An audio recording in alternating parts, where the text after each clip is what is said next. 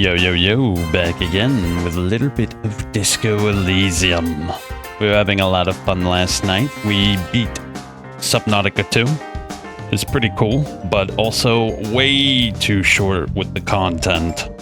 Now, I'm sure I could have done more. I could have kept on building bases and exploring and maybe even finding a secret or two, but the main quest line was over, and that kind of sucks. I wanted to see more of the story, so we'll keep an eye out for updates for Subnautica 2. It's probably going to be a couple months before they release like a big proper content update. So when the time comes, we'll return and we'll continue our character. Other than that though, Zero Parades comes out very soon. The game looks pretty cool. I'm going to try it. I love spy games. Anything spies, I love. Alright. Also, Project Mist comes out tomorrow. I am going to try that. It looks pretty cool. It's like Half-Life and Stalker. I'm a big fan of both those games, so we'll definitely try that. Anyway, other than that, let's get into it. Disco Elysium. Old green chalkboard covered in scribbles, sketches, and schemes, like some ancient cave mural. Some of the writing has faded with age, but you can still make out sections here and there. Photos and drawings have been pinned to the board. Okay. Inspect the drawings. These lithe, pointy-eared creatures appear to be different types of welkins. You make out autumnal candle welkins, casting wax-based magic. Translucent welkins, with organs shining under their skin. And even ether welkins, hailing from the vast emptiness of sidereal space. You should adopt one of those welkins as your persona.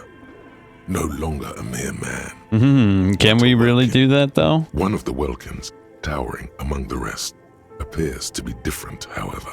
Alright, examine the welkin. This is important. It's Vara Hamira, a high welkin, his face white and scarred like cracked marble. This is clearly a Welkin supremacist. The note says, all non-Welkin races will be purged. The Haldor, the Twarg, the humans, and even headless men, all of them, purged. Imagine a world filled only with Welkin, Green Welkin, Dread Welkin, and the High Welkin to rule them all.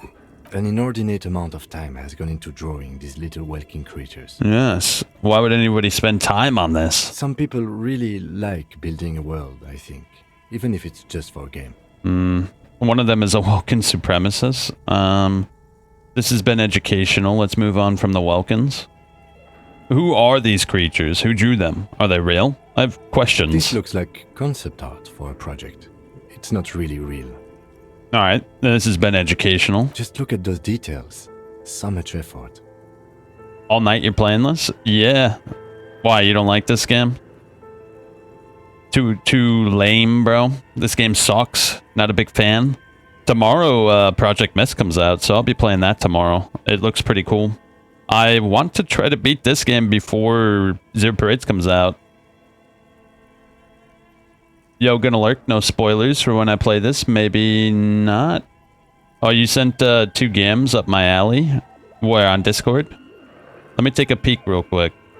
Let me take a little peek of RuneScape and see what you sent.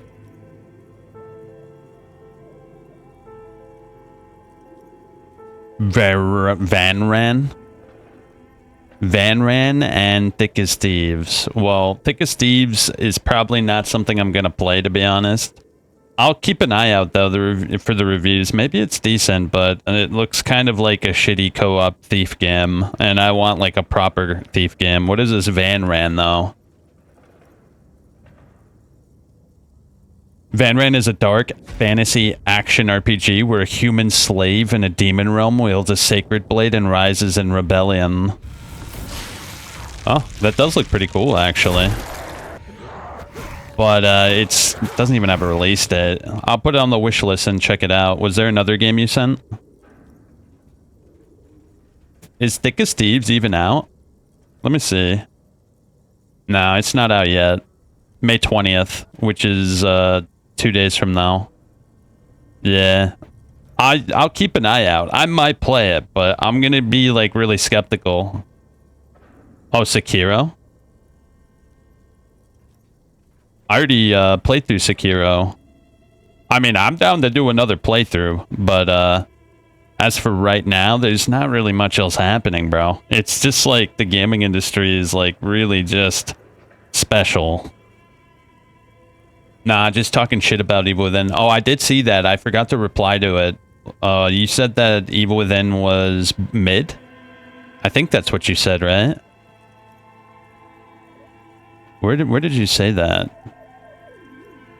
Oh, Evil Within is meh. In my opinion, the story was weird and drawn out.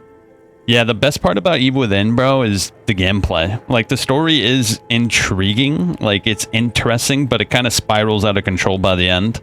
But I will say the final boss, when you shoot the rocket launcher at him, that shit was sick, bro.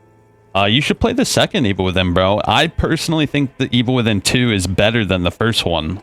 Yeah, you should play it and tell me what you think.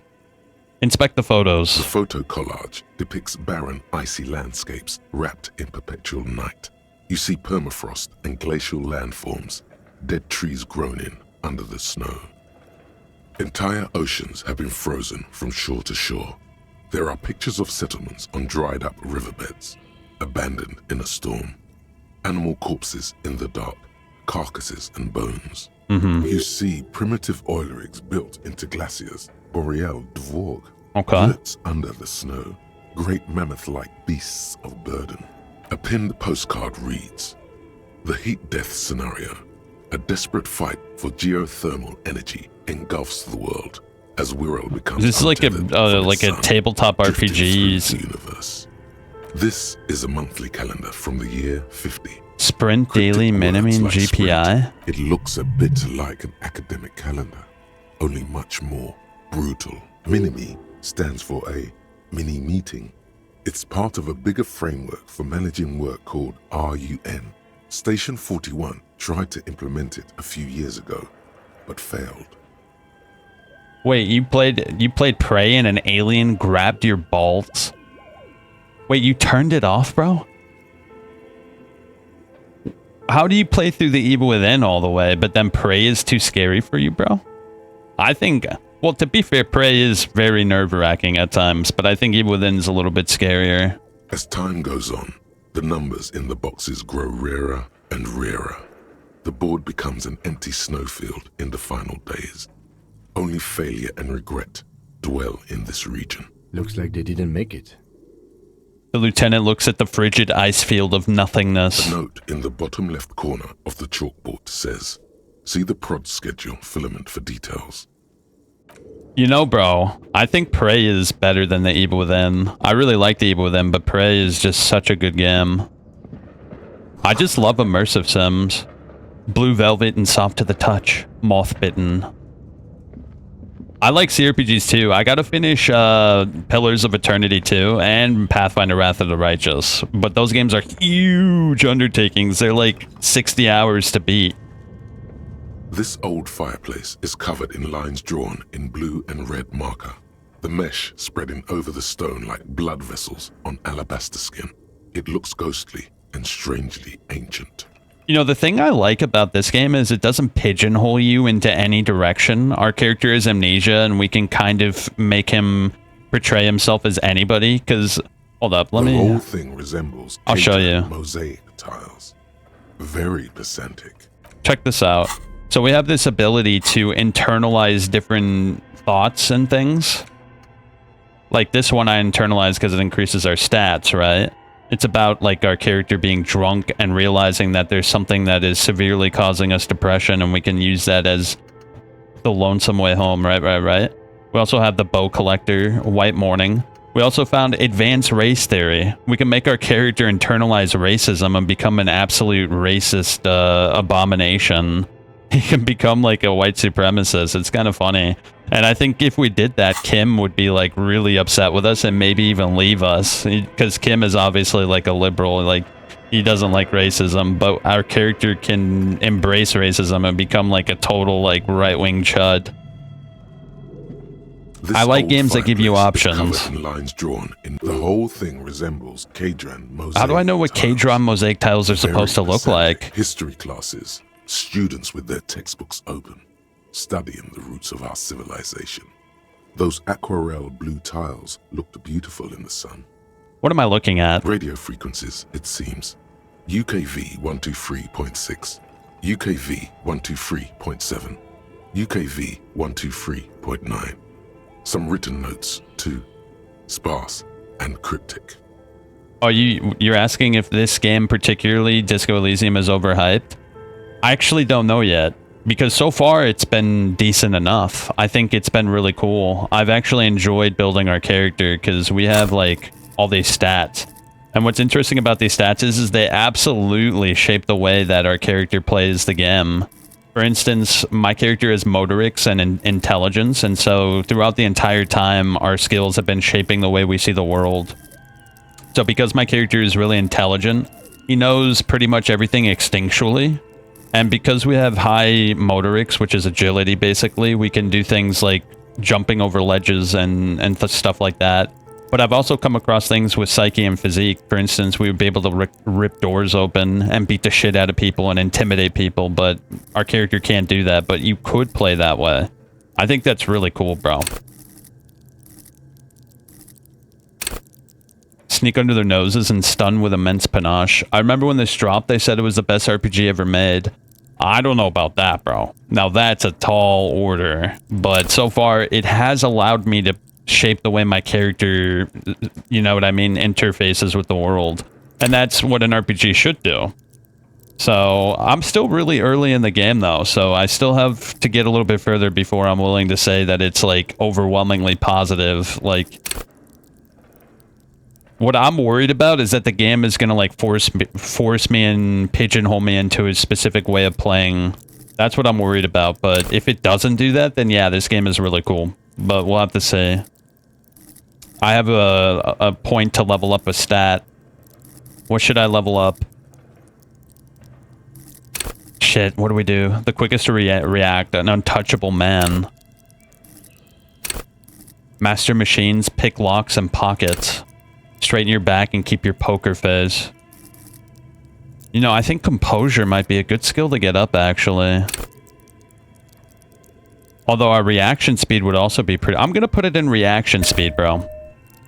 Yeah, right now our hand-eye coordination, which is basically, I think, our ability to shoot guns, is extremely high. It's basically our signature skill.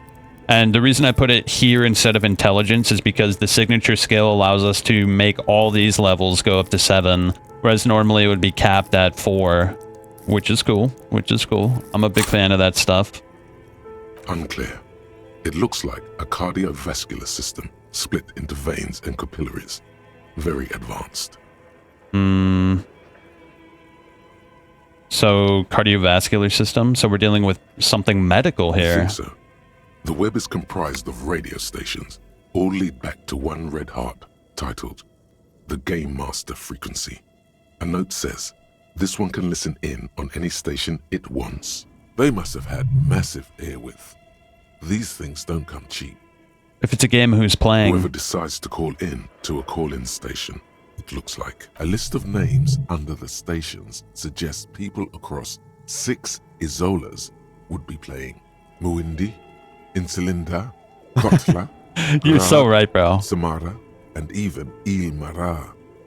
Well, bro, let me show you. The reason I'm playing this game is because of this. Let me show you real quick.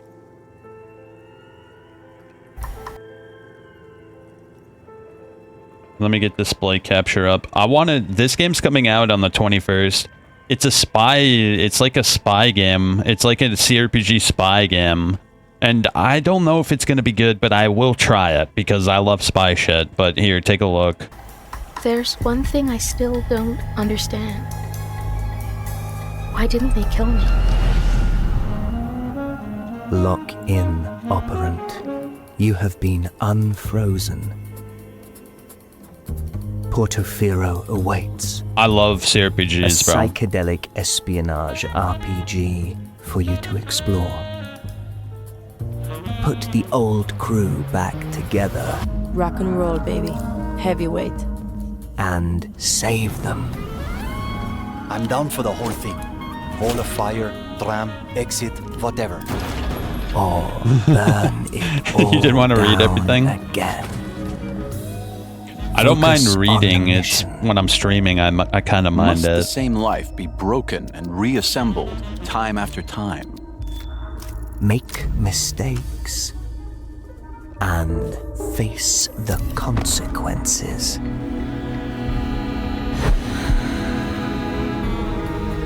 Yeah, this looks cool, bro. Unprecedented spy I just hope it's not like And you still look like modern that. audiences. tools I of hope the it trade takes itself more at seriously your than some of these disposal. newer games like Leverage Mixtape. your operant skills to prove yourself one last time, or become Yes, a living it's made by the same hand company, grenade. yeah. Experience a spy story like no other. I'm talking about cultural ephemera. It's gonna be tectonic, Hirsch. I like the art style. I like spy shit. I love CRPGs. I think this game has mad potential. I'm only worried about whether or not it's going to be like Mixtape or, I don't know, like, you know, that kind of genre of game where it's like pushing a message. I want a game that allows me to choose a path and stick with it rather than make me choose a path and force me to adopt their path. That's what makes a good RPG great, is if you're allowed to become the character you want to be rather than the character the developers want you to be. And so I'm hoping this game isn't going to be GAY, big gay. I want it to be like actually serious, not trying to push like some social message. I just want to be able to play a spy and do what I want to do. So I'll play it for 2 hours, and if it, you know what I mean? If it's seeming like a modern audience drivel, I'll probably just refund it. But we're gonna play it, so hopefully it's good. There's no way a little basement studio working here could pull anything like this off. My God. It's as if the less money they had, the more ambitious their project became. Yeah, I don't mind reading a lot of dialogue. I read books like all the time. I love reading. I read martial arts novels. I read fantasy novels. It's when I'm streaming, because I played a visual novel game like maybe half a year ago, and dude, it was miserable. I made such a huge mistake by trying to play a visual novel. I had to do so much reading, dude. It gave me a headache after filming it. Exactly. This schedule, I know doom when I see it. The company was running out of funding. What else? Nothing. It's just lines on marble. An echo from times long gone. No one has used the fireplace in ages. Okay. We're looking for a ghost, by the way. Some sort of witch stuck in the chimney. Scribble across a notebook, developers of the most advanced RPG in the universe. Oh, this is where the witch is. I know it. Let me see. Ooh, some money. A good amount, too. Our morale is looking pretty good, bro. I gotta say. It was at 0 just a little while back. You see a terrifying ice bear with a strange compartment in its belly. The door is covered in frost, and the bear's eyes are glowing red. The bear looks oddly realistic. Is it taxidermy? What is this thing? It looks like a giant ice bear. The lieutenant doesn't answer. His eyes are glued to the animal. A sharp slice of light shines out from its mysterious belly door. Crack open. A gust of freezing cold air rushes to greet you. You hear a low grumble as the bear regulates itself. This is the inside of a refrigerator. Okay. The lieutenant takes a peek inside. His hand has found the holster of his gun. Look inside. The shelves are empty. All you see are crumpled ice cream wrappers with the brand name, Revachol Ice City. A handwritten note has been attached to the door. The fridge is huge. Take the note. You pocket the note and the little fridge magnets keeping it on the door. Alright. Examine one of the ice cream A wrappers. friendly cartoon bear smiles back at you from a glossy cellophane wrapper. It looks nothing like the fridge. The paper still smells of vanilla and chocolate. What is a giant bear-shaped fridge doing in an abandoned cellar in the first place? Good question. It looks like an ice cream fridge. So they tried to sell ice cream from this hyper-carnivore? I know. What an unfortunate marketing choice. What is even worse, the bear is still costing them money to this day. He points at a red snaky cable running from the fridge. The fridge buzzes with energy. The electricity bill on this thing must be catastrophic. Is that really why this place is going into the fritz? Before we check out that huge incinerator, the wall collapsed. I'm gonna look around first, make sure we find everything. An ice cream maker, defrosted and unplugged.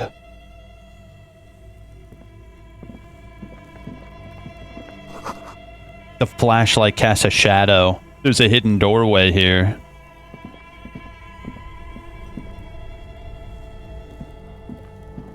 Let me see, what's this? A frozen ice cream maker that's still running. Some money. Ooh, more health. Very good.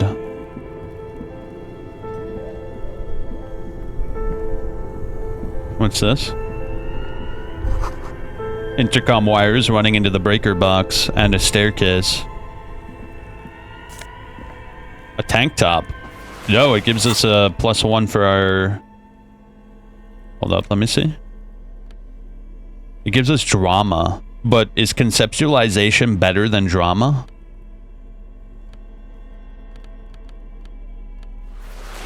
Oh god, that makes us look so sleazy, bro. What is the difference between drama and conceptualization? Understand creativity and see art in the world. Play the actor, lie, and detect lies. I feel like that's a better, more practical stat, so let's leave the ugly-ass tank top on. Regrettably. 2 cables are plugged into the breaker box. The red one leads to the ice bear fridge, and the black one to the ice cream maker nearby. Let's leave it for now. I don't know what we want to do. What about back here?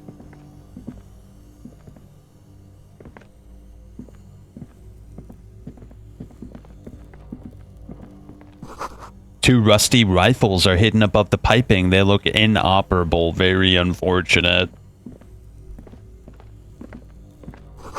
Someone has stuck some busted guns beneath the ceiling. A few bricks have fallen off, revealing a compartment behind the wall. It's too dark to see in. Look around the secret room. Seems like an old bunker from the revolutionary period. Look at all those rifles. Must be an old weapons cache. Look, there's a hole in the wall. There is, yes. And there also appears to be something inside the hole. Interesting. Do you want to take a look? I do. Your hand reaches deep into darkness and spiderwebs. Rummaging around, you find rusty rifles hidden away. Inspect. Most of them are rusty and inoperable, like the rest. But one catches your eye. A bolt-action model with a fine wood stock, in better cosmetic order than the others. An old Belmagrave rifle, Revolutionary era, prized for its reliability more than its accuracy. The rest are probably Belmagraves too, just too damaged to be sure. This old Belmagrave looks okay. That's a rare sight. Seems to no longer be functional, but still a beautiful thing in its own way. The lieutenant whistles as he admires the rifle. His eyes are gleaming. What does this mean? A rifle here? It means there are firearms, albeit inoperable, still lying around in Martinez. It's an interesting coincidence, I would say. Might come in useful in the future. Ooh. We found a little Sikarunsky, bro. Yo, that's worth a lot of money, bro. I really got to figure out how to sell this shit. Look, the shot put ball is worth 13 and the rifle is worth 11. As it stands right now... Oh, the handwritten note from the fridge. The note is written with a blue pencil on a piece of lined office paper. The kitchen magnets have left spots on its surface. Does it say anything interesting?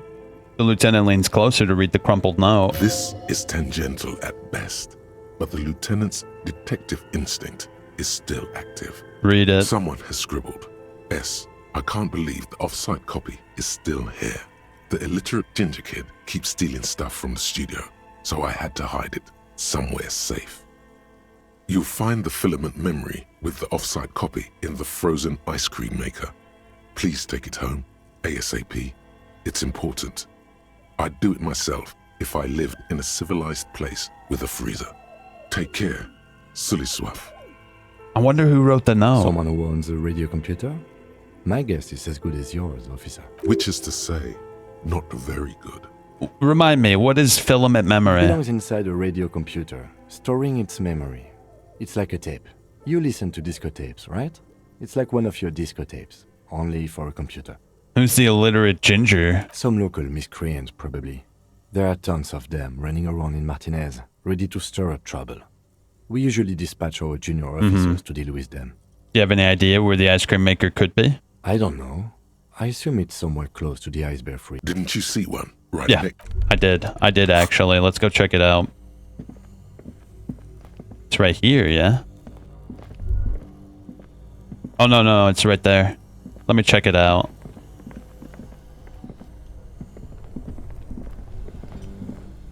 This orange machine is buzzing like an old submarine. It has a hand-cranked ice cream churner on top and an electric freezer that appears to be frozen shut. Let's save. This orange machine is Try to buzzing crack like open an the old- lid. You slip your fingers under the frozen lid, but the ice is too cold for you to get a good grip. A pry bar would come in handy here. No, this is going to need something else. Some kind of super pry bar. Don't even try to open it with a regular pry bar. You're just wasting your time. If you want to try again, then you need to have the pry bar in your hand, detective. Equip the pry bar by going to the tools. Hold up. Let me turn it off. Maybe the ice will thaw out and we can easily... Two cables are plugged into the breaker box.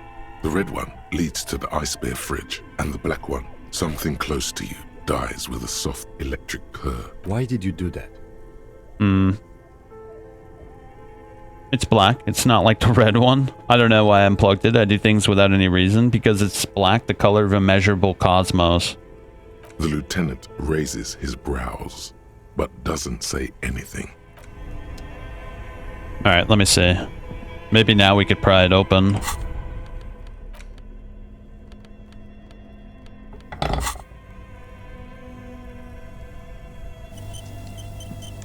This orange machine is dead still.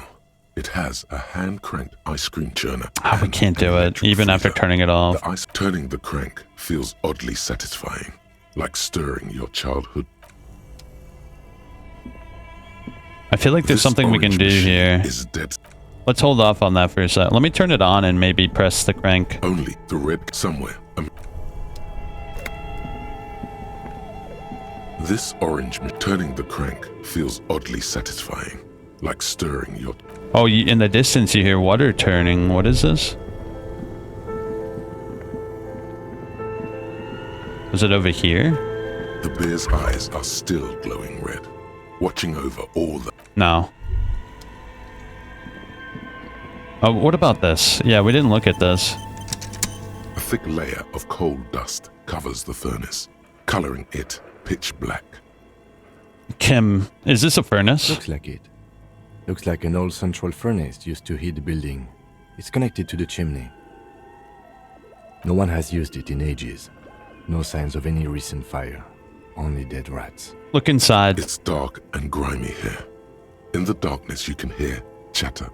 It's coming from above. A voice or several voices talking to each other.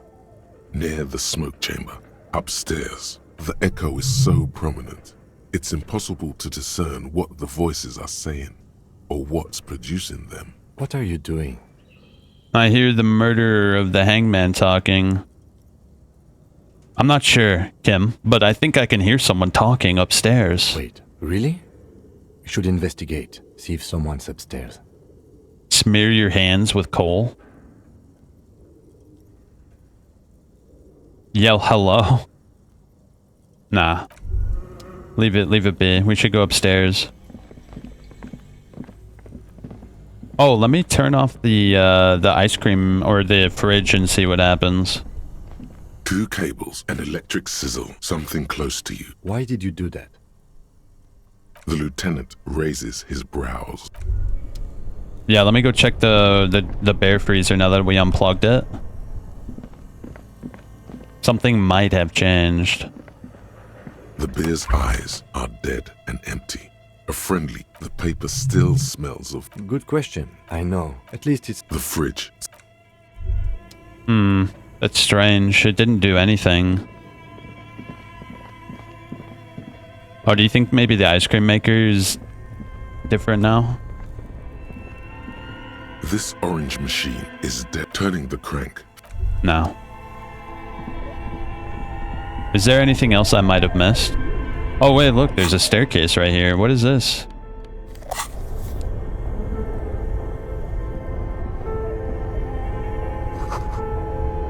Wait, what's that? A cellar window? People's feet shuffling by the street. Nothing. Alright, let's go up the staircase and see if something's upstairs. Oh shit, it leads here? Really? An old call box with a East Delta Commerce Center. This must be the name of the doomed commercial area. What would be upstairs?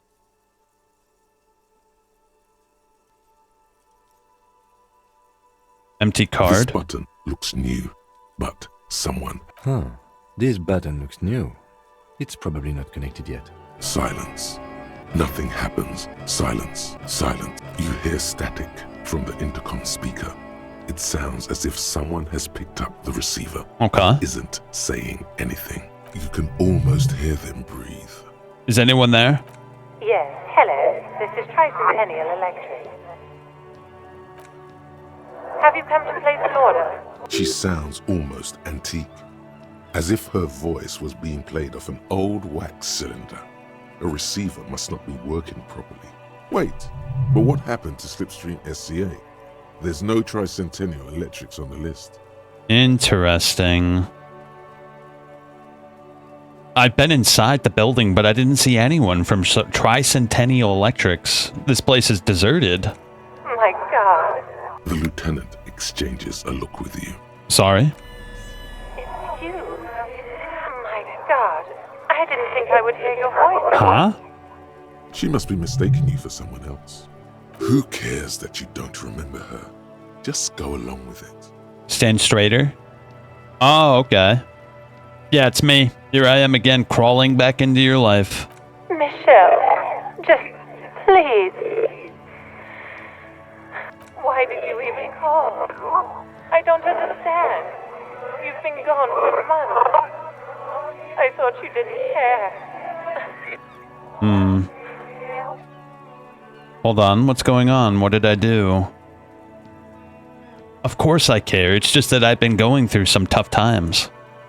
Ever since I came to work here, it's been different.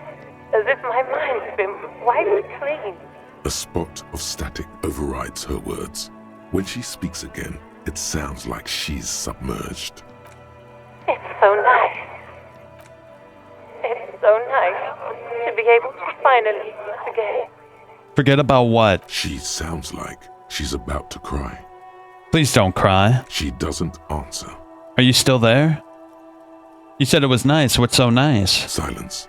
The only thing you can hear now is static and waves washing ashore on the bay. What just happened? Another seagull passes by. I don't know what happened either. We should probably stop playing with this thing. Alright, it's a goodbye then. You press the number sign on the key. Looks like someone has melted half the plastic off with a lighter. You wait for a minute or two. You ring the doorbell. All you hear, you ring the doorbell. What an ominous name for a hair salon. Doesn't bode well for anyone's hair. Whatever she says, it can't hurt you. You're a different person now. Stronger, healthier, and... Alright, maybe not healthier, but it's a bonus that you've drunk so hard you can't remember any of your past relationships. Oblivion's the ace in your corner. Call her again. There's a light buzz as you press the doorbell, waiting for her to answer the call. It's cold outside, and you can hear the wind blowing into the speaker. There's the static again, whispering like a seashell pressed against the air. Yes, hello. This is Tricentennial Electric. Have you come to place an order? It's me again. I wanted to talk. Here come the bad vibes again. Relax. Please don't Distance hang yourself up. from it. I just want to explain myself. It's you. My gosh. I didn't think I would hear your voice again. Wait, is she... Didn't you already say that the last time we talked? Michelle, just please. It sounds exactly the same. Why did you even call? I don't understand. You've been gone for months. Is this some kind of joke? It doesn't matter what I say. You're just going to continue, right? The voice from the intercom doesn't answer, but you can hear her breathing. Wind blows into your microphone again, crackling and echoing in the box. Is it over? Can we talk now? Ever since I came to work here, it's been different. As if my mind's been wiped clean. Say nothing. It's so nice. It's so nice to be able to finally forget about you. And then it hits you. You're recording. She tries again not to cry, and still doesn't succeed completely. Her quiet sobs sound old and distant, as if her voice is being played off a wax cylinder. Just a recording? And here I thought. Her sound melts into the static from a long-distance phone call. From time to time, you can hear people talking in the distance, but can't make out any words. This is where you hung up the call the last time, but the recording is still going. Keep listening. A phone rings in the office with an old-fashioned chime, and someone walks by in a pair of heels. The static is like a warm blanket wrapped around the sounds. Is anyone there? No one replies, but the static grows stronger like rainfall. Then a female voice speaks out, completely different from the one before. Glorious and total somehow. Crawling inside your head. Her words are too cold to comprehend. She smells of sodium lights and rain streaks on car windows. Eyes like pilot lights watch your shape in dark hallways, guttering. So... The strange alien thought pattern ends and the lieutenant cuts in inspecting the intercom. It was a recording trapped in the circuitry from some ancient tenant. This sometimes happens. Shall we conclude here? We have other mysteries to solve. Wait, a recording trapped in circuitry? I don't have time to explain it to you right now. Maybe sometime later. Something weird just happened to me. Don't take this the wrong way, but during our short stint working together, something weird is almost always happening to you. True. That is true. An off-key melody starts playing after you ring the doorbell. Then a woman picks up the receiver. All right. Kuno, please stop calling here. Grown-ups don't have time for your stupid games. She thinks you're the gremlin child. What would he say to this? Patience, it's me. I'm investigating the Doom commercial area just like we discussed. Oh, I'm sorry, officer. I thought you were... But the doorbell is broken, and the bookstore shouldn't even be on the list anymore. So I can't help you. Please don't call here again. Thanks. A single beep indicates. Interesting. Something strange happened there. Lonesome. Long way home. Oh. We finished the thought. Here we go. Home awaits.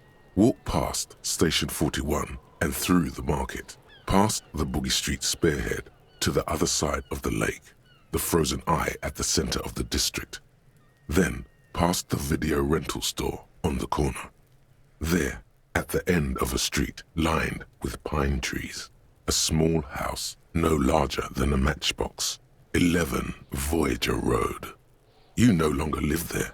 Those times are gone. And so are those people. Why did you come here? Why are you still here? And where's the dealer? You have to get back to work. That's all you have now. Bonus from thought. The learning cap for perception is raised to 5. Speed gives 1 psi.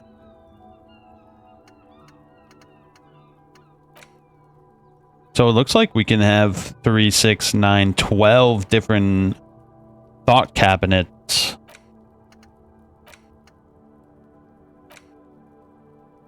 So it's not just interesting. So it's not just what's on the tin. I think we wait though, because I don't want to. This one gives us lower hand-eye coordination, and that's our signature stat. I don't want that. White morning, I really don't know. Let's wait until we come across one that is guaranteed to be good for us.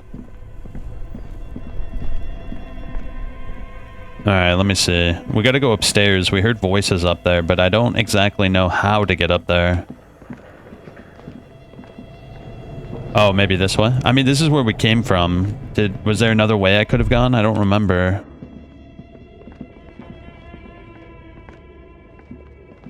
This appears to be some kind of machine with a cube-shaped heart and a wired framework. The keyboard has a rectangular on-off button. A piece of paper still hangs from the printer. A radio computer. Just sitting here without anyone inside. That's interesting, because the fridge said something about a radio computer, too. What he means is that these things cost money. Why would anyone just leave it behind? This is the Ream Civic radio computer, model RC5120, equipped with a Feld mainframe and a Ream-compatible printer. Well, hold up. Let me save, The just in dusty case. radio computer sleeps on its wired frame, forgotten and Turn on the machine. lights up like some prehistoric animal stirring from its slumber, revealing fluorescent play and print keys on the keyboard. The hatch on the machine's central compartment is wide open. Look inside. It's empty like a beehive without its brood. Some cables have been left dangling, disconnected. This is where the memory should go. Yeah, but we don't have it. Nothing happens. Nothing. Something's missing. There's no tape in the... Yeah, we have to find the tape, but where that is, I have no idea.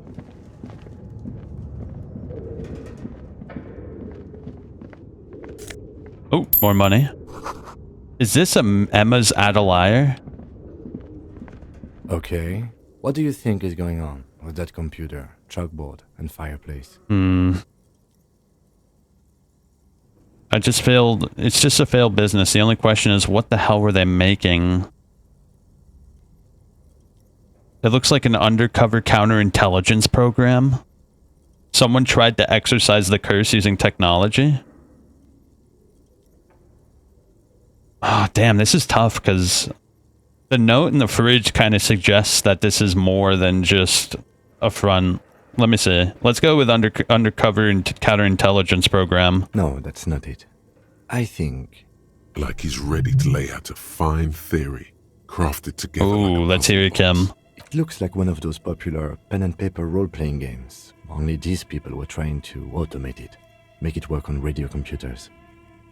Has anyone ever done this? Not to my knowledge. They make automated games in Graz, Messina, Königstein. You know, places with industry. Not in Revachol West, among the ruins. But I don't think anyone has attempted to create an interinsulary game before. We just don't have the technology. And this was a role-playing game. Indeed. Those Welkins are a dead giveaway. Role-playing people love that stuff. The world looks like a modified version of the WeWorld board game, with hit death thrown in. Super cool. Someone should give them millions of real immediately. This game is too good to be left unfinished. What do you think happened to the company? No idea. They stopped filling out the schedule on the chalkboard. Then how were they planning to do that? Through call-in stations. None of the players have to be physically present. Anyone in the world can participate in the game, as long as they have a two-way radio. Then there's the Game Master frequency that listens in on the smaller call-in stations. I think that was supposed to coordinate the stories, functioning as a master of ceremonies of sorts. Coordinating so many games would take a whole switchboard of people, possibly divided into sub-frequencies. Alright. Indeed, it's ambitious and untethered from reality, but... The curse got them. I see no other explanation. This would keep the company. Ah, yes. The doom of bad business practices. He looks around the derelict room and the pipes howl and rat crosses the floor. Okay, let's keep moving. Yeah, but what else is here? Oh, look, it's a filament memory. Steel rotor blades bearing a slipstream logo. Okay. More logos and stuff. Let's put that in the memory box and see what we can figure out. Where are the clothes it used to display?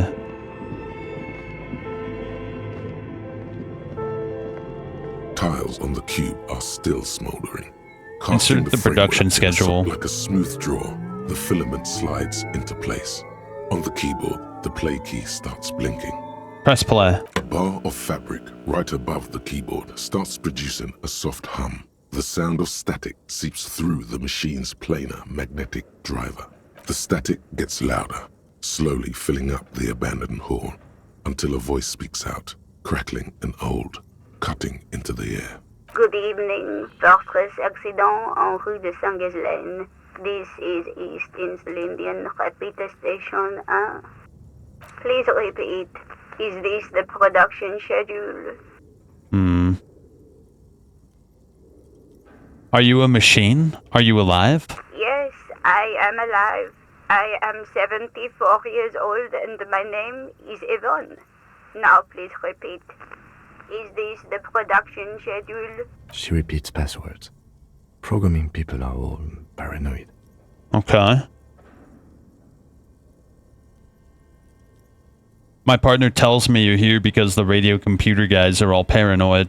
They are merely cautious. It's my job to protect their filaments as a password repeater at the East Insulindian Station. Okay, but where are you? How'd you know where I am? I work as a repeater at the East Insulindian Repeater Station. It's my job to know where you are, Fortress Accident. As for me, well, I am sitting in my cubicle, surrounded by a wall of radios. Now please tell me the reason for your call, Fortress Accident. What's the production schedule? The filament you have inserted into the reader. Alright, thanks. That was a question. Have you inserted it into the core? Yes. Good. Please repeat the password. Password? Of course it would have a password. That's why there's a human administrator involved. I'm really bad at passwords. Can you give me a hint? No. A hint system is not part of the protocol for repeater stations. I don't know the password. Received. I will register this login attempt. Don't worry. Passwords have a way of turning up sooner or later. Fortress Accident. Is there anything else I can do for you today? No, that's... Thank you. Tiles on the cube are still smoldering, casting the framework in nothing happens. Okay. We have to keep on looking around. Well, maybe I should exhaust the dialogue real quick. I'm not gonna... Your flashlight, some of the writing... Oh, we already did that one. What about this one? The whole thing... No, I already did that too. Is there any other ways I could have gone? Oh, I don't think I went this way, actually. An iron safety curtain curves before your eyes, folded like a bellows. It covers half the room, blocking the way into a colossal industrial chimney. Hold up. This must be where the entity lives. This is directly above the central furnace in the cellar. The voices probably came from here. Ooh, here we go. Knock on it. What an odd thing to do. Nothing happens. Knock harder. Still nothing. Knock even harder. Shit. Those curtains prove to be surprisingly sturdy. Your fist hurts now. That was a stupid idea. There must be another way to wake up whoever is in there. Maybe we can try yelling into the furnace downstairs. We'll have to. No other option, really. Shoes in a puddle of melting snow. postcard. The floorboards creak. Is that everything? Let's go down there and yell into the little thingy. Maybe they can give me the password.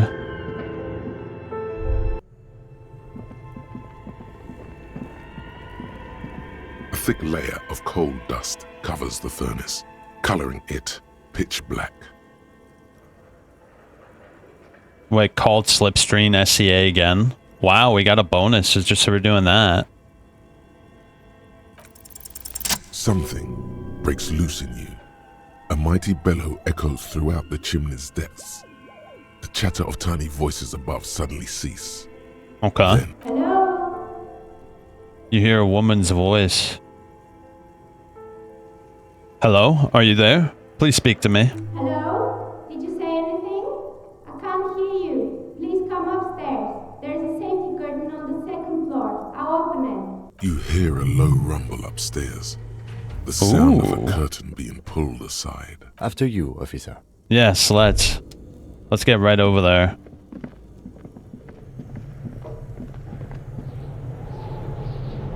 What the hell is going on? Well, the safety curtain's right over here.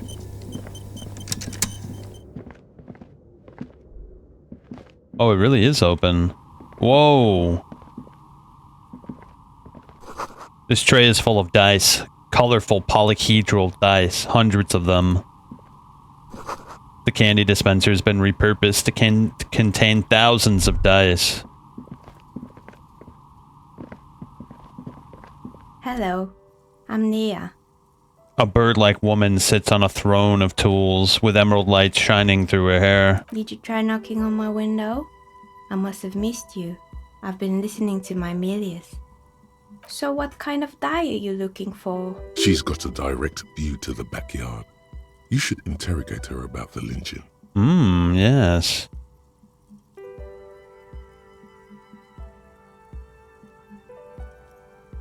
Why are you asking me about die? I'm a novelty dice maker. Tell me the name of your role-playing system and I'll make the die you need. That's why you're here, yes? Role-playing games?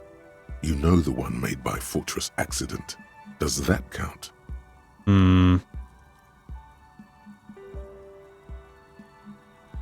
Sure, I like role-playing games. I'm not really sure why I'm here, honestly. How strange. Well, if you're interested, my rate is 10 real per set. Unless you want something really unusual. Take a look around and see if there's any particular stone you want to use. The walls are covered with rows of precious stones and minerals. It almost looks as if the stones and dice are a natural part of the room, growing out of the shells like stalagmites. No falsehoods are present. She's a novelty dice maker and doesn't have anything to hide. Ask what you need. How did you become a die maker? How did I become one? It was a business decision. I was a regular jeweler at first, but that's an unfocused field with too much competition. Some of my friends were role players. They asked me to make some polyhedral dice out of cobalt. That was my first order. I grew it from there. Okay. Do you like role-playing games? Not especially. I like working with rare materials and a steady pay. And role players as customers? They're nice people. Some of those nice people have big bucks to spend on novelty items. Okay. Of course. Tell me what you have in mind.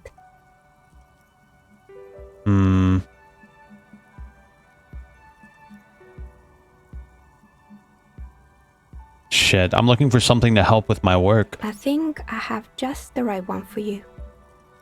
She opens the top drawer of her desk and takes something out. 2 polyhedrons, red and blue, are cradled in her palm. I don't get it. You're a police officer, right?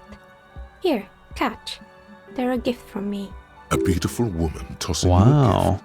Whatever you do, don't overthink it. Catch the die. Mr. Smooth moves. You snatch the dice out of the air with one hand, just like you're in a movie. Say nothing and act like you've done this 1,000 times. What are the odds? The dice red maker. one is made of bloodstone with a lapis lazuli Ooh. inlay, and the blue one is the inverse. Think of them as your lucky charm, officer. Wow. She smiled at you. She smiled. You truly are Mr. Smooth Moves. You definitely need luck in Martinez. Was there anything else? What do you know about the man who was lynched behind the whirling rags? Nothing really. I didn't know him. The lieutenant looks at his notebook, then the woman under the large window. Your window looks directly onto the courtyard. You're saying you didn't see or hear anything unusual last Sunday evening? I'm sorry, detective, but as you know, I usually have my headphones on when I'm working. It shuts out most of the daily ruckus behind my window.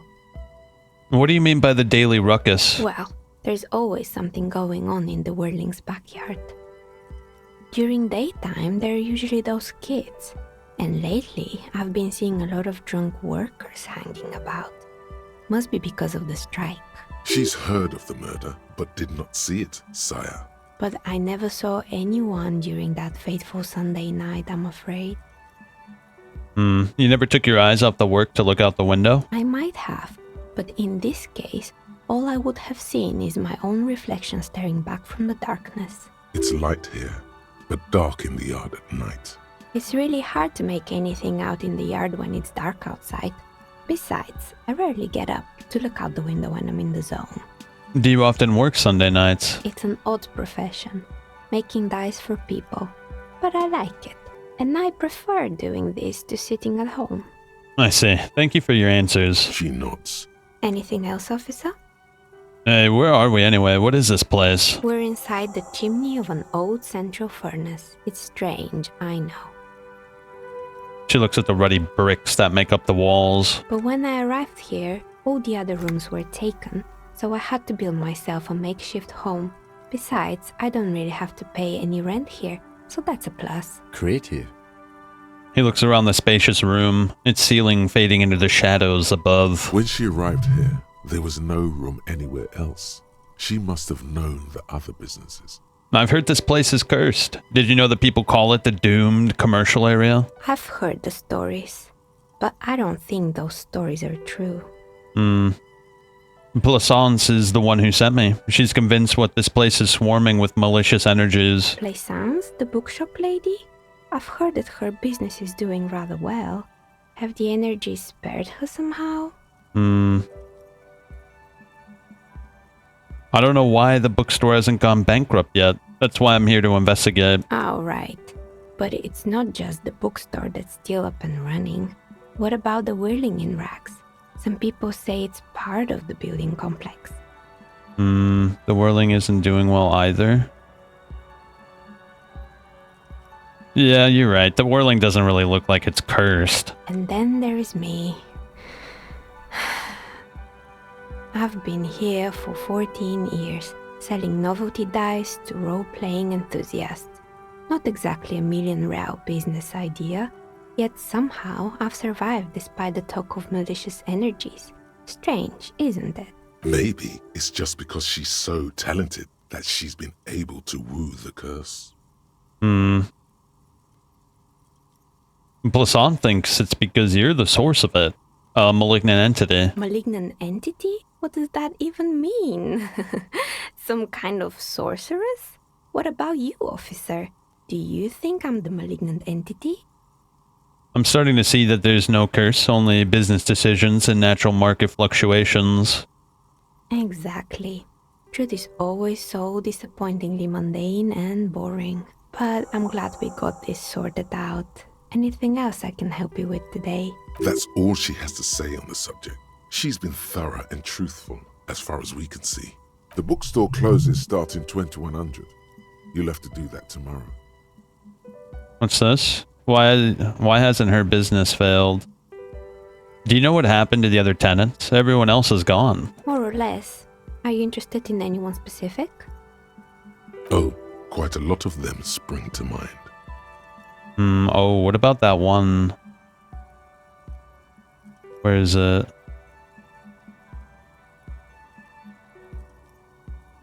Shit, I can't.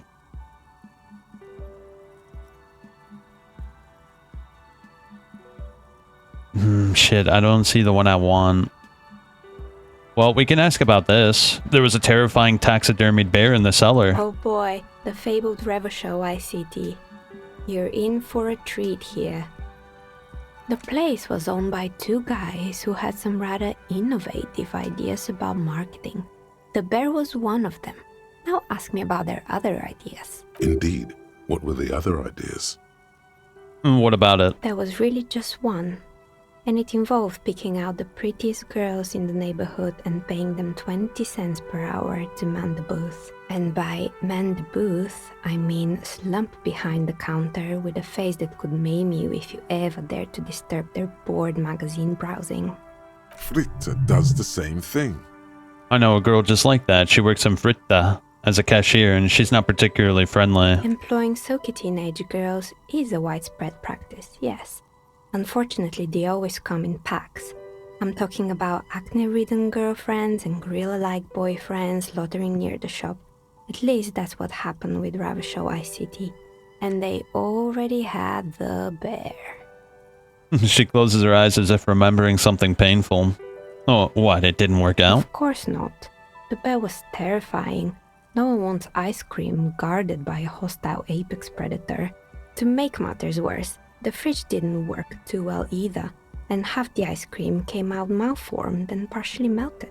Eventually, Revachol ICT lost the price war to its rival, Glace 5000. Glace 5000 sold caramel sundaes for only 5 cents a piece, out of regular fridges. Yeah, not solemnly. It's the market doing its thing. Maybe, because the taxidermist who made the bear definitely wasn't. Doing his job, I mean. He said that the bear was his vision beast. He said he met his vision beast while high on desiccants. Called it Megatherion.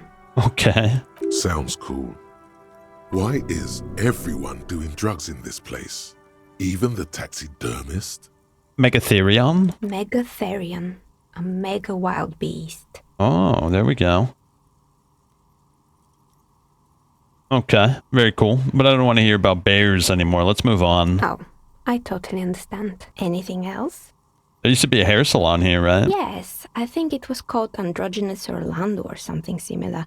They weren't a big hit around here.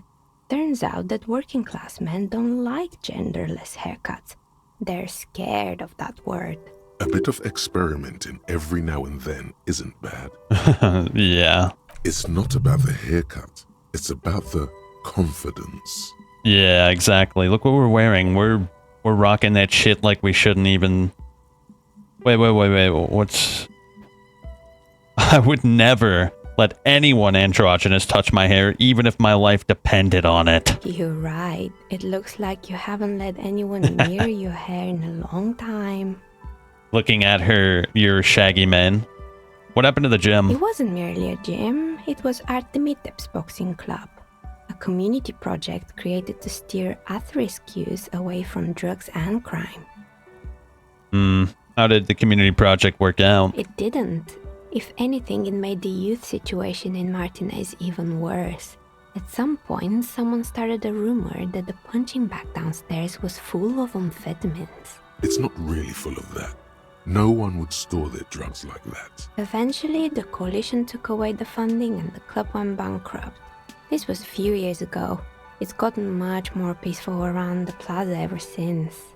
I found a strange machine. Fortress Accident, the radio game studio. They were an interesting bunch. We talked about role-playing systems every now and then.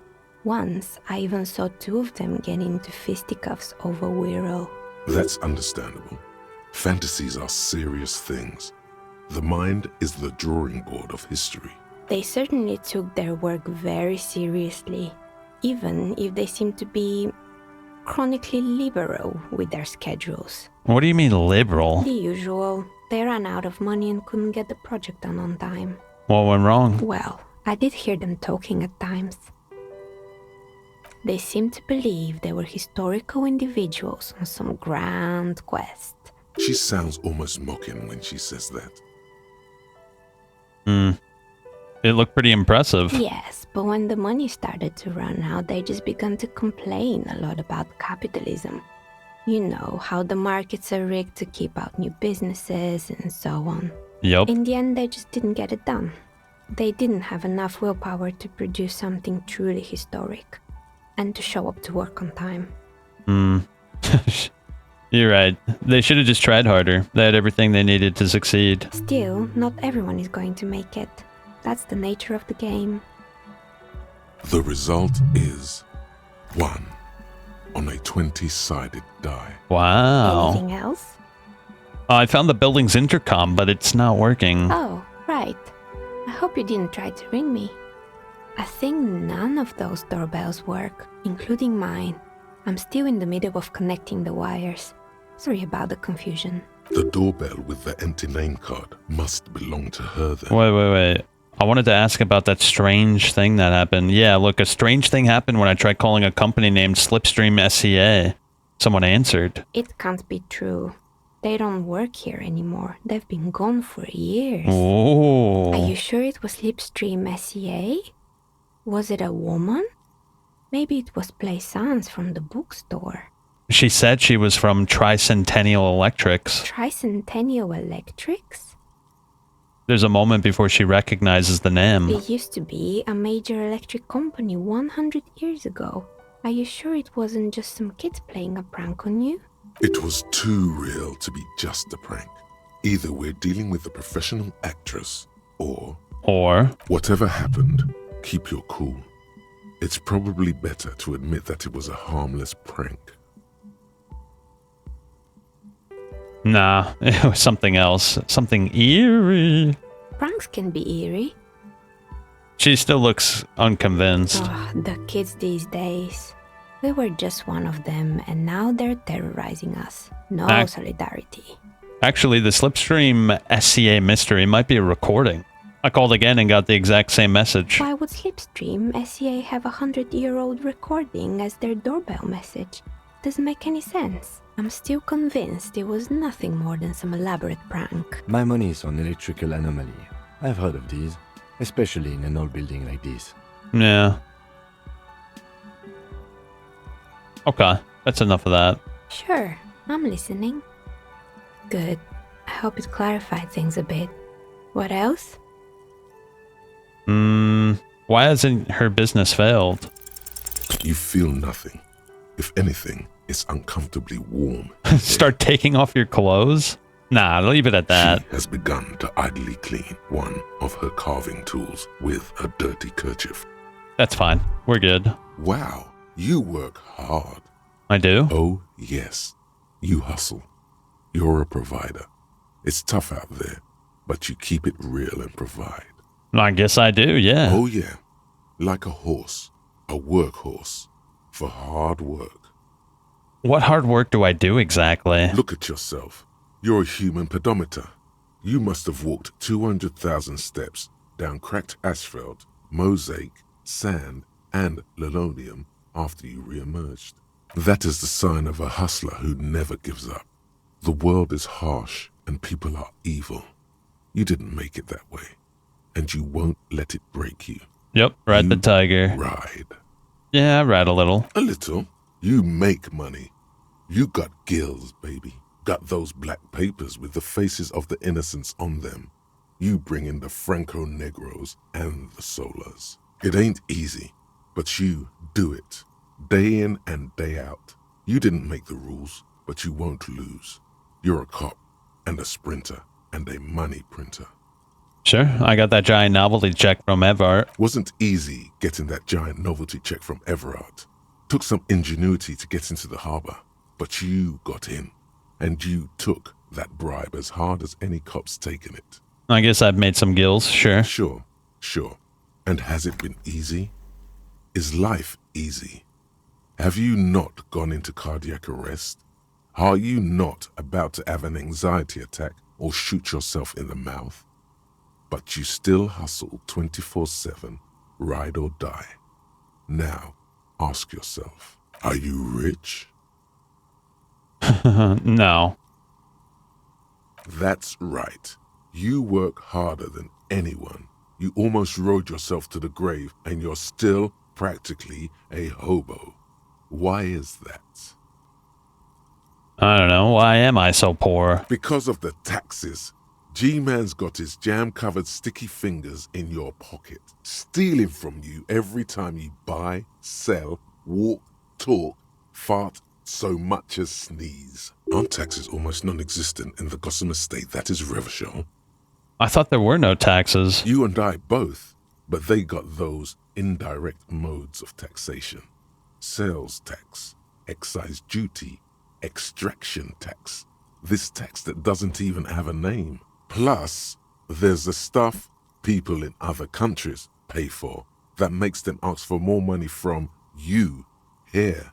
The Gotham estate's a myth. In total, the coalition government is taking 98% of all your money. I guess I'm a free market fundamentalist now. This isn't helping me solve my money problem. It's only making me into a free market type. It seems like a pretty big number. What are you not sure about? They're milking your nipples till they bleed. Can't you see? Aren't you sick and tired of having bloody nipples? I guess I'm a free market fundamentalist now. My suave fare is trying to convince me of it. Here you go, hustler. Fight the righteous fight. Free the people. Keep it real. Keep it street. Keep foaming at the mouth furiously on the tax issue. So we got a new thought from that. What is this? Indirect modes of taxation. -2 empathy. Cold-blooded. I wish we could look at the solution. First, if you have a side bitch ideology cooking somewhere, don't sweat it. Fighting indirect taxation from the Gossamer state is compatible with all creeds. It's cool like that. You're an anarchist now. Unless you don't want to be an anarchist, whatever. Stuff this meal ticket into your eye socket and let's see if we can steal some love back from the robber barons at the customs agency and the banditos at the Insulindian Financial Oversight and Competition Committee. Sure, why not? It makes us cold-blooded, which could be useful in our future endeavors.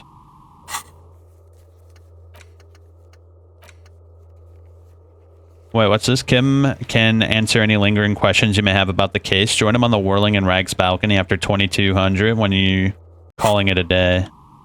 Alright, yeah, I think we should call it a day. Let's go back over to the Whirling Rags.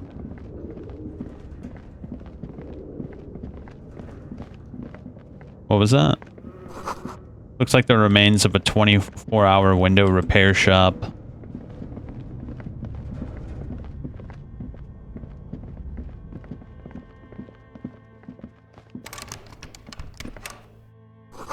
The store on the other side is closed for the night. Come back tomorrow. Shit. I forgot. We gotta go the other way. I'm an idiot.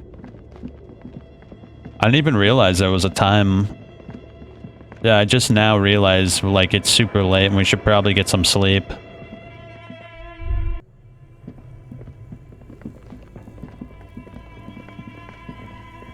Where was the door? Over here, right?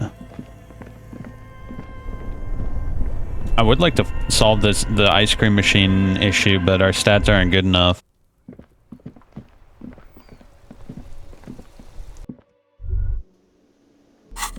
Hold up.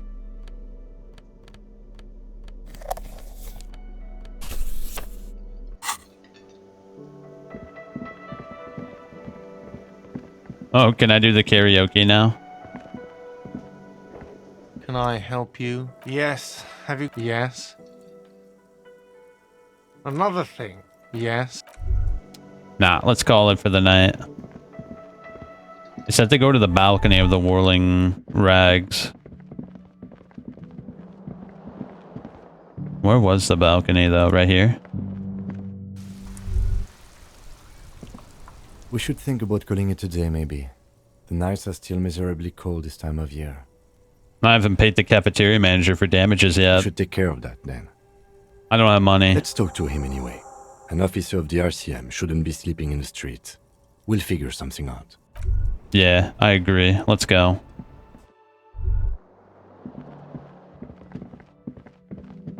Hopefully we can give him at least half of the money. I have 39. Maybe we can give him like 25 in 4 installments.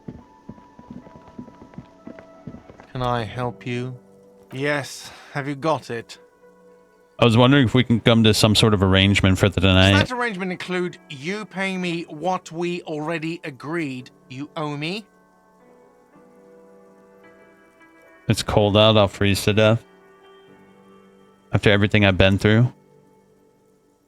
Kim is about to say something, let him. I understand your predicament as the manager. However, I feel I must remind you that we are here to conduct an important investigation that also affects your business. Forgive me for saying this, but your colleague seems more committed to drinking, and I mean no offense. It's really nothing personal. I just have to protect the interests of this establishment. Not until you bring me the money. Okay.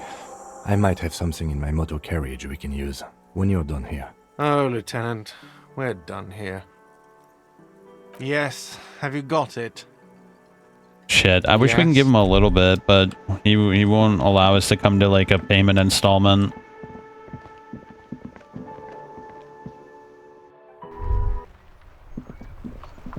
So he said at the motor carriage? Inside, you see a set of steering levers, a radio microphone. I have something here we could sell. Look in the back, in the suspect transport enclosure. Transport enclosure? Regular people just call it the cage. The cage at the back of the motor carriage looks rather uncomfortable. 4 shiny hubcaps are stacked against the seat. Their silver edges sparkle in the dark. I confiscated these 4 a little while back. We can take them to the pawn shop down by the Martinez Canal. Okay, that's fine. You said something about a pawn shop? Yes, there's one 100 meters south of here. I think it's called Roy's Nest or something. If I'm not mistaken, it should be open late. Items that can be pawned at Bird's Nest Roy's appear in your inventory under the Items tab. You can pawn these items when talking to Roy.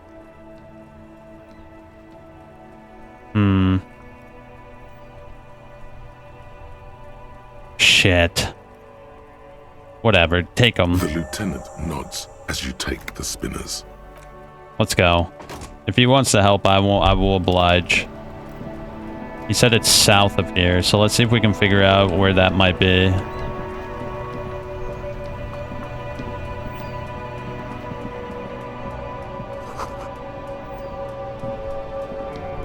What's all this? Humanitarian aid, tuna fish not for resale.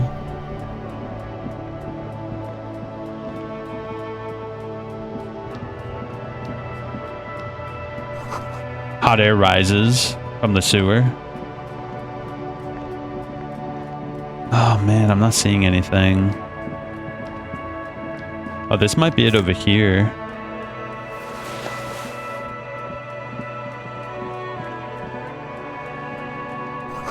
Oh, here it is. Roy's pawn shop. You see rows of toy soldiers guarding the rest of the trinkets displayed on the table. Some on horseback, others in rags, others yet in bright blue uniforms. All are stern and unyielding in their duty. Dig up a truly cool figurine in the box under the table. Why? What's this? A headless man riding a horse? A headless man wearing futuristic tracksuit trousers that say found. What is this? Oh, that's the headless phone rider. Of course. There's been a lot of interest in that particular figurine. I had to hide it so it wouldn't fall into the wrong hands. He doesn't elaborate on these wrong hands. It's unlikely that he ever will. I've heard about it. I've heard the headless phone rider rides a headless bull. Yes, there are several competing versions of the story, but I believe this figurine is a more canonical representation. What are we talking about? The headless phone rider. It's an urban legend about a man who rides the streets of Revachol sporting a fawn tracksuit. As you see, he's missing his head. 50 cents. Bargain priced. I'll throw in the tiny cap too. I think he's looking for it, or something. That part of the story has many interpretations. He lost his cap when he lost his head. Sure. Did I mention that this figurine is supposed to be lucky? Always carry it with you. Okay. Does it actually provide luck?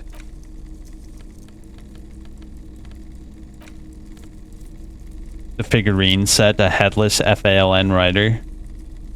The icosahedral dice set, we should keep those. The shot put ball, the happy couple, the antique bell Magrave. I'm hesitant to sell those actually. A typical Martinez streetlight sits among assorted floor and table lamps.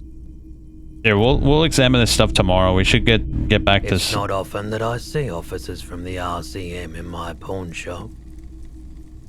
What can I do for you? I feel like I'm interrupting you. Oh no, not at all. I guess I haven't had many customers lately. RCM or otherwise. Who are your customers usually? All kinds of people come through here. Locals, travelers, people looking for a deal, people looking for a keepsake. People who are terminally bored. As you can see, I have a wide selection of goods for everyone to choose from.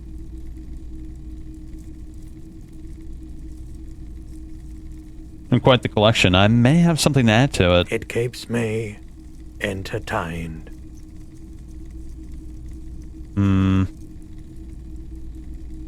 There's something I'd like to sell. Yes, we'd like to sell these hubcaps. Roy takes the hubcaps from the lieutenant and inspects them. The spinners appear iridescent in the dancing light of his pawn shop. Yes, these are very, very good. Did you defraud some foreign prince for them? Jump-a-mesque banger? No matter. I'll give you 200 real. No one was defrauded or jumped, I assure you. Of course. I meant no offense. 200 real for you, officer. Delightful doing business with you. Do come again. Thank you. He takes the cash and turns to you. 100 real you need for your bill.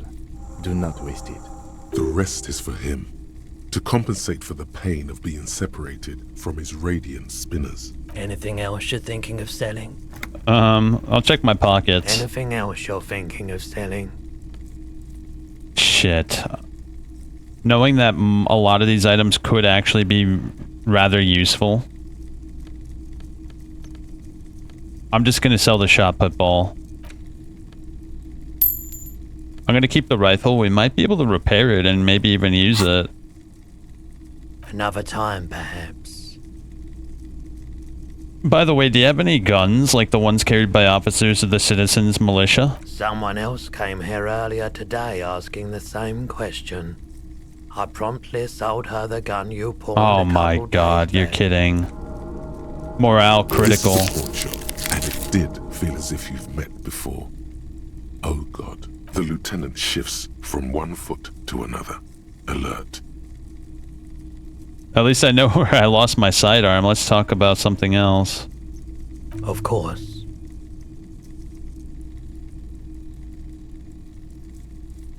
I wanted to ask about my missing gun. Sure thing. Who stole my gun? You were adamant about getting rid of it, officer. Said you were undeserving of a service weapon of the Revachol Citizens Militia. And I don't like keeping guns around the shop for long. Off-the-charts photon emissions. The unhealthy kind. Was the buyer a policeman? She didn't seem like a policeman. Although she kept referring to herself as a pig. Which was odd. I found her interest in the gun a bit obsessive. But I was just happy to get rid of it. And of her. Truth be told, she was terrifying. Right, so let me get this right. You sold your sidearm, issued by the Citizens Militia, and now a civilian is running around the streets of Martinez with it?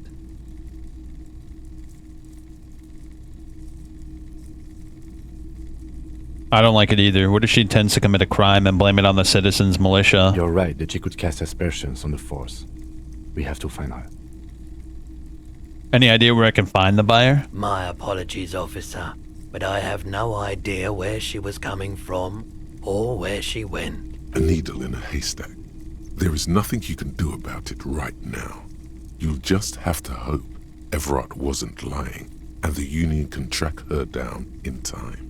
Have the people from Everart's Claire's Union come here to track the gun? Maybe.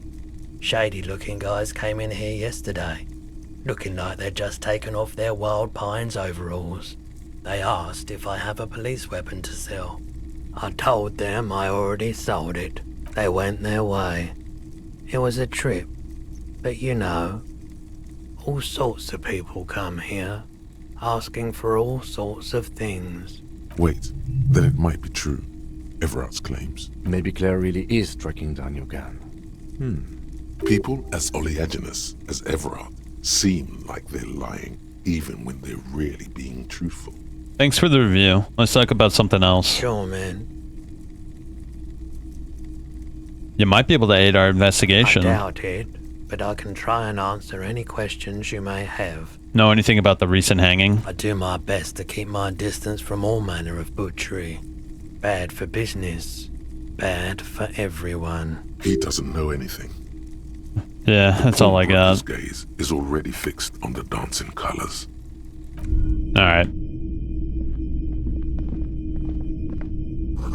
A bust of a woman. The plaque simply says DEI. In the dark, a film projector is whirring away. Some kind of machine, an antique cash register. A typical Martinez Street. The light pole has been carefully cut, and the wiring has been redone and attached to a standard indoor plug. The light buzzes faintly, but persistently. This would make quite a statement in your living room. Where'd you get this? It was brought to me to be altered. We are not here to investigate the theft of city property. You have to admit it's rather clever what he's done with it. Is that a streetlight? Yes, officer. As you see, it's in perfect working order. His manner is casual, but his speech is careful, measured. He wants you to know that he has nothing to hide. How much for the streetlight? 700 real. A bargain, I dare say. 700 sounds about right. I imagine it wasn't easy sawing off that street lamp. Hey, I don't know where it came from, but it's not every day you get to buy and sell something so extraordinary. I wish we could see what it does. We could buy it, but I don't have 700, dude. Mostly military wear, with a few more eccentric fashions thrown in. Oh, wait, what's that? The boomboxes on the shelf look well-loved and well-traveled. Chipped, dented, they stare at you with the unblinking eyes of their tape reels. Stand on your tiptoes to see more. One especially catches your eye. Deep gold and amber plastic with a big old handle on top. A classic boombox that says, Stereo 8 approved. Just make sure it works before you buy it. This is Stereo 8 approved machine here. It's the Harman Welsh W2. Made in Vespa. Designed in Seoul. Plays all reel-to-reel formats. 2mm, 8mm, 12mm. It's even got a little radio in there. It'll set you back 12 real. Sure. And here you are. Quality sound reproduction on the go. It'll play anything, wherever. Turn any tape into a conversation of sounds and shapes. Yeah, that could actually be really useful. If we find a tape, we won't be able to listen to it unless we have the boombox. Alright, let's go to sleep, bro. Let's pay off our damages. It'll feel good. I really gotta thank Kim for that, by the way. I was actually able to get the 100 myself, but I didn't want to sell some of that stuff. It could have been potentially really important. Can I help you? Yes. Have you got... Well? Slam the bills down on the counter. Here it is. Sorry for the trouble. Great. Thank you, officer. That's all I wanted. Payment for services rendered.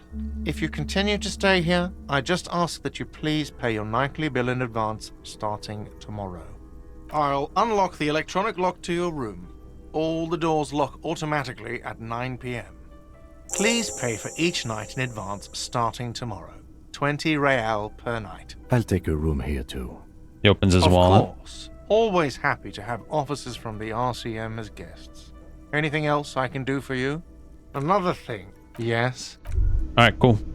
What's this? Hey, so we've been monitoring you internally, and now we know your Copo type. Wait, what is a Copo type? What am I? Yes. Some kind of weapon cop? No, you're the sorry cop. The cop who's sorriest. Let's make it official then, shall we? Yeah, but what are the others? Oh, you know. Apocalypse, Superstellar, the advanced interesting cop, Liquid Shadow cop. But you're too sorry to say those things. So, here we go? Won't the other Copo types be jealous? What? Jealous of the sorry cop? I think they'll be fine. Don't worry. They'll be super fine. It'll be totally okay. You can dual Copo type from sorry to anything. Yeah, I'm sorry. Of course you are. It's okay. See if you can get something out of this, like info. Or maybe every time you say you're sorry, you get $1 million. Okay. That won't happen. So what was that, another thought? What is it? The rigorous self-critique? Embarrassment to the party. You're one sorry piece of shit. A cop penitent. A flagellant cop monk.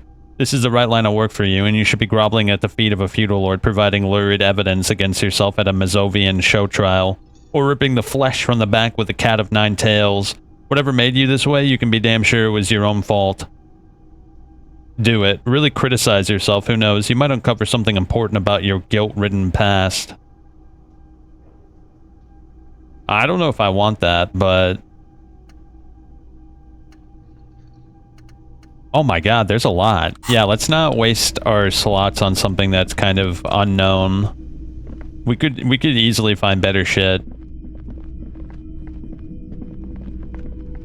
Now, let's talk to Kim and review the case. Yes? Tell me about the case. What do you want to know? Can we go over the preliminary info? You mean like a brief? Do you want me to brief you again?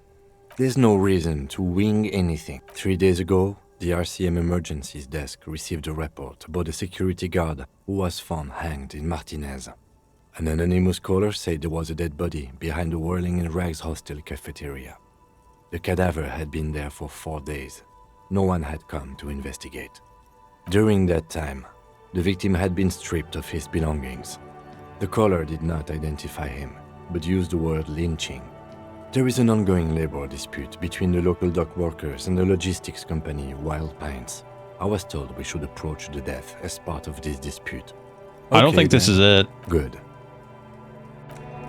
Yeah, hold up. Where is it? Kim can answer lingering questions you may have about the case at the RCM. Join him on the Whirling Rags balcony after 2200 when you're calling it a day. A gust of briny wind washes over you. I don't know how that works. This is the door to the room you redecorated. Good night, Lieutenant. Just a moment. You had some questions earlier, I believe. And besides, we should discuss our progress on the investigation. Let's go out to the balcony. This is what I wanted.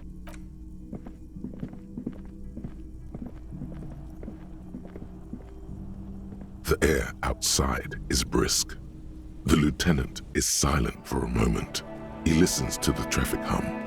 Then, where shall we begin? We should talk about the investigation, first and foremost. But I also remember you wanting to discuss the RCM? How do you think today went? Well, we didn't even look at the body. But we performed a thorough search of the premises of the crime scene. That's great. I generally prefer to start with searching the scene and then move on to dealing with the dead bodies. It's not my job to evaluate your methodology, officer. I'm just going through the facts. As for the interviews, we conducted an interview with Everard Clare. He wasn't particularly forthcoming with useful information, however. He's not saying much on the matter because he thinks you could have gotten more out of Everard. I'm sure we can get him to tell us more. Claire also helped you, how should I say it? Remember your name? That's a relief. Big relief. It's a very serviceable name, too. Moving on. We didn't talk to the Wild Pines rep. We really must do that tomorrow. Above all, though, today was exhausting. What's with all the running? You run a lot. Is that a standard Precinct 41 practice? I don't like to waste time, you know? My mind moves fast and the rest has to try to keep up. Alright, but, and forgive me, this is just something I have to ask. If you have shoes, then why aren't you wearing them? Wait, I am wearing them. It's part of my penance. Suit yourself. But you should probably consider wearing them anyway. Yeah, I'm wearing my shoes. What the hell? So what are our powers exactly, the RCM? They're quite limited, actually. The power officers of the Revachol Citizens Militia exercise most frequently is imposing fines of up to 1,000 real for offenses, in accordance with an interdepartmental schedule. Well, why not more? The RCM's primary role is to ensure safety. We are not really supposed to play any part in the economic structure of Revachol. Alright, what else? We can arrest people, of course, but rather than bringing someone in directly, it's preferable to serve a station call slip. It prevents confusion and overcrowding. How can we be sure the arrestee shows up? You can't. Those who don't show up become fugitives, though, and have fewer legal rights when they are eventually caught. It's about power projection. Thus far, they seem to mostly show up. And if someone resists? As you may have gathered from the fact that we are expected to carry a record of our kills, like the one in your watermarks, we are permitted to use whatever force is necessary, and strongly admonished not to abuse that power. What happens to the people we convict? We don't convict. We arrest and send them to coalition government courts in Couron and La Delta. The prosecution works off our testimonies and records, which is why it's paramount to keep them. Okay. And who makes all these rules? The coalition government, and the moral intern more broadly. The RCM was formed by the coalition government to restore order in the international zone after the revolution. So we did. Now we attempt to maintain that order. No more, no less. Or perhaps it is better to say we were allowed to form. It's a point of contention whether the citizens of Revachol or the coalition government founded the RCM. Say nothing. A great comment to such a conundrum. I didn't know you smoked, Kim. I have a cigarette every night when I go over my notes. It's something of a ritual. Oh man, he looks so devastatingly cool with that cigarette. Do you have any more? I apologize, but I only brought one with me. I have exactly one cigarette every night while going over my notes. How did you get so cool, Kim? You mean this? This isn't cool. It's an unnecessary trial of will, and unhealthy. Yet, were he to quit, he would lose the cool factor. This man relishes his cool quite a bit below it all. Right then, the debrief. Yes. It's been a long and eventful day. The Moral Intern? What is it? The Moralist International are the world's largest political organization. You know who they are. They have been running this place after the revolution failed. I really don't know. That's how bad it is in here. Okay. They're a union of center-left and center-right parties across the Real Belt. Our coalition government is just one of its many projects. They also run the ICP, EPIS, most intergovernmental organizations in the world. And what do they believe in? What do they believe in? They are Dolorians. They believe they continue the humanist project set forth by Her Innocence Dolores Day 4 centuries ago. Others say they are just technocrats. Those others say they continue the humanist project set forth by Dolores Day. What is their symbol? Interesting question. It's a blue forget-me-not. Their motto is love, compassion, self-discipline. I think you can gauge what they want you to think of them from that. Something kind and usual. Something almost self-explanatory. Something like the dark blue, serious color of the early night sky above. Who is Dolores Day? A historic figure? The author of the modern age? You will have to look elsewhere for opinions. The subject of humanism is too abstract for me. And what do you think of them? The moral intern are a fact. I try not to have opinions on facts until they change. And it doesn't look like that's about to happen. I have an opinion on the Moral Intern. Do you? We need them here, giving us the right to police Revachol. We're stooges of the world's biggest bourgeois organization protecting bourgeois rights. how very, wait, what's this? Mutter silently. Immigrants, liberals, kips, effing men are turning into women.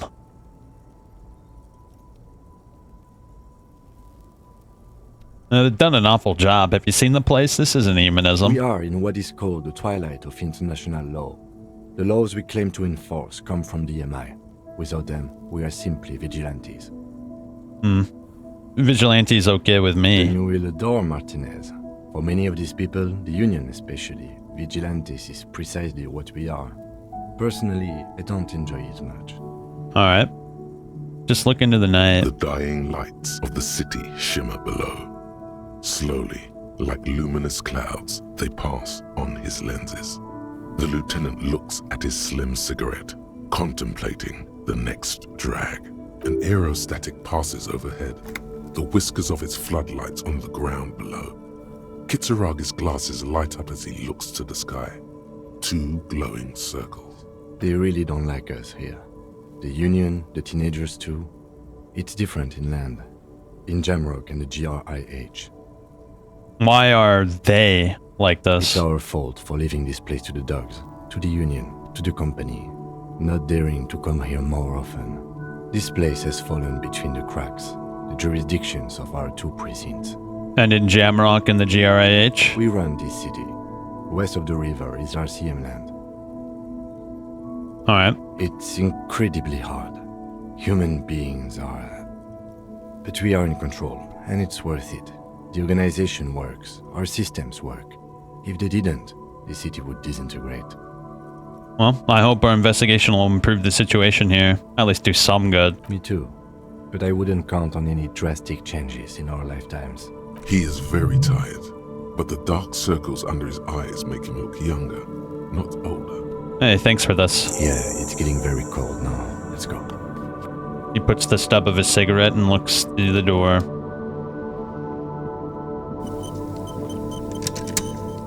Wow, I'd say today was pretty productive.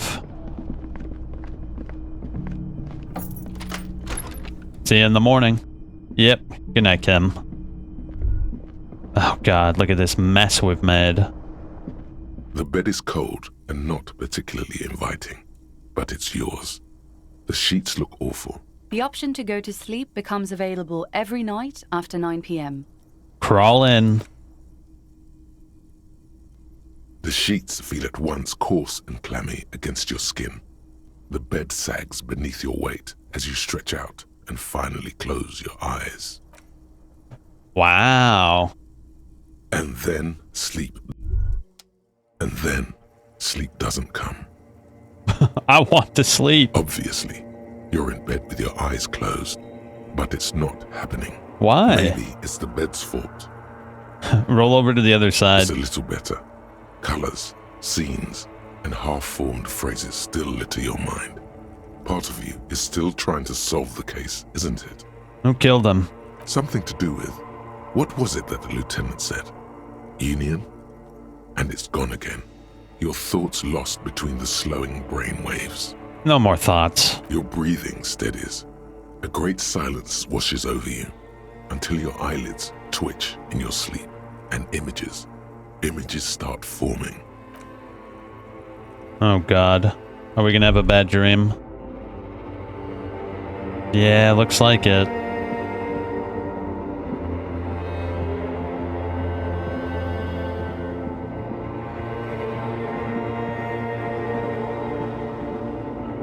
What is this? Oh, good. Do you remember the scent of your childhood? Bloated corpse of a drunk. I remember nothing. What is this? What it says on the can, Harry. Answer the question. I remember nothing. Do you remember your wife's hand on your face? You said who? Do you remember the warmth of her thighs, between her legs and in her mouth? I left or I was left? Is that an actual choice we can make in the narrative? Well, I don't know. That's tough. Tell me what this is. I'm not answering before you tell me who you are. You know who I am. I'm the bad day. The one where you ask her, and then later in the streets, wandering. It's the worst day of all time, Harry dear. And it's coming. She will hear about it on the phone. Reality will turn into a grotesque nightmare. This will be the last thing you did to her. Tell me, do you remember the love of your life? Well, to be fair, character is a mess, so I was probably left. I was left. That's right, funky baby. And you just stood there. One hand on the bottle and the other on your dick. Watching her go. Let it all be dragged away from you. Tell me, where are your friends? Human beings have friends, Harry boy. Where the hell are yours? I can get it all back. No, it's gone. 3 times gone and never coming back. You failed. You failed me. You failed Elysium. Oh, what is Elysium? Everything. The pale and the useless. On the surface. The outer magnetosphere. Burning, furious truth. 8,000 years of written history. You really dropped the ball, Harry. 4.6 billion people. And you failed every single one of them. I've seen you before. No, you haven't. You're just sleep talking. And the act is wearing thin, too. The spots on the disco ball fade around you. You'll be back in those cold snakeskins in no time. Sweating up the bed. Stinky boy. I can come back from this. You're not coming back from shit. Thrashing around in that high conduct. This is a happy game. Bumping into things. Maybe we could make it a happy game. Who are you kidding? I'm trying to solve the case. You're trying to what? I can't hear you. This is just a word dream now. Jumbled up garbage. The pictures that voice are is gone. impressive. The bed rises to meet you. A thin, sleep-like state. More glass than velvet, grinding in your head. So something is wrong. Sleep shouldn't be this bad, this dry, this unnourishing. There's something wrong with your thoughts. Some kind of new type of hangover. Yeah, there's another type. Oh yes, party boy, and it's worse than the one before. Just think of the shit you saw. Here it comes too, so soon already. A silent alarm goes off in your head like clockwork, barely let you sleep at all. Time to get those clothes on, Harry. Time to go to work in the shit factory. The limbic system and the ancient reptilian brain. What a great company to keep in our dreams. Can I get up? I want to get up. No more dreams. Those things suck. Good going, buddy. What the hell was that? Oh, just a dream. You have ones like that all the time. You feel even worse this morning than you did last night. What the hell is going on with me? You mean, why are you so tired? Too tired and down to even think? It is worrying, isn't it? You can't be a detective like this. Detectives need to be able to think. Why is this happening? It's just that your heart has finally pumped all the speed out of your system, Buster. Time to get some more. You're too weak to say no now. Waking up is the worst part. Maybe somewhere down the line you could decline. Wait, what's this? Nah, I can take this. I'm not gonna go looking for speed. Are you sure? ready to live as this pathetic shell of yourself for days.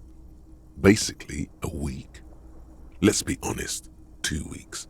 Maybe 3. You won't make it. Half the town will be dead by then. You will be fired. That's a lie. I can do this without the speed. Half the town won't be dead. Suit yourself, slow, sad shell man. See how you do without your spark. Yeah. Drugs are bad. Drugs are gay. Alright, where's Kim at? Kim? I need my, positive affirmation. The door is closed. Yeah, I need positive affirmation after that dream. Kim? Oh? What's this? Oh, the union thing opened up. Now we can talk to all those assholes.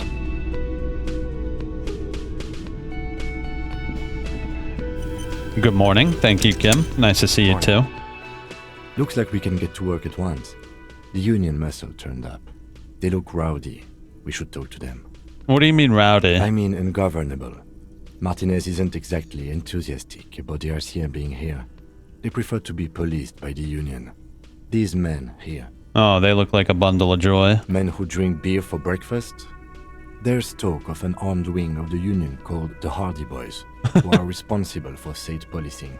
I think it's them. The Hardy Boys. Wow. We're really going wrestling here. There's so many of them. Maybe we should call reinforcements. That would just escalate tensions. No captain would sign off on it. Solving one murder isn't worth a conflict between the RCM and the Debarders Union. In fact, even the death of 2 detectives might not warrant an all-out war. So let's keep a cool head, okay? Okay. Are these the men Gart told us about yesterday? I completely forgot. Sorry, I had a rough night's sleep.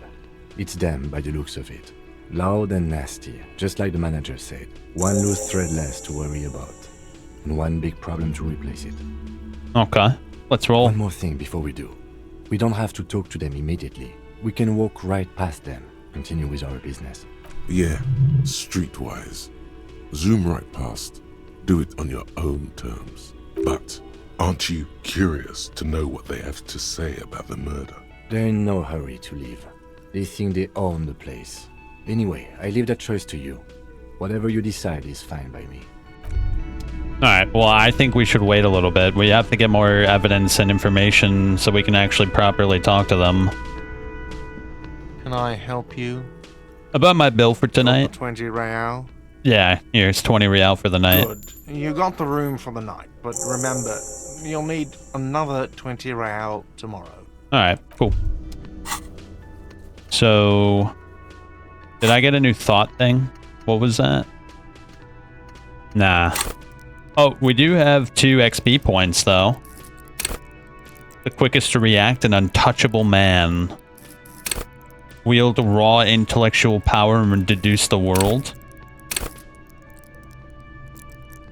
Oh, we can practice rhetoric. Drama. Play the actor and lie.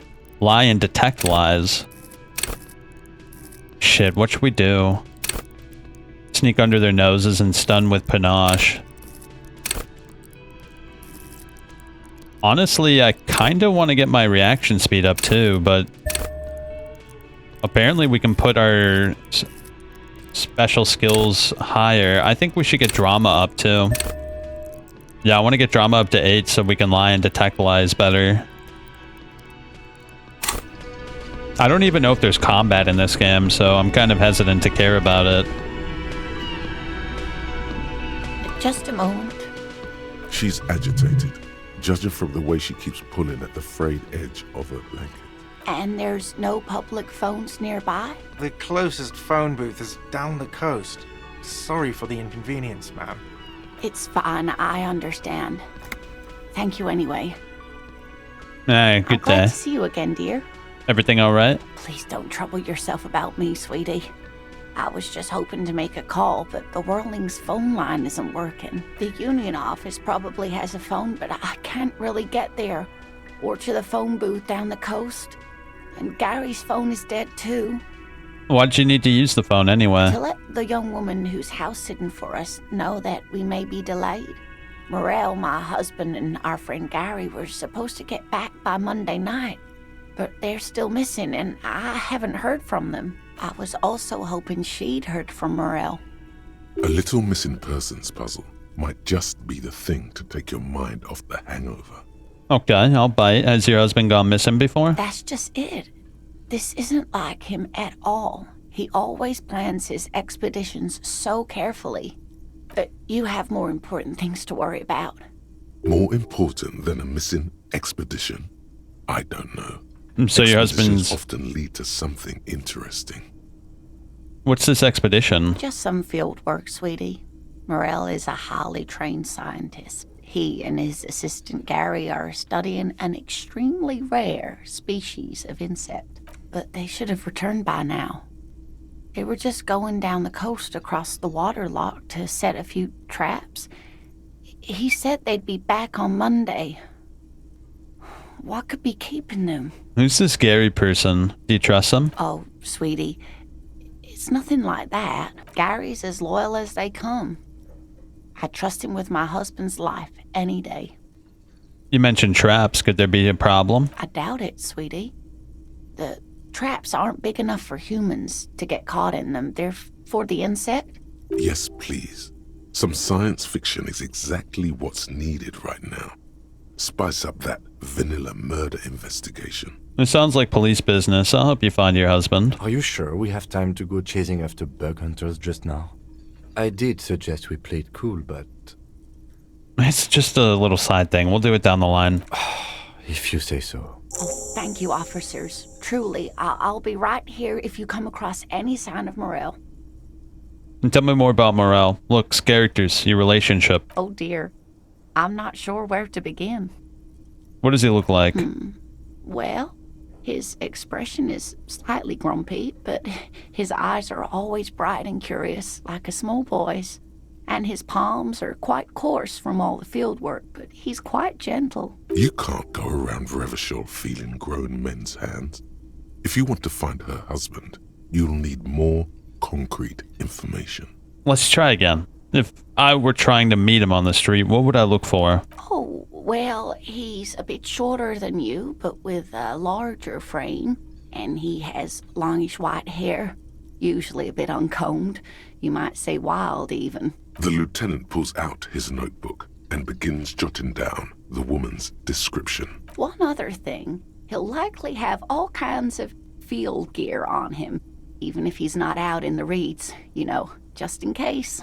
All right. I hope I've been useful. That's all for now. Wow, so someone's been a little boring. What? Yes, my standard liege. Someone's seen all sorts of wild ideas pop off and thought, I'll take the boring one. The regular, please. The brown. I like standards. Of course you do. Maybe some regulations and a usual pistol to go with them. It's official. My lord's coppo type is regular cop. I'll let everyone know. I'll send out a telefax.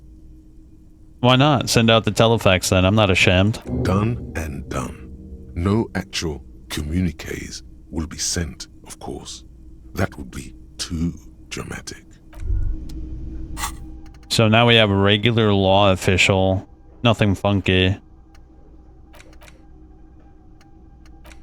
I don't know if I want that. So it looks like you got a bit of a normal in you. A touch of the regular. 4 grams of Johnny normal cop. Who would have thunk it? You, the extremist of all cops. You said some pretty boring things back there, and now you have 2 choices. You can either leave it behind and forget about it, or you can try to utilize your normalcy, internalize it, and get a touch of vanilla back into your herring-flavored egg and licorice ice cream of your mind. Yeah.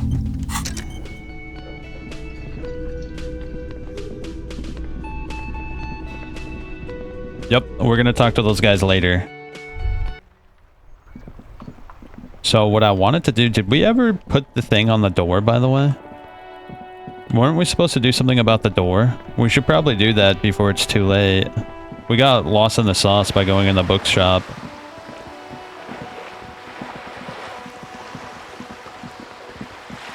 Whoa. What have we here? A bridge? A bridge with loose nails and rot-infested wood that creaks in the wind. A construction code violation if there ever was one. Yeah, man, it looks like we've got a construction code violation. True. They never cleaned up the war damage. The rest of Revachol looks better, though. But Lieutenant, think about the splinters. The bridge is fine enough. Locals use it all the time, after all. It's nothing to worry about. Shall we? Alright, can we go to the back of the building? A lonely cormorant surveys the sea, indifferent to your approach. Ah, here we go. This is where I wanted to go. Wait, what's this? This is a wall on the side of an apartment building. Why am I looking at this wall? No, we'll have to come back when our skill is higher. What is conceptualization? Okay. Damn, you need to have a high stat to see that. Oh, we ain't talking to them. Something bad's gonna happen if we do that. Oh yeah, I'm wearing my shoes. Wait, why am I not wearing my shoes?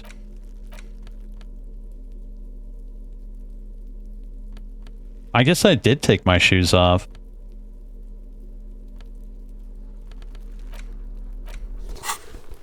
Or whatever. We'll put them on for now. A garden hose. This won't be useful until the snow melts. So is this the door? There must be another way into the building. A balcony with a view of the yard.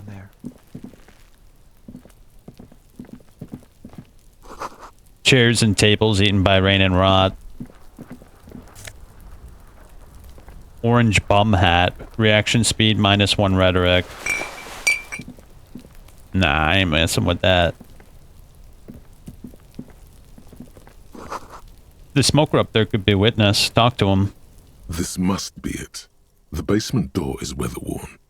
The copper nails holding the upholstery in place have turned green from sea air, and there's a knocker shaped like a lion's head. Use Menyan's key to unlock the door. You try to be as silent as you can. It takes a bit of rattling of the handle to loosen the bolt. Finally, the door unlocks with a small clack. Thoughts race through your head. There's nothing else to do than to leave and tell Everard. No conceivable reason for you to intrude on the premises. There might be important information in the apartment. I mean, there might. I agree. Why don't we go inside?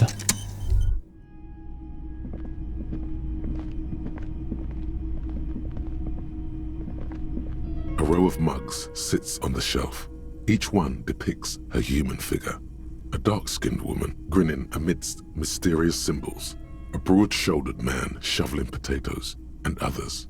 A little ring. Though cheerful, the images on the ceramic make you vaguely uncomfortable. There's something disdainful in the way the curves and lines of the bodies were drawn. What do I mean uncomfortable? It looks like the artist is celebrating diversity, but underneath, he's just making fun of these people. I don't think I like the owner of this apartment. I don't see these as stereotypes. I think they're honest acknowledgements of difference. Cynical, slippery bastard. What the hell are we supposed to do with this? I don't know. I don't see stereotypes. You slippery bastard. The lieutenant picks up one of the mugs, then puts it back down. I don't even understand. Better about breaking into this man's apartment. Whip your yellow man mug and compare. Yes, your broken mug friend would feel very much at home here. The same humor, the same mocking lines. There's the missing tin soldier. The lieutenant looks at the mugs. Might have used the Whirling's container to dump his trash, and now they've drawn the ire of the Union. The plot thickens, as they say. An interesting little clue. Let's see where this goes. Clues have a way of magically connecting to other clues down the road. Do you really think it's the same person who put the dead man's clothes in the trash? Who knows? I'm not expecting too much from this clothes in the trash lead either way. It might turn out to be some random local matter, but still, a nice coincidence. True. You could ask Everard who this person is once you're done here. Yeah, we should. The smell of disinfectant in the room, it smells like chemicals. Whoever lives here admires fair-haired fantasy heroes with big muscles. Oh, a little shirt. Is that better than our shirt?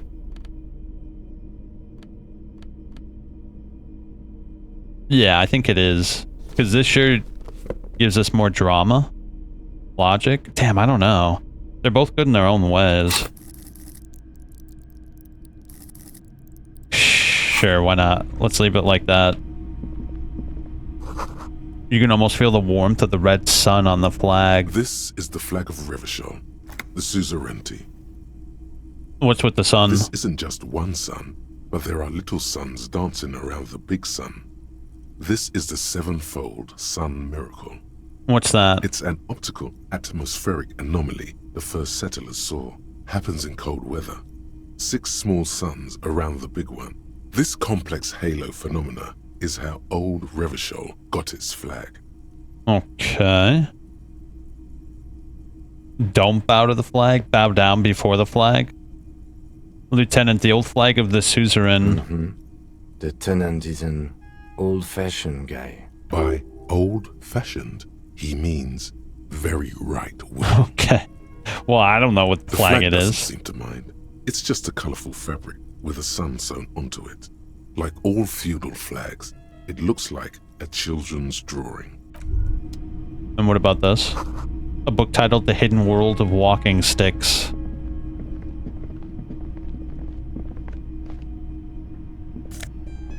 Magnesium. A small suitcase full of clothes. Guests are staying over. I guess that's everything. Let's get out of here. So we did our little task. Maybe we can get a hint on where that gun is. Yeah, let's go back, I guess, to Everard. The belly of this boat shines like it was recently painted. Oh, is that locked? Can I use my pry bar on it? Yes. So what is this? The signal blue naval coat. Suggestion and half-light, none of my stats. Okay, a motorcycle in repair.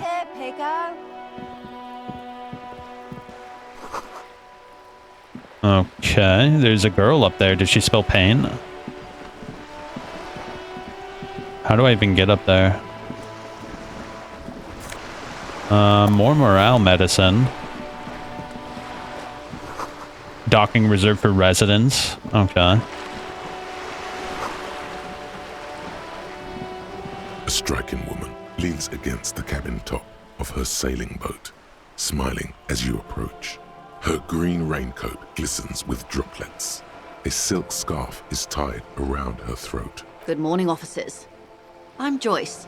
Joyce L. Messier. I represent the board of Wild Pines, the owners of the harbour. You gentlemen must be from the RCM. She holds her hand out to the railing. Shake her hand. I'm glad to see you here. Her grip is tight and cold. Like steel. There is strength there. If she wanted, she could sink her nails deep into your skin. I was dispatched to handle a strike, not a lynching. Anything I can do to assist the RCM in this matter, I will, gladly. That is good to hear, madame. My colleague will take the lead on this interview. I should let you know that he is recovering from an unusual medical episode. Very unusual. But I can assure you of his ultimate competency. The story has you hooked? Tell me about it. It's not the story itself that's interesting. It's just like the little thoughts, like the way we interface with our character. Like we get like these little thought cabinets and it gives us different stats. I kind of like the way the stats are too. We'll see though. It's still too early to tell, bro. I really don't know what to make of it yet. Like it's still too early to tell. We haven't really done much. It's just been a lot of reading, which I'm fine with. I love books. He's trying to signal something. He wants you to play up your condition. It happens quicker than a shooting star. But did the lieutenant just wink at you? How interesting. How could we play it up? Recovery. In the meanwhile, you have my full cooperation, and the full cooperation of the Wild Pines group. What can you tell me about the lynching? Quite a few things, I'm afraid. The information I'm to share with you includes sensitive trade secrets. For the sake of my employer, I have to ask for your names and badge numbers. Of course, ma'am. We should have introduced ourselves. I am Lieutenant Kitsuragi from Precinct 57. And this is my colleague from Precinct 41, Detective Dubois. I'm afraid Harry doesn't have his badge at the moment. I hope mine will suffice. Oh, and what happened to yours, Detective? 'Twas stolen by some artist, surely. Best to pin the blame on them. Everyone knows you can't trust artists. Remember when my partner told you I'd recently suffered from an unusual medical episode? My lost badge is related to it. I see. So, are you saying you lost your badge during the course of this episode?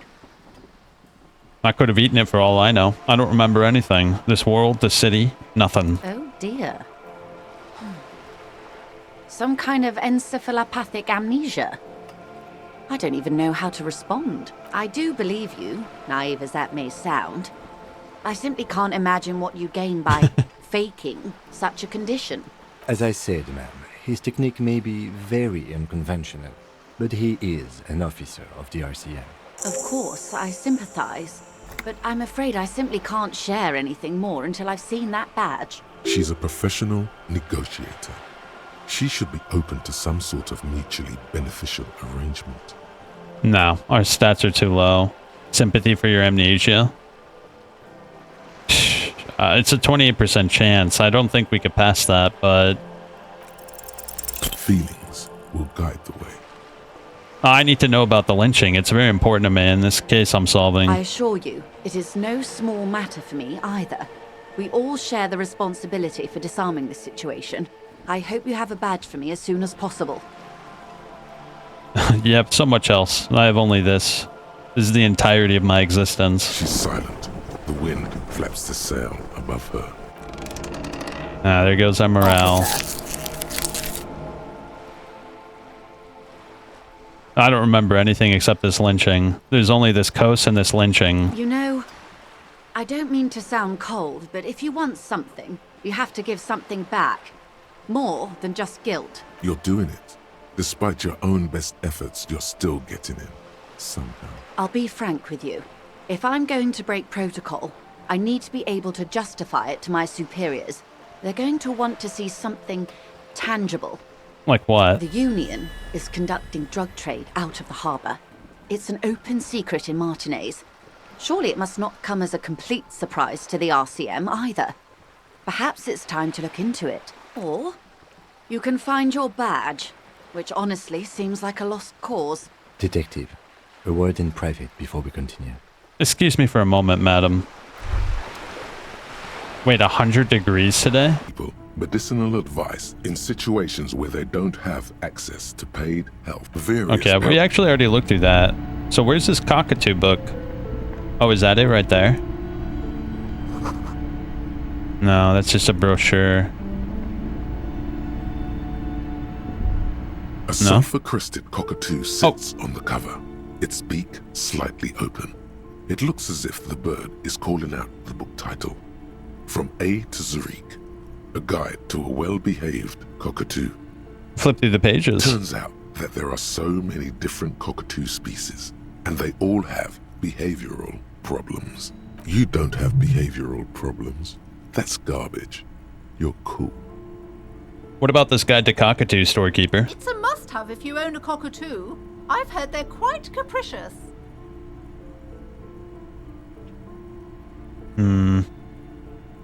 It's $3.99.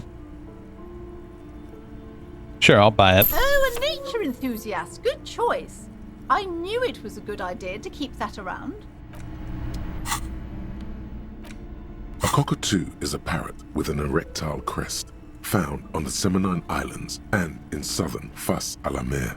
Known for their intelligence and general precociousness, cockatoos are popular birds in aviculture. However, they often exhibit various behavioral issues. All right, what more? This book talks about the delicate nature of twos, as well as introducing some of the most popular species among the bird enthusiasts. The funeral cockatoo, the major majestic cockatoo, and the most common bang bang cockatoo. It's colorfully illustrated. All right, I'm just going to skim through this. Where to pet owners, it is not recommended. You're right. Ouch. Not great. Wait, what happened? Whoa. Performing. Yes, birdie. This is a yellowtail. I didn't think this would be too important. It must be glorious to behold. Dark pink and despite its banging name. Yes, but all those cockatoo species are so different. Which one are you? Oh, good question. Nah, I'm a normal one. The great common bang bang, that's me. You're right. You're the mediocrity embodied. This unsung bird belongs on your heraldry. Yep. Because we are... Where is it? Volumetric. Oh wait, we did it. Compressor. So what does this do for us?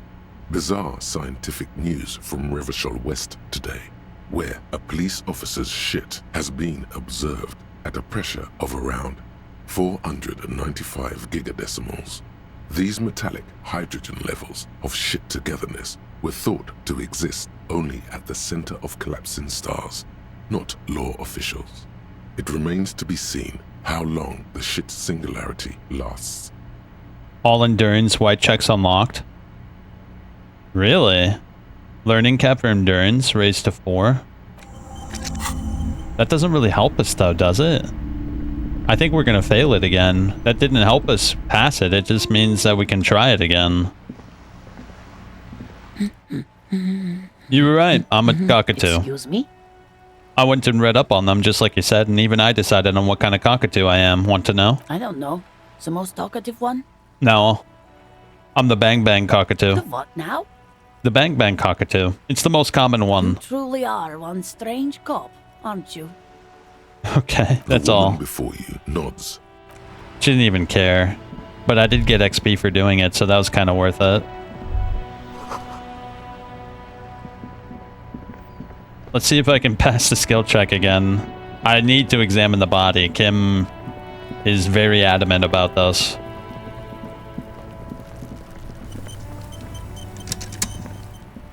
There he still is. Oh, look. Looking right through you. So it with did his help. White eyes. The body below. As you breathe in, the odor comes over you. It's a smell of the mind telling you to run, and your stomach to wring itself empty. With your hands at your sides and your eyes squinting, you stand in it. It's a puzzle. What's hanging in front of you is a puzzle of decaying flesh, tattoos, and tendons. Step closer. The man before you is naked, but for a pair of underpants and enameled boots. His skin is greenish, marbled with decaying veins, and blotched by lividity. A fading web of tattoos covers his chest and shoulders.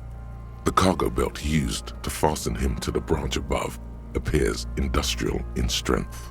Okay, let's check the tattoos. An intricate web of blue lines stretches across the torso, from the right shoulder to the solar plexus. Each time they intersect, a small white star is formed in their crossing. Hundreds of fading asterisks riddle his skin. Their concentration is highest around his heart. Is this a national pattern? Of no nation that I know of.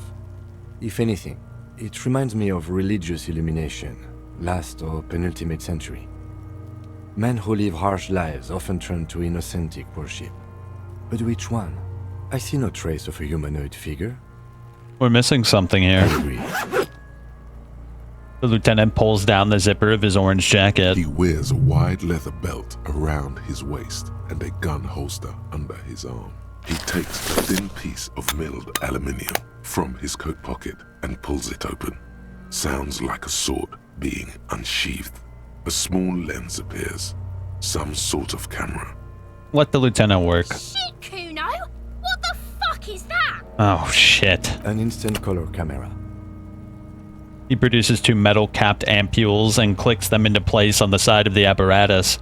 A thin slot shines I there. have only 2 ampoules, so nobody move. I don't want to waste one. He points the camera at the corpse, peering into it, and the lens needs adjusting. Then a sound, a shrill flash, followed by the breaking of a small ampoule of glass. You see streams of color pour onto the thick, glossy piece of paper, rolling out. In case we need it.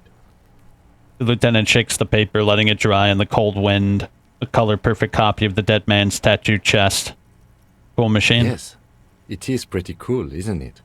There is only one ampoule left. Use it wisely. What do we need the photo? It contains insight to the victim's person. This was a man of physical violence. The story he wanted his body to tell was important to him. It is his letter to us. Now, if we could find someone to decipher it. I should look at it later with the corpse smell. Sure. Just don't lose it. He hands you a piece of rolled up photo paper. The glossy-eyed corpse looks by, his mouth mute and his skin as colorful as the chemical rainbow on the photo paper, teeming with opportunistic organisms. Look him in the eye. His eyes are milky white and blind to the world, protruding comically from their sockets. There is no one home, just subaquatic terrors there. These eyes used to be blue, baby blue. Dark brown hair grows on his head. His face is ready to explode from the organic processes inside. The death's head grin has passed. What remains is an unrecognizable mess. Well, we have a 42% chance, so why don't we try it? Tell me, who are you? The corpse is dead silent. You have no idea why you just said that. Who is he? He is male, 40 to 50, with an athletic build. His eyes, they used to be blue. Good. The victim is of Occidental descent. Light brown hair, blue eyes. When he says Occidental, he means white. Originally from the Occidental subcontinent on Muindi. The corpse looks right through you as you distance yourself from its stench. Inspect Eyes the boots. like the material appears to be ceramic. Its clean white stands in stark contrast to the decaying flesh above the knee. The man wore thick polymer socks, probably for padding. A fine array of interlocking plates covers them. These are clearly not boots. They're armor, possibly part of a larger set. These aren't just boots, are they? This is the armor he was stripped of. Indeed. Technically speaking, these are sabatons, not boots. Oh, the lieutenant uses a memo technique, A6. That's not just any notebook. It's a classic. Tell me about the armor. It's clearly some manner of super armor. Or future armor. Super future armor. I'm useless. What kind of armor is this exactly? Ceramic plate. Zirconium dioxide, most likely. This is where the make would be. Where? Under the heel. Fair weather. Fair weather model T500 VE. I'm guessing that's vitreous enamel. This is advanced stuff. Knock on the A boot. small bell-like sound fills the air, like tapping on the side of a porcelain cup. Sounds fragile. It's anything but. This material is a kinetic redistributor. It spreads kinetic energy horizontally, from plate to plate, dissipating it entirely. See? Faint, organic lines cover the plates where they separate into smaller ones. These plates then divide into smaller plates until there are hundreds of them altogether, like whirls of floorboards. The design looks organic, influenced by highly resistant wood materials, like lignum vitae and ebony perhaps. What does this remind me of? If trees were made of porcelain, this is what their cross-sections would look like. Run your fingers over the lines. The smooth, glossy surface fractures into ever more intricate interconnections, peaking on the right sabaton, where you notice the whirls are in the shape of a letter and number combination: E50, 100, 1000. It looks like there's a serial number right on the sabaton. Can you read it to me? He tips the drying ballpoint of his pen on his tongue. X5415 6745 678222. Let's lie. No. E50, 100, We have a 1000. make and a number. That's something. We can use the radio in my kinema when we're done.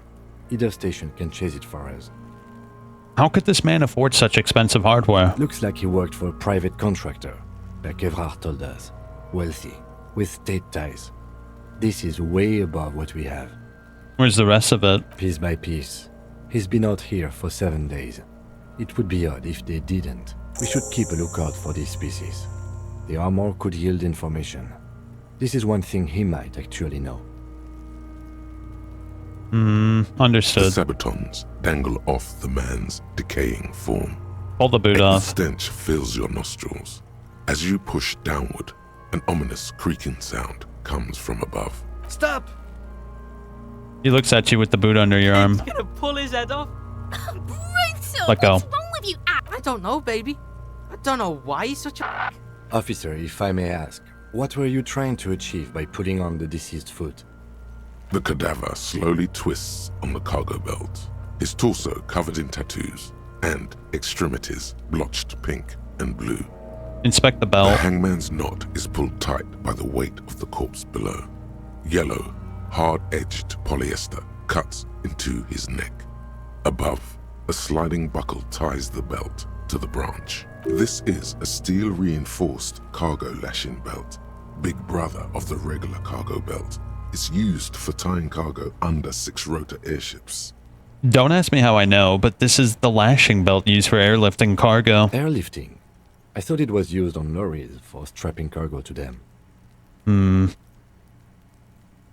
Apparently this is the reinforced kind for air transport. My brain tells me so. The local harbor uses 6 rotors to shuffle containers around.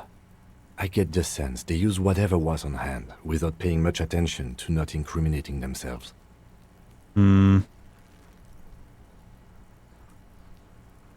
They sure wanted him to stay up there. The rope is reinforced with steel wiring. I was afraid it would be. Thin steel wiring, parallel strands. This makes getting him down more problematic than I had assumed. We're assuming the dock workers did this. I'm still approaching this as a lynching, yes. Motivated by the ongoing strike. You? I feel like it was something else. Yes, it often is. This bell worries me. How did they even get him up there? The noose is one of those things that's easier to use one way around. Did they climb up using the kid's ladder? That ladder can't carry a grown man. I didn't see any splintering either, did you? I think they lassoed the branch, then pulled on the belt to close the buckle. Could be. The shape of the branch supports the theory. Okay. The cadaver hangs from the cargo belt, limbs limp and torso covered in tattoos. Squint and take a step back.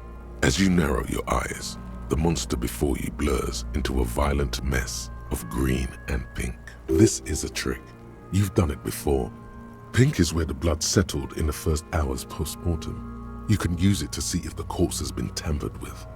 Does his position at the time of death match the discoloration? Observed. Only the lower extremities are pink with a dash of blue. His fatted hands, thighs, and his neck, just above the noose. The rest of the corpse appears dark green in the cold spring air. His face and hands are pink. Thighs too. I see it. His neck too. The lividity goes right up his chin. We have good, well-pronounced discoloration here. Relax. The monster comes back into focus, an explosion of color, coursing with dark marbled veins. His stomach appears pregnant with something. Black liquid streams down his thigh and onto his boot. So, what do you think? I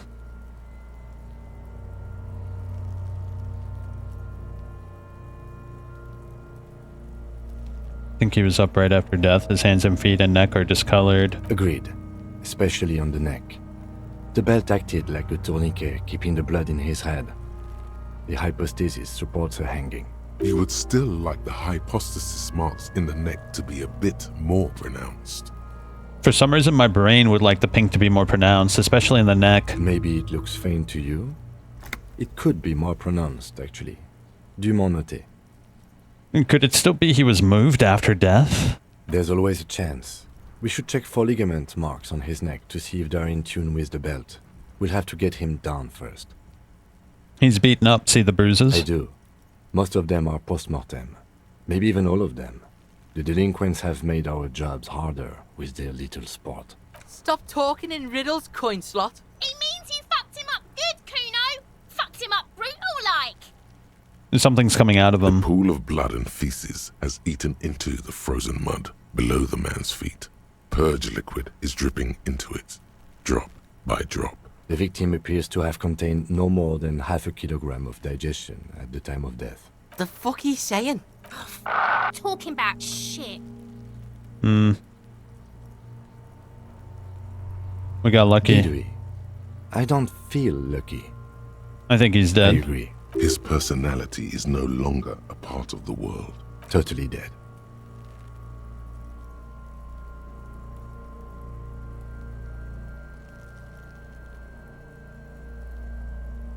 The world no longer stores his personality in its decomposition. There was a time for that and it ended 7 days ago. That sounds about right, yes. Back off and catch your breath. But there is no breath to catch. Only... Alright, here we go. The man before you is How do we get him Are down? you sure we finished the preliminary examination of the cadaver? We might miss some of these things once he's done. Okay, let me take another look. As you know, this is only the lower egg. The cadaver slowly twists on the cargo belt. The material. These are clearly the cadavers. The hangman. This is airlifting. I thought it was used on lorry. The local harbor uses 6 rotors to shuffle containers around. The cadaver hangs from his arm. These dark brown hair grows. The corpse looks right. I think we got everything. The steel reinforced belt presents a unique challenge. I brought chain cutters, but I don't see a good angle of approach to the belt. He doesn't actually think the challenge is unique. He thinks it's frustrating, annoying, and harder than he thought. The cadaver is a good 1.2 meters up. Neither one of us can reach the belt without assistance. And even if we do, there's the question of cutting the airship strength material.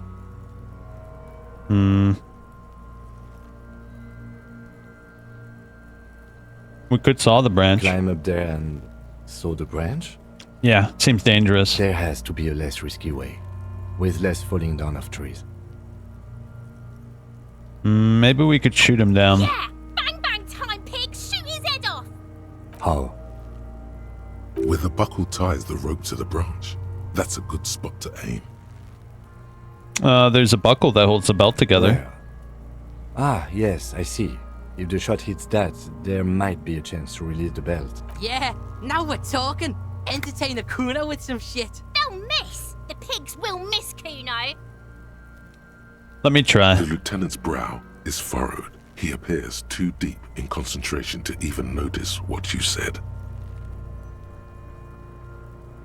Let him choose. Silence. With his elbow sharp, the lieutenant unzips his jacket and produces a lightweight firearm. He drops a paper cartridge in the barrel, separates the scouring stick, and gives the cartridge 5 tucks, securing it in place. That's a Kiel A9090 Armistice, mass-produced muzzleloader, ascetic, frugal, one of the most common firearms in the world. He then steps back and assumes the fellow's desk position, taking aim. The corner of his eye twitches. His finger is on the trigger. Say nothing. He's gonna fucking miss! The kid's voice is drowned in a shrill blast that echoes off the walls of the surrounding tenements. A cloud of smoke slowly parts in the air as the lieutenant steps back and says to himself, God damn it. A lot of things were wrong with that shot. The fellow's test was the wrong choice. His shoulders were raised, but above all, he cannot trust his eyesight. Fucking idiot! Kuno could have hit it easy, but then Kuno's not fucking handicapped, is he? It's okay. Kuno's sorry too. The lieutenant doesn't say a word. Try again. No, we are lucky as it is. We didn't break anything, and the victim remains. Any more mistakes could put us in an unfortunate position with the locals. What now? I have to say, it's beginning to look unlikely we can get him down without assistance. You know, you don't feel like too bad of a shot yourself. Can I have the gun? I should try. As bad as it is, us shooting firearms like punks. Go ahead, I'm not stopping you. Just don't lose it. They only have one gun! This is the sorriest pair of pigs. Yeah, take it, you fucking banana pointer! Feel the way first. The cold piece of bakelite and gunmetal is surprisingly light. Your fingers fit right through the guard, instinctively resting on the trigger. You've held this, an A9 armistice, before. At some point, it probably used to be your choice of firearm. It still feels comfortable, like you never laid it down. The fuck are you waiting for, Kuno? Tell him to shoot himself in the mouth. Point the gun at the belt. The buckle comes into focus in your sights. You stand with your feet planted firmly in the ground and your left hand supporting your gun arm. Why don't you just shoot yourself in your mouth? At least you won't miss. Close your left eye first. Your field of view narrows. The branch slowly moves, becoming entirely two-dimensional. The metal buckle glimmers, catching the noon light as the corpse slowly rotates. The slow movement of the branch in the wind and your shoulders directing the gun sync up, dancing hypnotically. Look, he's crying. You gonna cry now? Point the gun at the Kunesi.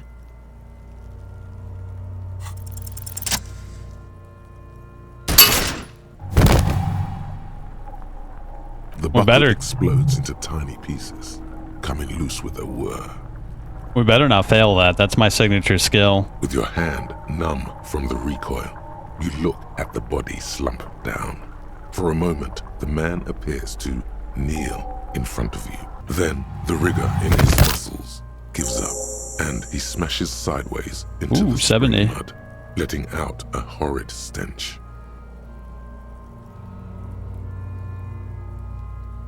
How did I do that? By being a damn good shot. Ace is high. The lieutenant raises his right hand, waiting for you to slap The it. ace is high, a custom invented by the aerostatic brigades during the revolution, is used to celebrate success in Revachol, especially in sports. The gesture is spread across the world, despite the defeat of the revolutionaries themselves. You could add an ace's low to it, if you like, by turning your back after the high and waiting for another. Nah, just get it.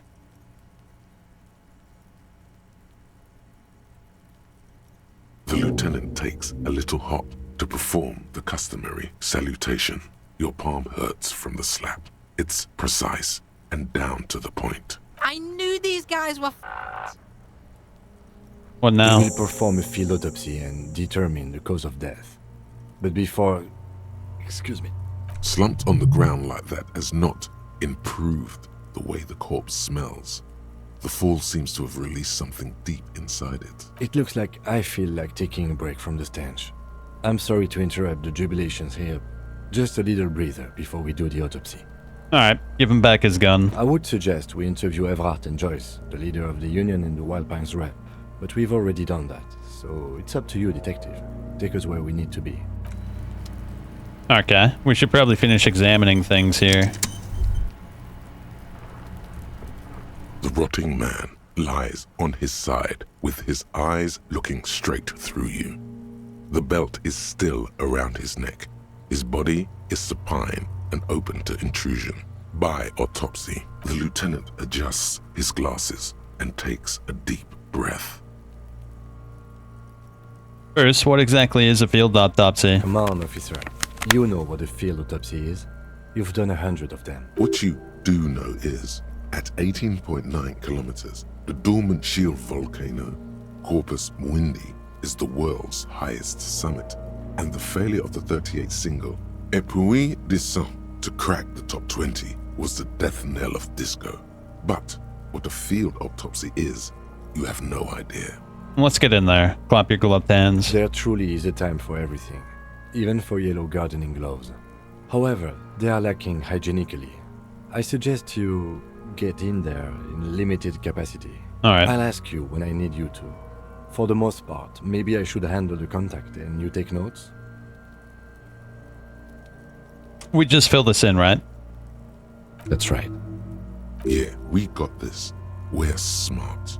Open the ledger at the field autopsy form. The dead man stares in silence as you crack open the ledger.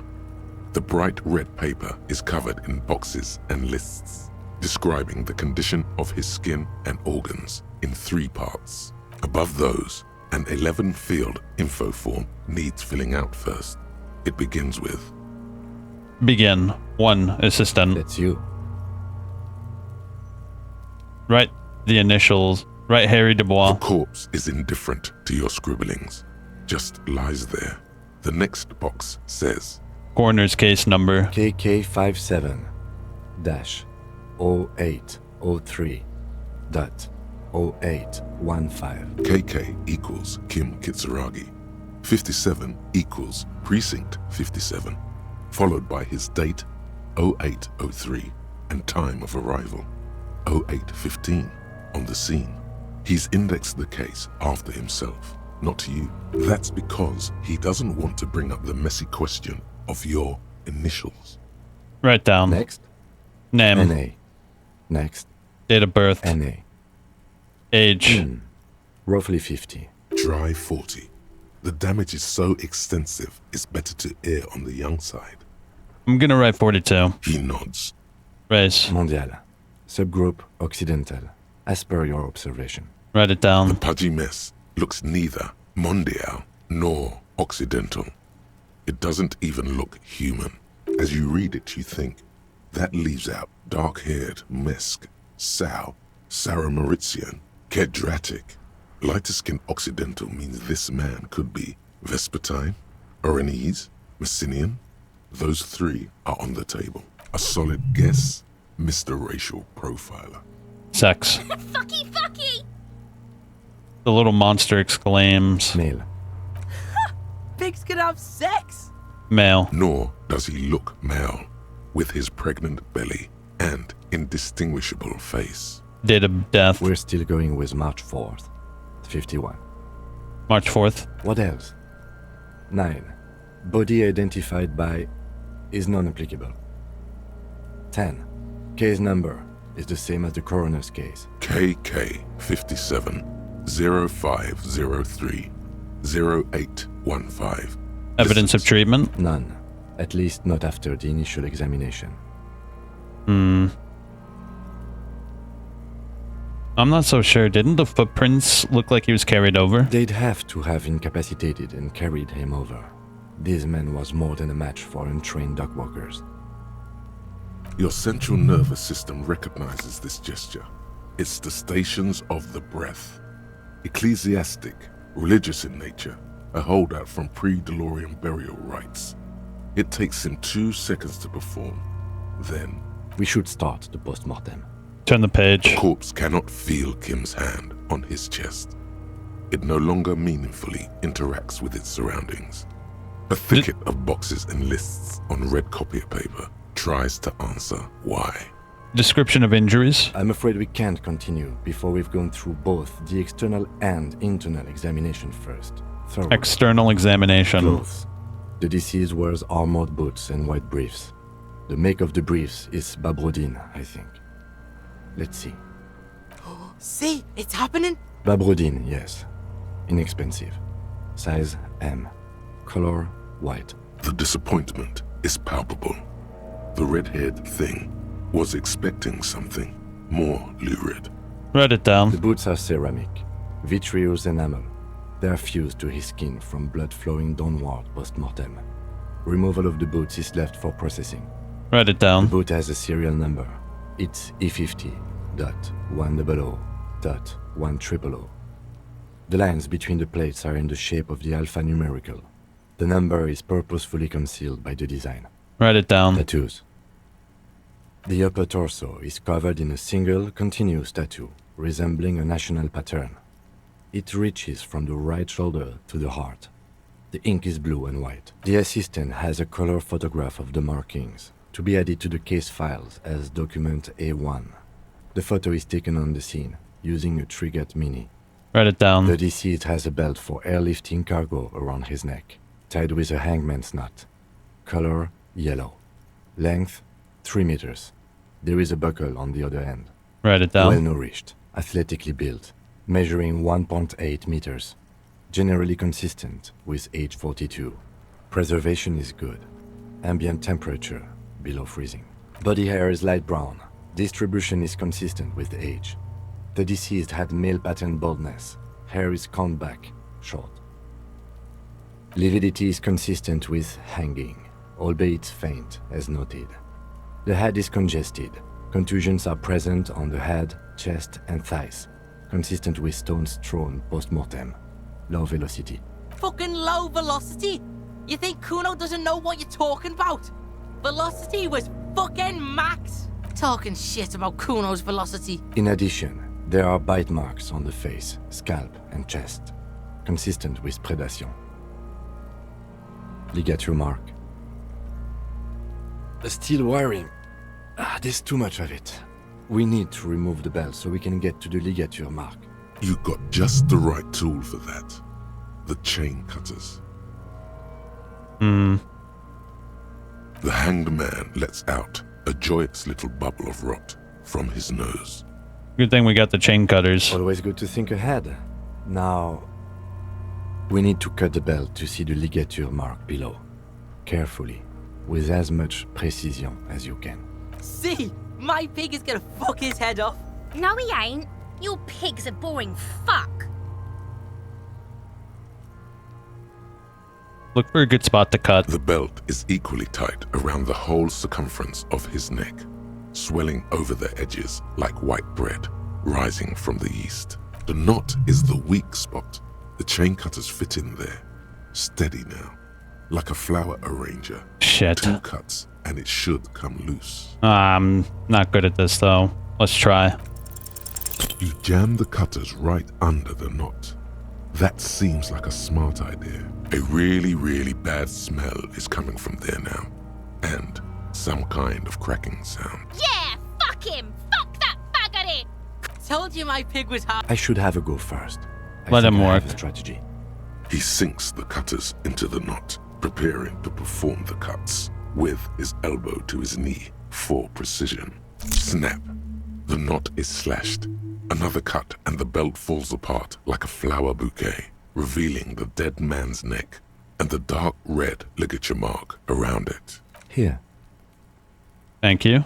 The rope rises to a point, leaving a gap in the ligature mark. The suspension point is in the back of the neck, on the nape. Hemorrhaging is observed on the skin, above and below the ligature mark. The mark is well pronounced, consistent with a drop from 1 or 1.5 meters. Write it down. Chest is intact. Normal contour. Abdomen is protuberant. Pelvis intact. Genitalia... No! It's gonna happen, see? I fucking knew it! Genitalia is male and unremarkable. No evidence of injury. Write it down and move on. Back is symmetrical and intact. Upper and lower extremities are intact, but asymmetrical. There are combat injuries on the right hand, thigh, and hip.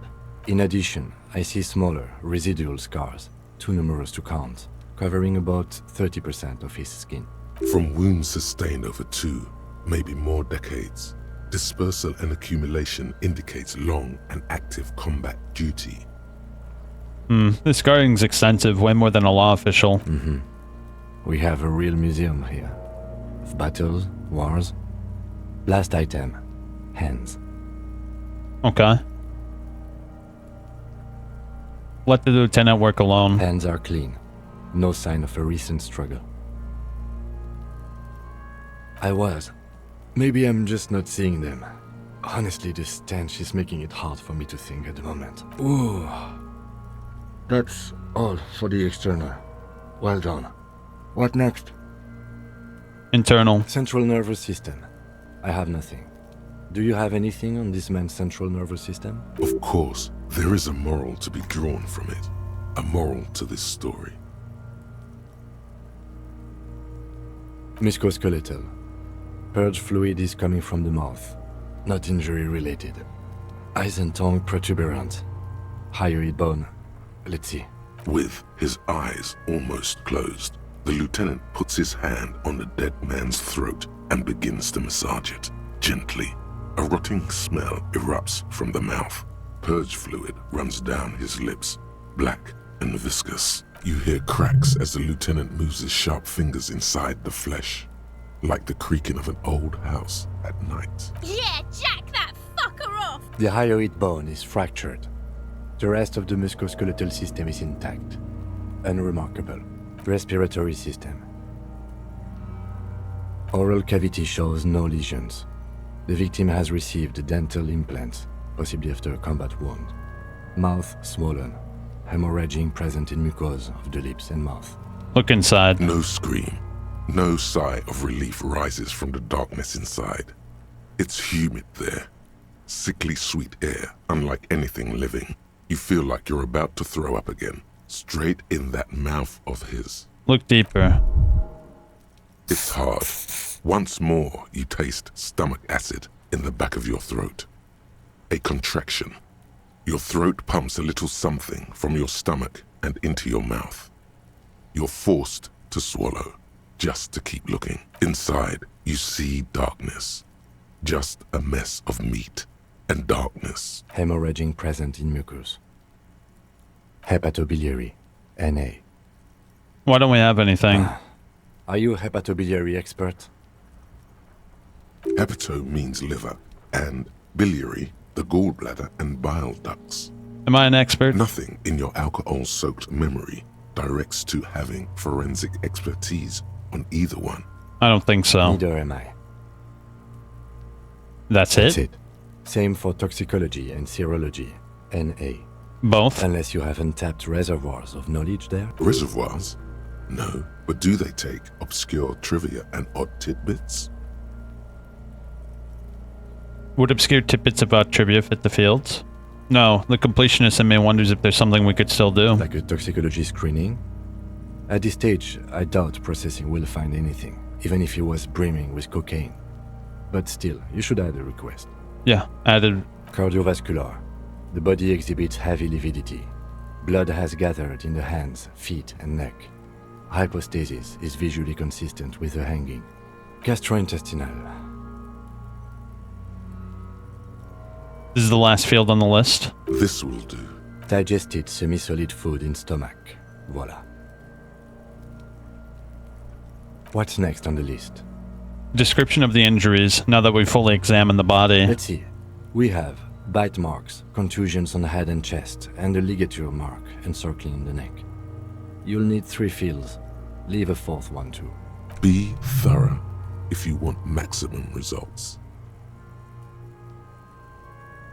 What about the injuries we've inflicted? Oh, so we inflicted them? Aye. Okay, so there's an incision on the thorax from a chain cutter. I wouldn't mention it. Better not to muddy the waters. The waters are muddy enough. See? These pigs are fucking corrupt. Why don't you fuck him if you love him so much? Now, injuries. Bite marks. Head, chest, and scalp bite mark injuries. Predation by birds has caused damage to the body. Odontologist does not need to be consulted. And your opinion, officer? Non-fatal post-mortem. Agreed. Next injury? Contusions. So, the scalp bleeds from a post-mortem head injury, a stone. The injury does not have the rim of an early inflammatory response. The perpetrator on the scene has confessed to causing it post-mortem. At maximum velocity, fucko! Has confessed to causing it at maximum velocity. Write it down. Coagulated blood sticks to his scalp and chest, where the countless stones have hit the dead man. Beneath, the description of injury. 2 boxes. Oh, for that? Non-fatal. Right. Next? What's the 4th injury field for? Nothing. Just in case. The corpse lay slouched to the... All right. Be thorough. Ligature mark. A dark red abraded ligature mark encircling the neck, with a gap on the nape measuring, let's say, 7 centimeters. The hyoid bone is fractured. The cervical column intact. I see hemorrhaging on the skin, above and below the ligature mark. Depth of the mark, 1 centimeter. No signs of clawing on the neck. Below the note, 2 customary boxes wait to be ticked. The man's head jerks to the side. The ring around his neck is visible. Think for a moment. There's time. Don't rush. So this is for the ligature mark encircling his neck. I see hemorrhaging on the skin above and below the ligature mark. Depth of the mark, 1 centimeter. No signs of clawing on the neck. I don't know, dude. Did he really die by hanging? Why do you say that? I don't think this was the injury that killed him. Okay. Why don't you think it was fatal?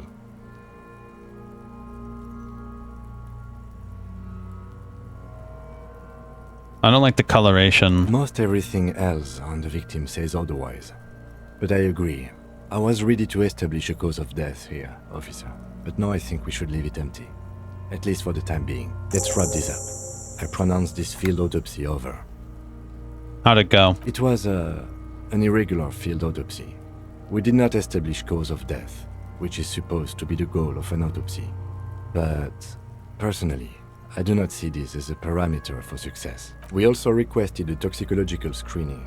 That was thorough. The results should arrive in a couple of weeks, if we are lucky. I will not hold my breath. Then, given the state of decay here, I consider establishing the victim's ethnicity a minor success. What else? We were thorough with the list of injuries too. We described them all in detail. What is there to say? Given the circumstances, it was a professional field autopsy. What now? I need a copy of that autopsy form. Then I will drive him to Faubourg. Rip out the copy. For processing. He looks at the dead man one more time, and then at the slip of the red paper in his hand, and then the corpse again. You tilt your head, also looking at the corpse. I'm sure we didn't get everything. There's always something. Tell me, who are you, dead man? I'm gone. Where have you gone? Into the wild pale yonder. Where is that? In the past. Way out in the west. Who are you? I'm a joke. Look at me. There's nothing funny about you. There is nothing funny about jokes either. Who were you when you were alive? A killer. A motherfucker. And a killer. I have another question. Go ahead, Cobo.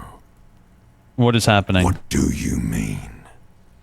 I'm talking to you. It's the power of your imagination. Go ahead. Why do I love questions so much? Because you're a copperoonie. Look at all of them go. Do you want more questions? Yeah, give me questions. Here you go, you loony. Why do I feel like I forgot something terrible? Because you have. Is my name Rooney? Fuck no. You're no Rooney. Rooney's not who I am, I'm Harry. No, you're not a Harry either. You're a motherfucker. That's who you are. Rooney the motherfucker. I hate you. You stink and you're boring. Do I remind you of someone? A child born with Muller's disease, Harlequinism, grown up miraculously. A baby affected with Harlequinism. You sure I got out of that one? Coppellini. Enough. Come back later, Coppo. Amuse yourself with my frank manners and my memento mori features. If possible, also, see me in your dreams. Hold up. Before we do that, I want to see, do I have any perception tools?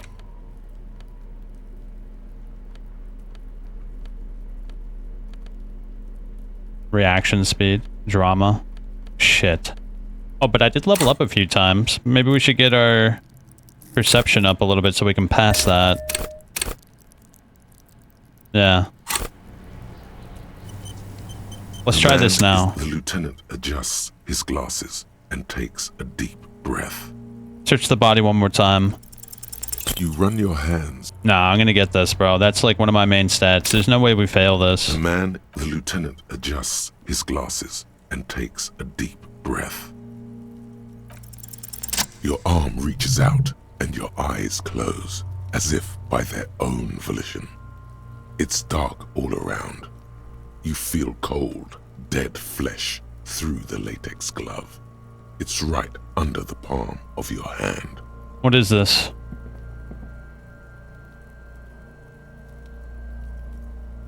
His face, his cheeks, his nose, his fat, swollen lips. Like a rubber spider, your gloved hand crawls on his features. Everything is silent, all around. Roll up his nostrils. They are swollen shut. You need to really push to get in. Push. Only the little one fits. The flesh changes shape as you... The fuck is he doing? The thing you're looking for, it's not there. Put your fingers in his mouth.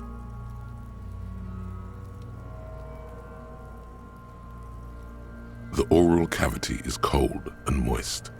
A ball-like tongue attaches itself to the base of the mouth, lolling around like a scallop. Play with it. The tongue moves freely in the cavity. The mucus of the mouth is slippery, fragile, even through the latex. From the soft meat, teeth are budding. Hard pearls of bone in the gums and in the back of the mouth. Can you feel it? You're so close. Rip his jaws open now. Look in. Open your eyes and look. A vision of black and dark red death, pried open by your hands and studded with teeth. Looks like he's laughing. Death fumes rising from his throat. And there, in the back of his mouth, above the bell of the uvula, right in the soft palate, you see a hole, barely visible to the human eye. It is swollen shut, almost vanished. No larger than 0.4 centimeters in radius, the edges appear darkened. An abrasion collar. This is what we're after. Say abrasion collar. Abrasion collar. There's a pen in his hand. His notebook is open at the copy of the paper. Kuno is silent. Touch it with your finger gently. A black trickle of liquid runs into his throat from the wound. Put your finger in. Your index fits right in there. A tight tunnel of flesh opens up. Tissue damage. Wide enough for 2 fingers. As you push both in, you reach through his mouth, right into his brainstem. The fuck is happening? Ah, shit, see? Brainstem. Feel around. The basal ganglia feels clumpy. What entered here has torn apart his reptilian complex. This man will never sleep again. Never wake. Push deeper. Your yellow fingers slide into the remains of the limbic system. There is no resistance. It's gelatinous. The slug-like structures are damaged too. The tearing extends deep into both hemispheres. This is what he used to regulate his emotions with. There's a cavity cut right between the hemispheres. The lieutenant answers with the sound of his pen on paper. Fucking cavity, see? Push deeper. Your fingers are all the way in now, reaching toward the inside of his skull. The cavity goes further, but the entry wound isn't wide enough for the rest of your hand to follow. Wriggle. Your fingers reach toward his skull. His cerebral cortex feels like jelly. Cold jelly. Strange fluid streams down your wrist as you push deeper until you feel it on the tip of your finger. Ice cold serrated metal. Its edges cut right through the latex and into your finger. Interfacing. Fish it out.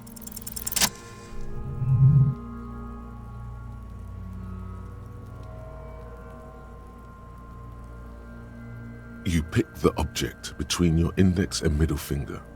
It feels sharp, like metal.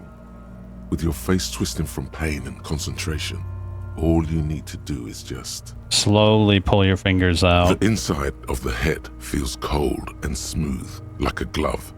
Sweat dripping down your brow. Careful not to lose the prize between your fingers. With a plop, your hand emerges from the mouth. The garden glove is covered in blood right up to the wrist. Between your fingers, a small flower. A blossom made of lead. Fucking beautiful! A bullet. The lieutenant puts a small bag marked evidence under it. Drop it in. The bullet falls in the bag, leaving a smattering of blood on the plastic. He raises the bag under his eyes and says, A non-calibre. Rifled. Some kind of brittle alloy. Fractured on impact. Keep it. No, you deserve it. We can log it later. It feels light. We need to add an item to the injury list. Injury number 4. Oval entry wound with an abrasion collar. Soft palate, back of mouth. High velocity. Temporary cavity in brain tissue. Small exit wound on the occiput. How does that sound? Sounds about right. Opinion, fatal injury. Agreed. And one last thing. We can now fill in injury number 3. Ligament mark. Opinion non-fatal. Post-mortem. Treatment. He's proposing the bullet was the real cause of death, and the hanging an attempt to conceal this fact. The ligament mark, the fractured hyoid bone, it was all treatment. Yes, and the belt around his neck. The hanging. Even dragging him to the yard. All of it was done after this man was already dead. Agreed. I have had my doubts since you showed me the tracks. Why did they carry him over? Why not march him, I thought. There was no satisfying explanation. There have been other signs too. Small things. We were right not to assign hanging as cause of death, as the perpetrators expected we would. No such luck for them. Find the bullet before you get fooled. We completed the secret task. There is, of course, the very real possibility he was both shot and hanged. Maybe they shot him while they hanged him. To put him out of his misery? It's possible, but it doesn't explain all the other dubious things here. Lack of struggle, primarily. I may be intellectually sloppy, but I prefer one theory at a time. And this just smacks of treatment to me. Who would do this? That's for us to find out. But this, it will make finding them just a little easier. Now, why would someone do this? To hide something. The real killer? The real motivation? What really happened here? Maybe the bullet holds more answers. Yes, we should take a closer look at it. I am certain it has more to tell us. This little thing could reveal much about the weapon that shot it. I think I need to wash. Oh, you really do. I am glad to hear you say that. Your room in the Whirling in Rags should come with a bathroom. Be sure to make use of it in the evening. Alright, what happens next? We bag the corpse and carry him to the holding pen of my kinema. I can transport him to processing myself, but I will be gone for the rest of the day. What should I do meanwhile? Work on the case. Tend to personal matters. Try not to do anything too dangerous. An officer needs backup in a neighborhood like this. I'll leave that choice to you. And one more thing. Great work, detective. He looks you in the eye. After you bag the corpse, Lieutenant Kitsuragi will leave the party until tomorrow morning. You can do side tasks, and even the main case, but it might be more difficult. Plan his exit accordingly. Let's bag him, take him away. Alright. He takes out shiny black body bag and starts pulling the plastic over the dead man's face. I will need a little help carrying him. You take the hands, I'll take the legs. Bag the corpse and drag it to the motor carriage.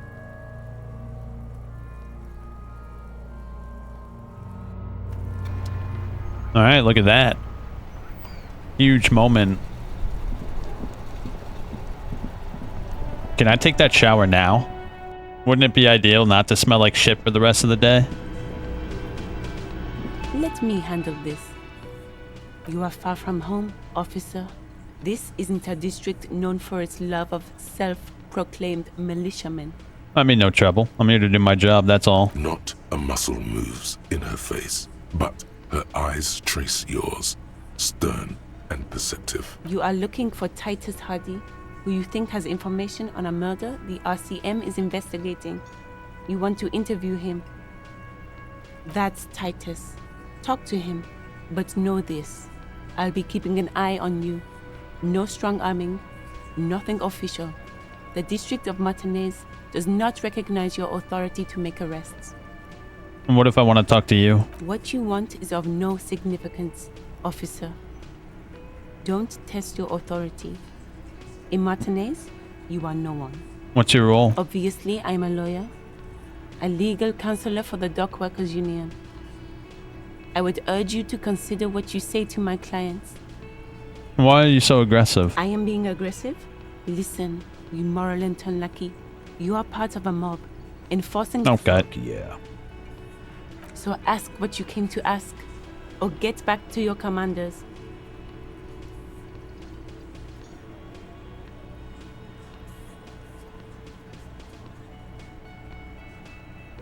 Yeah, let's do that. Let's. I'm gonna take that shower first. That's what I'm gonna do. Can I help? Yep, let's see if we can take that shower real quick. My God, we just dissected a body, which we must smell colossal. The smell of our character must be colossal. This is not the cleanest bathtub in the world, but it's cleaner than you are right now. That soap scum smell. It smells like life, at least compared to you. Run yourself a bath. The bathtub slowly fills with water. The water beckons. Close your eyes and submerge. The water is only lukewarm, but still comforting. Like amniotic fluid. A few beer cans are bobbing up and down along your flanks, like sad duckies. Take the beer cans out. Now you are alone with your thoughts in the tub. But it's easier than being alone with your thoughts outside the tub. Linger. Your fingers grow pale and are covered with tiny whirls as the water cools. Imagine something. You see the corpse. You can still smell the cadaver on you. It's going to take more than one bath to get rid of that. Then, houses along a narrow street. A video rental. Darkness on the planet's curvature. Linger. Your fingers grow pale. The waterline recedes as you stand. You are cold now. Your clothes stick to your still moist skin. Alright, there we go. Oh. We have a skill point. I want my perception up. Perception was immensely useful in that whole scenario. I think it would be prudent of us to have a higher perception.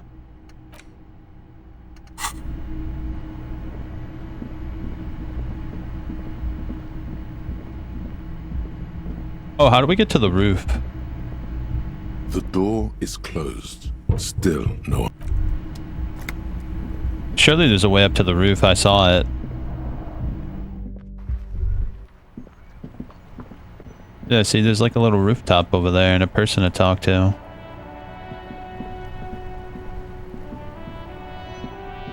Shit, how do we get up there? Do you think it's that blue door in the back? The door, this door, still nothing. Still. Alright. It is what it is.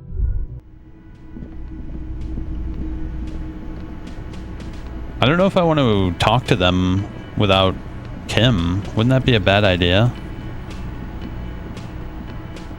You see a heavy steel. Kim said he won't be back the whole day, so I guess we have to talk to them without him.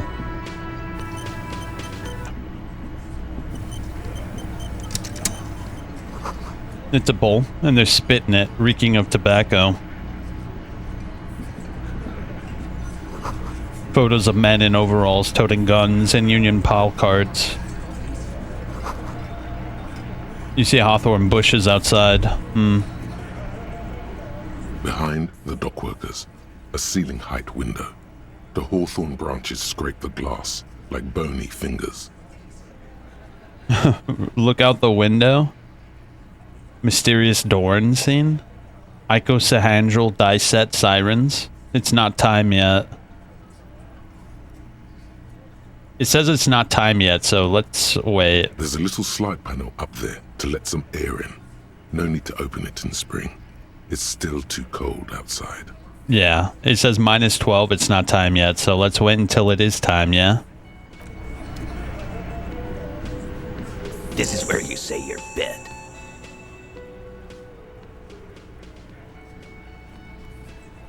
Alright.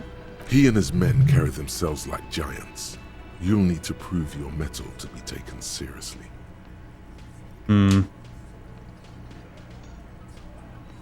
Hey, dipshit. You hard of hearing or something? The boss man's talking to you. Do not let their squeals disturb your serenity. These are but simple peasants, sire. Raise your chin and gain into the distance like a prince. Whatever, do it. Is he fucking kidding?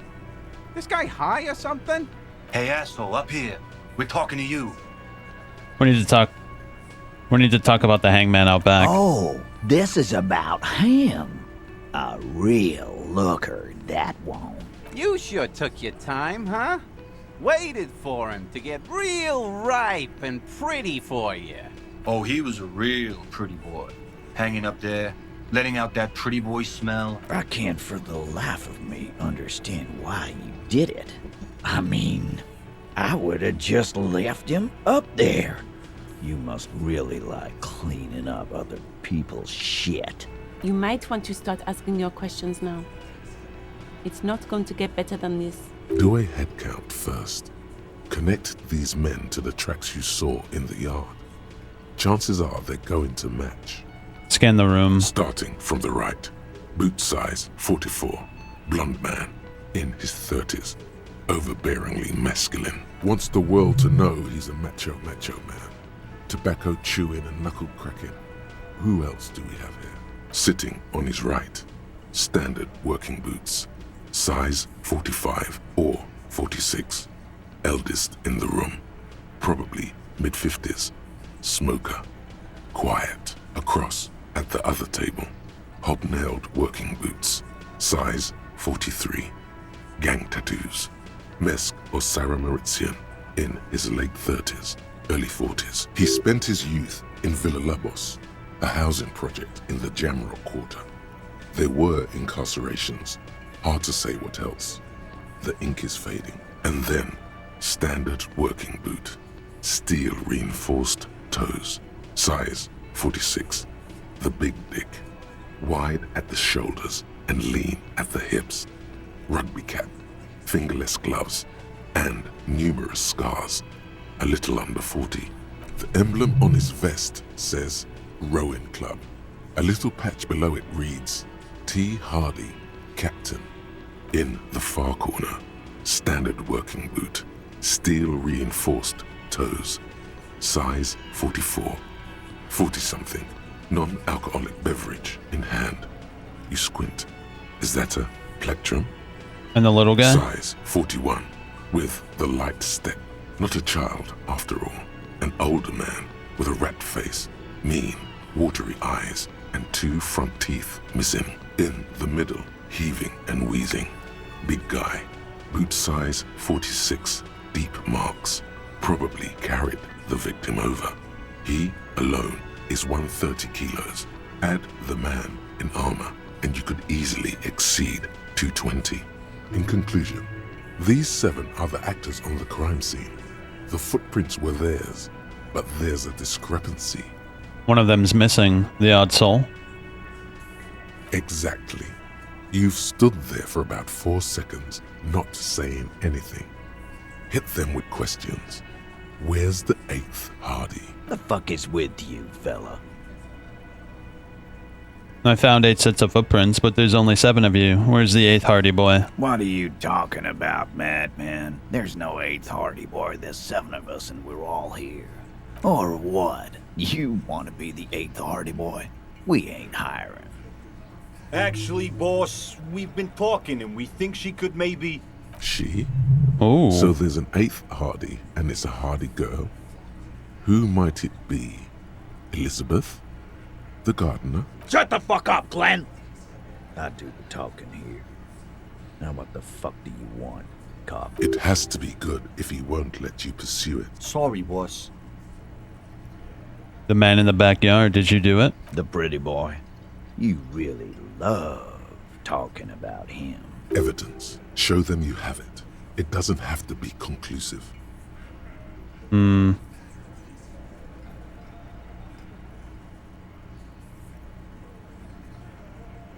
I've spoken to the dead man in a bizarre occult vision. I've spoken to the head of the union. Emperor? Yes, him. And what did he tell you? That we killed him?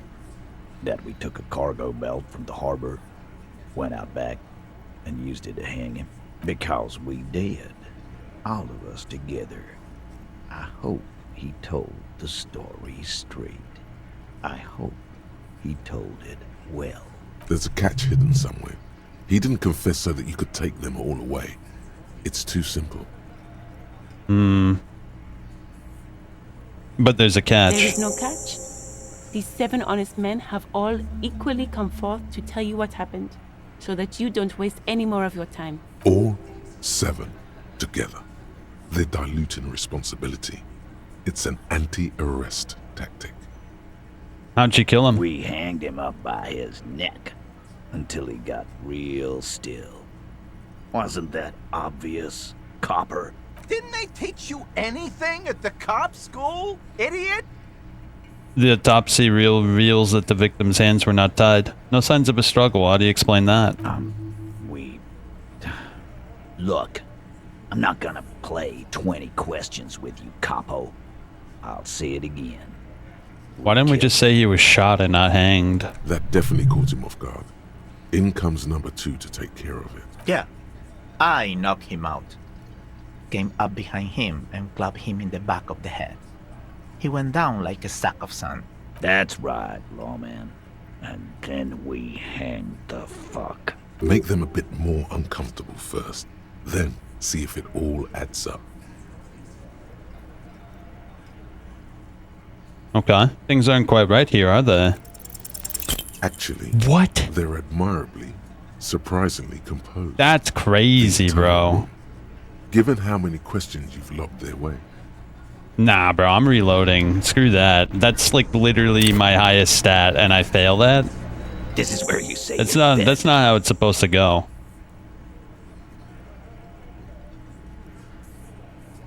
He and his men carry them. Hey. Do not let their squeals disturb your serenity. What is... Hey, asshole, up here.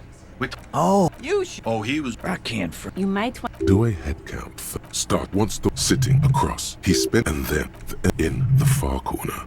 Standard side in the middle. In conclusion, exact. The fuck is with you, fella? Why do you... Or... Actually... She... Shut the fuck... It has to... Sorry, boss.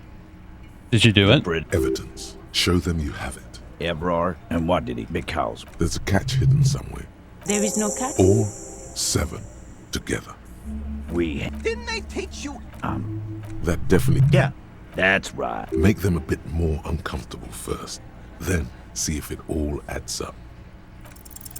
Titus is solid as a rock, and so are a few others. But... Tell me who's solid. Elaine, who looks like he might be Titus's right-hand man. The least antsy of the bunch. Definitely not his first time being questioned by the police. This little rat-faced fellow is solid too. Always fidgety, yes, but no change there. Him neither. Mostly keeps to his tomato juice, or whatever he's got there. Who's cracking? He's sweating profusely and has difficulty breathing. They've smartly kept him out of the conversation so far. Definitely the weakest. Hey, you having trouble breathing over there? No. He looks startled, his forehead shiny from sweat. A few coiled locks are peeking out from under his warm woolen hat. Of course he's having trouble breathing. Just look at how fucking fat he is. Fuck off, Shanky. Angus is a powerful guy. All muscle. Keep your eye on this powerful guy. Sooner or later, he's going to break like a piece of twig. What did you use to knock him out? My fucking elbow, Copper. Samurai boxing style. Samurai boxing, or Sambo, is an eloquently violent set of one-on-one fighting moves, originating from the Samurai Isola. Sambo style implies stealth, cleverness, and cool. He may be lying, but he's good at it.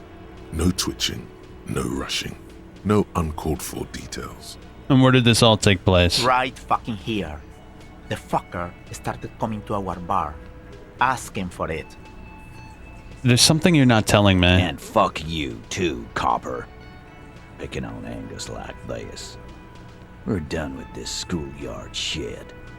And just so you know, he doesn't have trouble breathing. This one is a stone wall. You won't get more out of them about the night of the murder.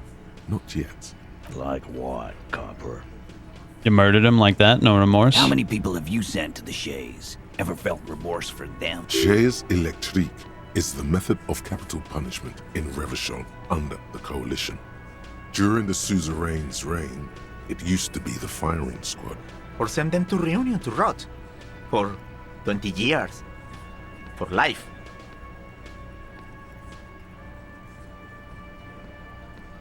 And Reunion, what's that? The River Esperance Correctional Facility, a military prison run by the Coalition, dubbed Reunion by the inmates. The origin of the name is unknown. I drink so much I can't remember anyone. Doesn't remember them. He just forgets. Ain't no use keeping a stiff catalog in your head. That's for sure. Who called the shots? Are you deaf? There will be no singling anyone out. You can't arrest a Hardy Boy without arresting all Hardy Boys. Do you think you could do that? Do you think you could arrest them all? A shadow of a smirk passes her lips as she tilts her head. A trick question. Don't let her lead the conversation.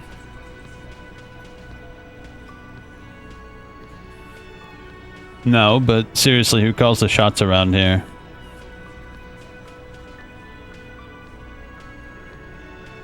Who do you fucking think does? The biggest animal dominates the herd. I'm guessing it's the big one. The sweaty man turns red and looks first down, then around him, apologetically. It's not the fat ass. Titus runs the Hardy Boys, genius. That's why we're called the Hardy Boys. Ain't that right, fellas? I think you got your answer, Mr. Law. Yes, there are some administrative differences. But on that night, they all acted as one man.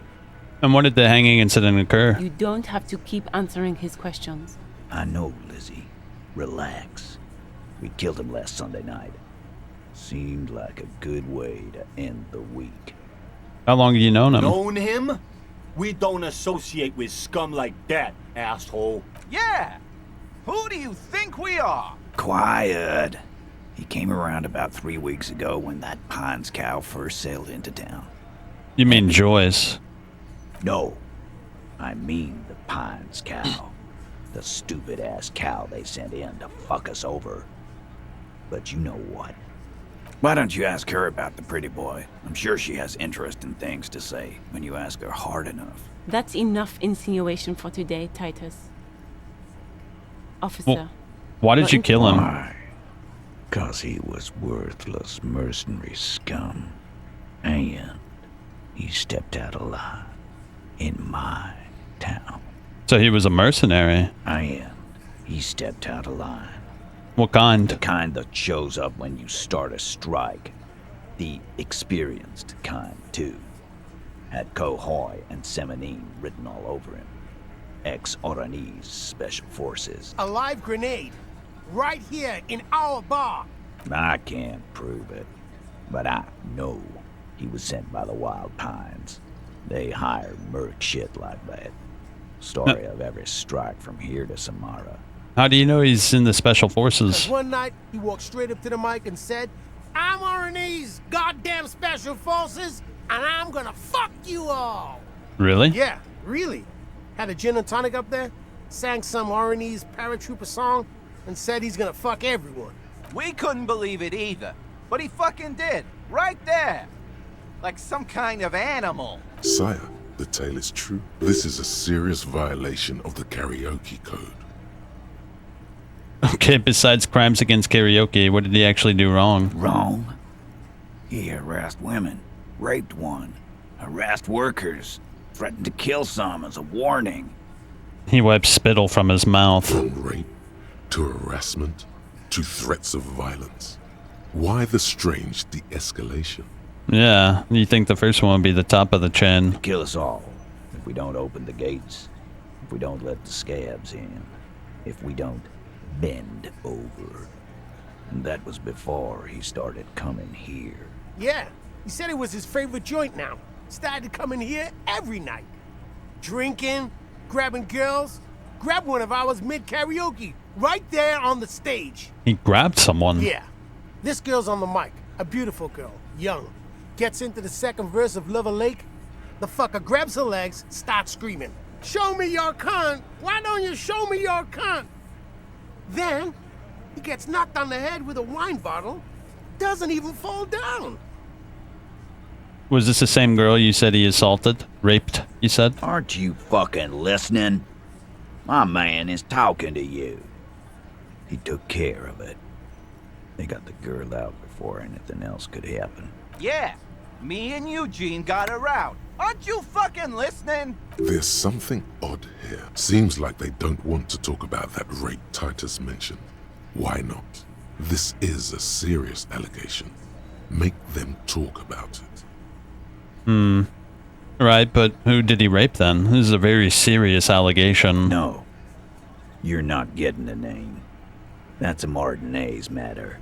And I'm not discussing it with you clowns. There's nothing you can do for now. He's stonewalling you. How does the bullet in his head factor into this? Huh? A sip of beer makes the surprise go down easier. How the fuck do I know? Anyone could have shot him. Target practice, maybe. He's tight-lipped suddenly. Interesting, sire. It's as if he's lying to protect someone. He's not very good at it. This line of questioning is over. You got the cause of death already? Hanging. If there's any post-mortem trauma, it's your problem. This will not turn into a cross-examination. So why don't I just arrest you? Yeah, lawman. Why don't you? It's almost an anthropological sight, watching him try to assert dominance over you. Not in the arresting mood? The little rat-faced man reaches into his sleeve. There's a knife in there. Some of the others reach for their belts. Wait, why are they reaching for their belts? Guns are stocked between the belts. 3, maybe 4 firearms. Although Fat Angus might be just pulling up his pants. Not sure. No such luck. Even he has a gun. From the back of the room, a little pop. You hear the brass button opening on Elaine's belt holster. This is where the first shot will come from. Can we handle this? I don't think we can handle this without Kim, right? But we could redo this whole thing.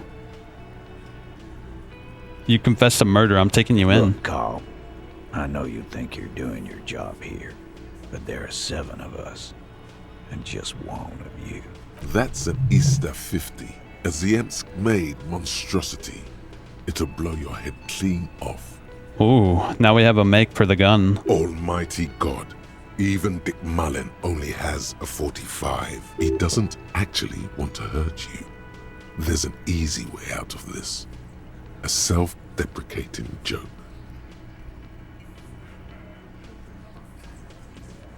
An Easter 50, you could blow Dick Mullen away with that. Am I gonna have to? He tilts his head back like a hawk, eyes narrowing to a mere shadow beneath his ball cap.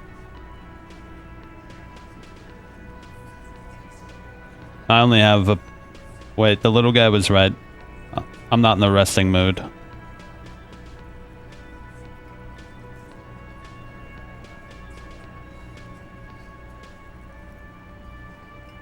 Now we know what kind of guns they have, so once they do the bullet testing, we'll be able to see exactly who did it. Okay. Did it bug out? What happened? Oh, dude, it might have bugged out. I can't even pause it either.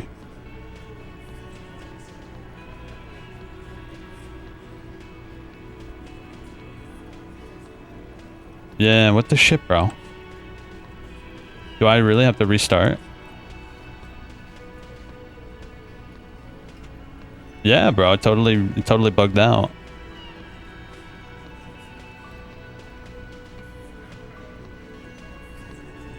Oh, that's such a shame, bro. I can't even pause it. I think I have to hard reset. It's fine. I remember what I did. It's just a little bit annoying. Give me a sec. All right, so after the game crashed 3-4 more times, we've concluded that that dialogue option tree is just inaccessible for some reason. Looks like the circus left town, but the clowns are still here. Okay.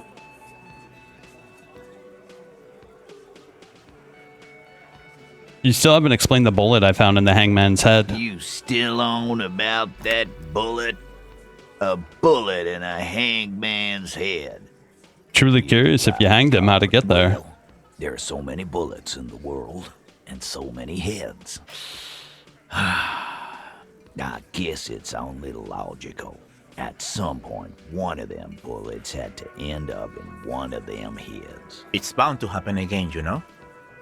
Just statistically speaking, of course. Sire, it would be an event most dramatic if you were to produce the bullet and dangle it before their very eyes.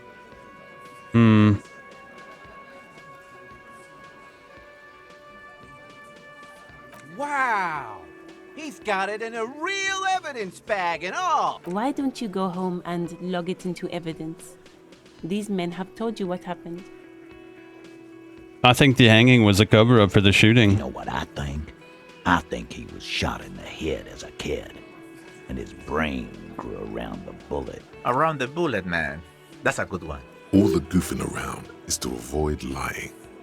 It's a technique. Did you guys shoot him? Shit! I probably did shoot him. I was drunk last night. You guys know me when I'm drunk. Yeah, Glenn likes to shoot his guns when he's drunk.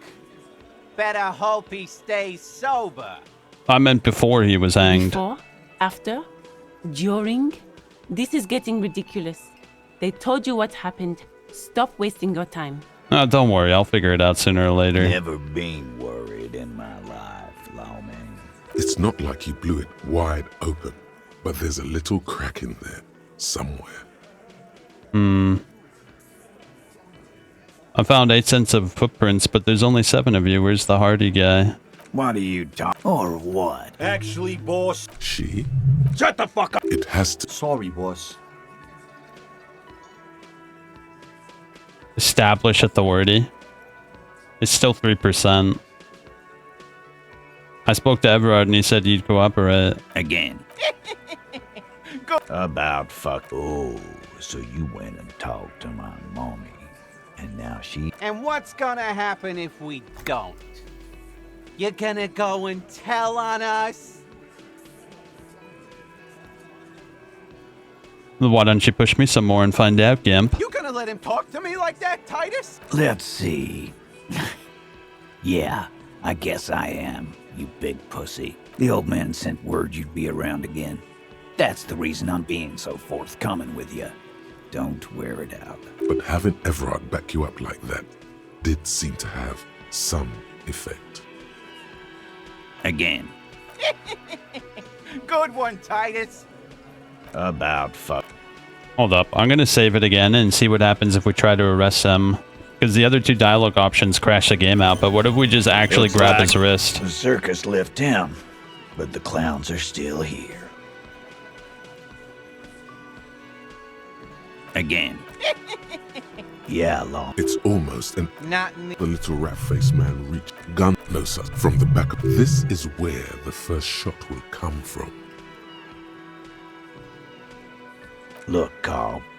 I know you think you're doing your job here, but there are 7 of us, and just 1 of you. That's an Easter 5th Almighty. He doesn't actually want to hurt you. There's an easy way out of this. The last thing you hear is a little murmur. Not a blast. Not an echo. No one screams. So we literally just died. Okay. So you just die instantly when you grab his wrist. Looks like the circus left town, but the clowns are still here. Again. Yeah. It's almost... Not... The little rat-faced man. Guns up, no sir. From the back. This is where the first shot will come. Look, Carl. I know you think you're doing your job here, but... That's an almighty... He doesn't actually want to hurt you. There's an easy way out of this. A self-deprecating joke.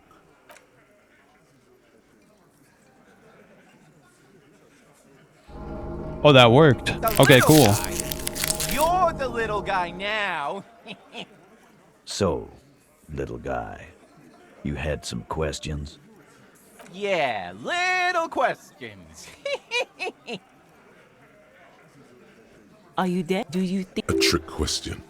That's for what you can do right now? About fucking time. Do you think we can get that? Discuss the 8th Hardy. Everett asks you to cooperate and a strange reaction to a bullet. Week when you first met. So what stat was that actually? Maybe I can raise it enough. Let me see. Yeah, hold up. What stat was that Looks we like needed to pass? the Maybe I can circus wear the left right town, clothes. But the clowns are still here. So we need authority. Let me see if I can wear something that raises authority at least a little bit.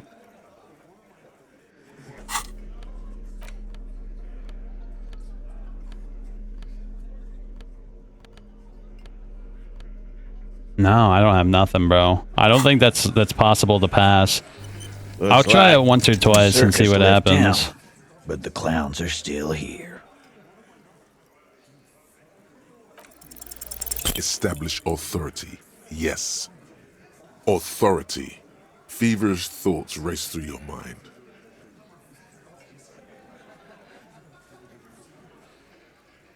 Maybe if we did return with the Kim, we could pass it far easier.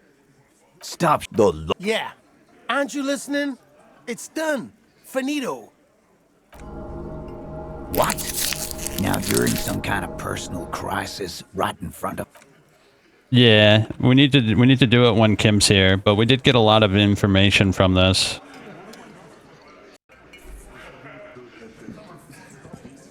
I've got nothing to say to you. Are you the Hardy girl? You could be Liz. You could be anything. You could even be a model. Even a mod? Glenn, I went to law school. I am an attorney. Can we talk to the fat guy? Whatever. We'll have to come back with Kim. Maybe the presence of Kim will raise our disposition. That sugary black rum stain on the counter makes you teary-eyed with joy. It's almost touching how syrupy and sticky it is. How long have you been up already? Not now. Excuse me. Do you... Nope. No drinking. No drugs. We're gonna turn this guy into not a drug addict. No drug addicts on my watch. Can we do anything? I don't think we can do anything. Yeah, I'm trying to think. What else is there to do? We have the map here. A pile of clothes. Oh, we did raise our composure up. Let's go check that out real quick. Oh, I also got, I'm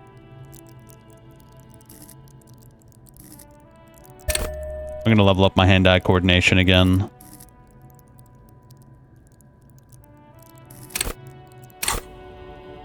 I have a feeling that's going to be very useful in the future, and it'd be nice to have it really high.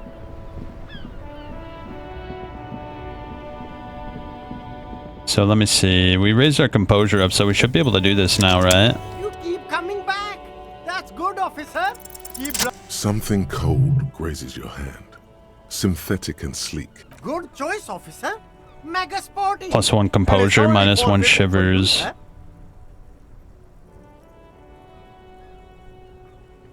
Maybe we should buy it. I don't know. Do I need more composure? What does our shirt do? Logic?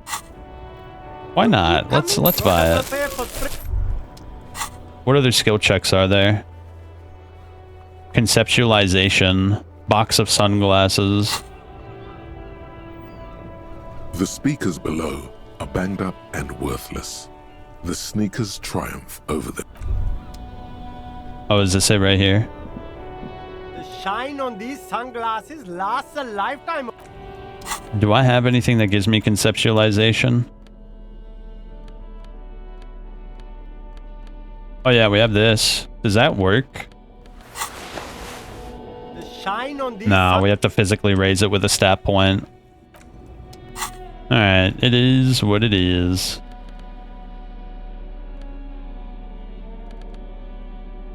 Electrochemistry.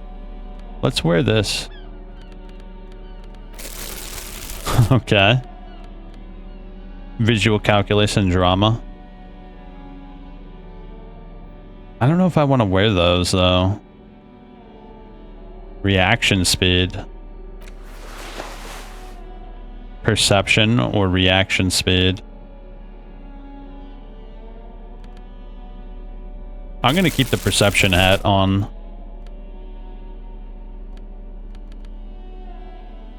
Yeah, that's fine. What else do we have? From Zizrek, a guide to Cuckoo, a well-behaved cockatoo. Did I miss something there? What was that?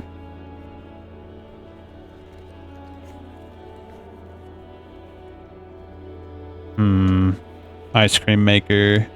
Backyard wall. Titus Hardy.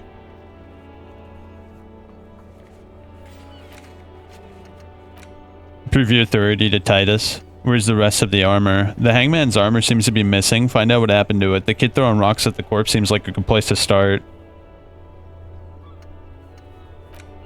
Run the numbers on the victim's armor. You discovered a serial number on the victim's ceramic armor boots. Run the numbers using Lieutenant Kitsuragi's shortwave and his motor carriage. You have a photo of the hangman's tattoos. Maybe someone can decipher them, tell you what they mean. You should probably talk to 2 people about them for this. Find someone to sign the document instead of the intended signees.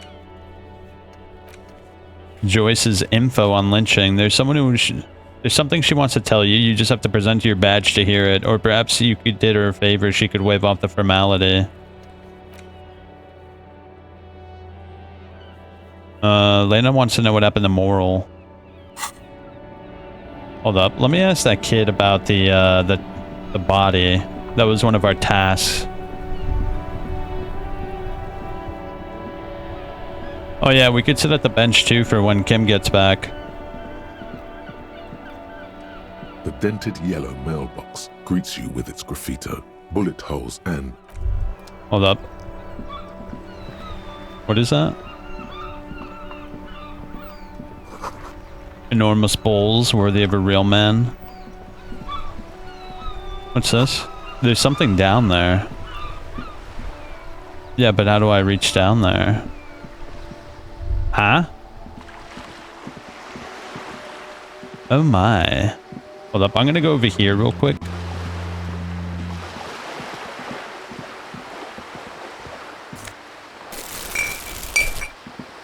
Yeah, there was something over here I wanted to check out as well.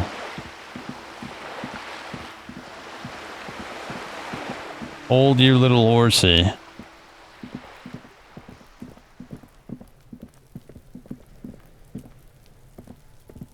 Are you trying to sneak up on me? Apparently, she doesn't like people. Logic error. She is not sleeping right now. Pig's come to take me out. Trying to snuff me out. Are you sleeping? Don't get fucking clever with me, pig. Okay, whatever. I don't care. Oh, that's right. How do we get up here? Can I talk to her? You see a young man on a balcony nursing a cigarette. His eyes have been following you for a while. Okay. Not looking for any trouble, officer. He says in a quiet voice despite the cold, and his shirt hangs unbuttoned on his frame. It's the voice of someone who has something to hide, my liege. No trouble for me. I just want to know what's going on. I don't want to be seen talking to the gendarmerie, if that's okay. I just want to finish my cigarette. Don't let him go. This could be your witness. The balcony has a great view of the whole thing. Actually, this gendarmerie really needs to talk to you. Is it really that important? All right, but make it quick. Once I finish this cigarette, I have to run. There's something about the way he carries himself. Something enviable, mysterious, attractive. Sunday train. Occasionally. Why? Are you on the track team? I just like to look good. Shame. Young man like you with a body like yours, you'd be a credit to any track team. Trust me, I'm not a team player.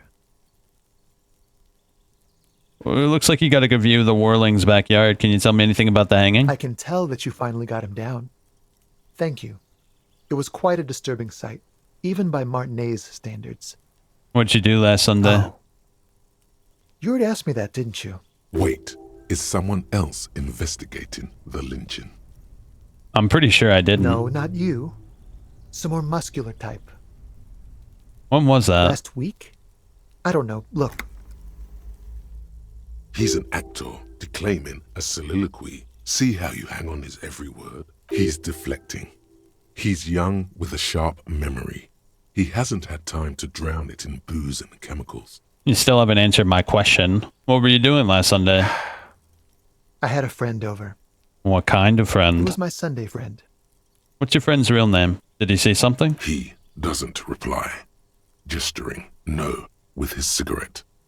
In the neighboring windows, you can see faint reflections of his silhouette. Can you tell me your name? Different angles. My name? My name is Martin Martinez. That's definitely not his real name. You're not actually called Martin Martinez, are you? No, of course not. Could you please lower your voice? I can tell that. Oh. Wait, is someone... Did I? No, not you. Was it someone from the police? I couldn't tell you. We don't usually see much of the gendarmerie around here. Last week? He's an actor. He's deflecting. It was my Sunday for... He doesn't reply. Occasionally. You're right. It's horrible for the skin. Very aging. Occasionally. No. He gives you a honeyed smile before shaking off the cigarette. My name? That's No, of course not. I can tell... Oh. Wait, is... No, not you. Some more muscular last week. Okay, there's no other combination we could use. It was my son. He doesn't... No. We won't. He takes one last drag of his cigarette before stubbing it out in the Now, if balcony. you'll excuse me, I really need to get going. Time to bring out your secret charm. Tears and begging. Show him your emotional side. Throw yourself before his very feet like a dog. No, for God's sake, I don't want you to cry. Listen, I really have to go. Good luck with the investigation. Alright, bucko. What a bitch.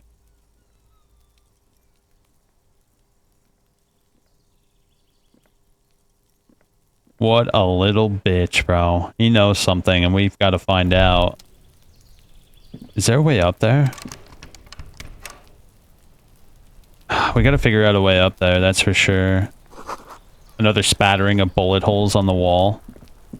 Wait, is this seriously still open? This guy's still not here, bro. Okay, apparently I missed that last time. Well, I did raise my perception a little bit, so maybe that revealed that after I raised my perception. A stone, like any other, lying in a whirl of sleet and mud. There's a key beneath it, rusty from the dirt. Looks like it could belong to the building's front door. Look at that, dude. It pays to have perception. Bro, that's huge. Look at this. Eviction notices and missing pets are plastered on top of each other. The box is filled with cleaning chemicals. Whoa. Flip up glasses. And ones that don't mess with our stats in a negative way. Okay.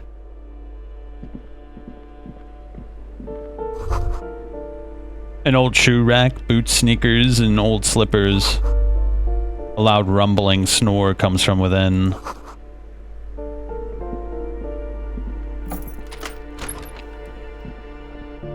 What's this? Moss crawls on the bathroom tiles. Actual moss. The shower curtains are covered in slime.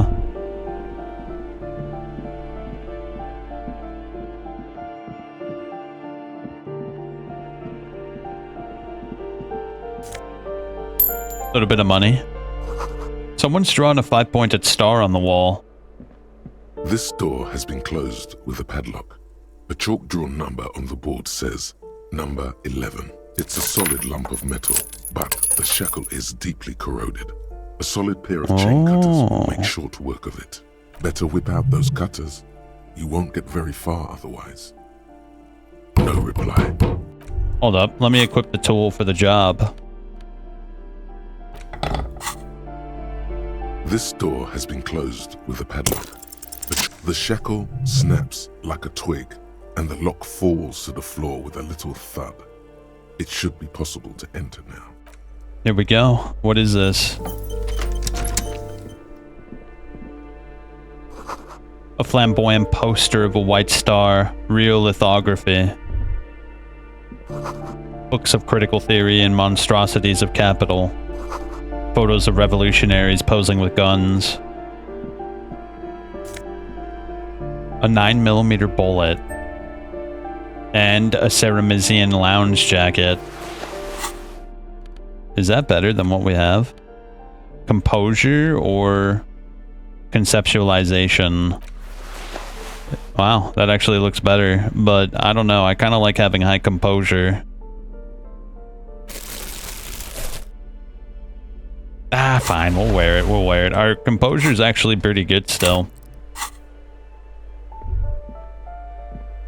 A plaster cast bust depicts a middle-aged man with impressive sideburns.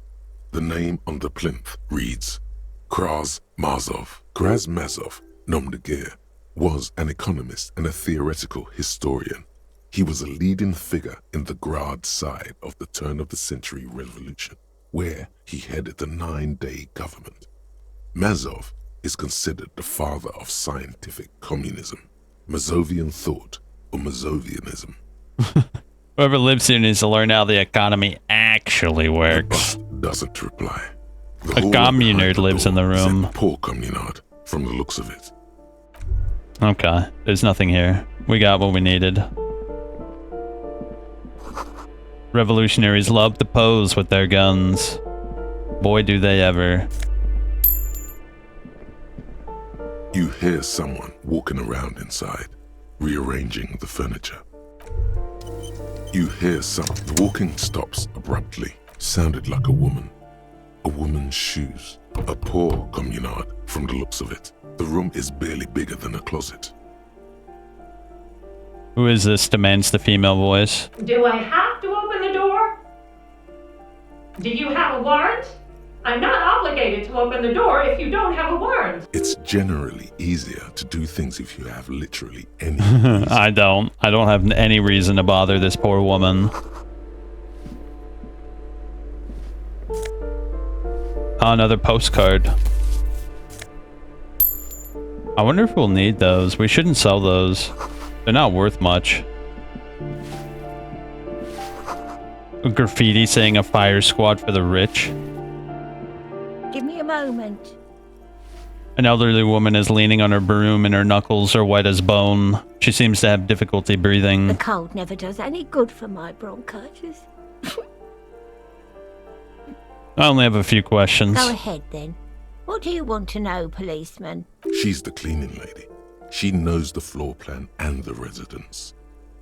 I'm looking for a young male in his mid-20s, dark hair, skinny build, a smoker on the balcony. Yes. I know who you mean. The scrawny boy who's always smoking like the devil, right? She looks at the other end of the hallway. Somewhere in the building, a child starts crying. You hear a radio tuned to a talk show and someone taking a shower. What's he in trouble for? He's wanted for murder. He's going away for life. Murder? I wager you've got the wrong man. But even so, you're out of luck, policeman. I saw him leave the building just before you came in. Even so, I'd like to talk to He him. lives upstairs in room 28. Go to the balcony. It's one of those doors there. He's usually home in the evening. Thanks. We have the balcony right there, too. Foreclosed by Martinez Reality Associates. Whoa, 16 Days of the Coldest April. We can inspect that book. The sea below looks cold and winter gray. What's this? Someone's torn down the wall. An old grocery list on the table and checks. What happened here? It looks sad. Put your emotions aside. Try to focus on abstract, impersonal things. You can't foreclose on an apartment with a hole in the wall. It will still be accessible through the apartment next to it. That one didn't have a door. Sadly, nothing of great value remains here. There's always a little something in the fridge. Indeed. Ah. I might have to buy some more morale. Oh, look at all this shit. What is all this?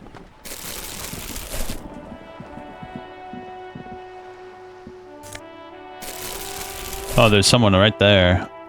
Should I talk to them? Let me talk to them. The streets will flow red once more. A great torrent rushing down Rue de Esperance. You wait and see. Wait, this might be the girl with our gun, bro. What's your name, miss? You seem to be engaged in illegal activity. I'm Cindy the fucking Skull. What else do you want to know? Date of birth, blood type, the last time I was tested for Hep C. Well, what's your blood type? Will you look at that? He's not just a pig, he's also a dog. Ain't got no bones for you, doggy. A brush? An artist? The red splatter is urban expressionism. That smell coming from her paint bucket. It's not paint, it's heavy fuel oil. Red-dyed heavy fuel oil is only used in government vehicles, or at least that's the idea. You keep looking off to the side. What are you looking at? The lieutenant is desperately searching for another handkerchief. She turns her head to the coast and nods disdainfully towards Joyce, performing maintenance on her boat. Hatred, disgust. It's difficult to tell which of the two is more present in her girlish features. The woman on the boat does not notice her staring. That Ozon whore. Someone's got to keep an eye on her. Ozon is an archipelago 2 days' travel away from Rivershot.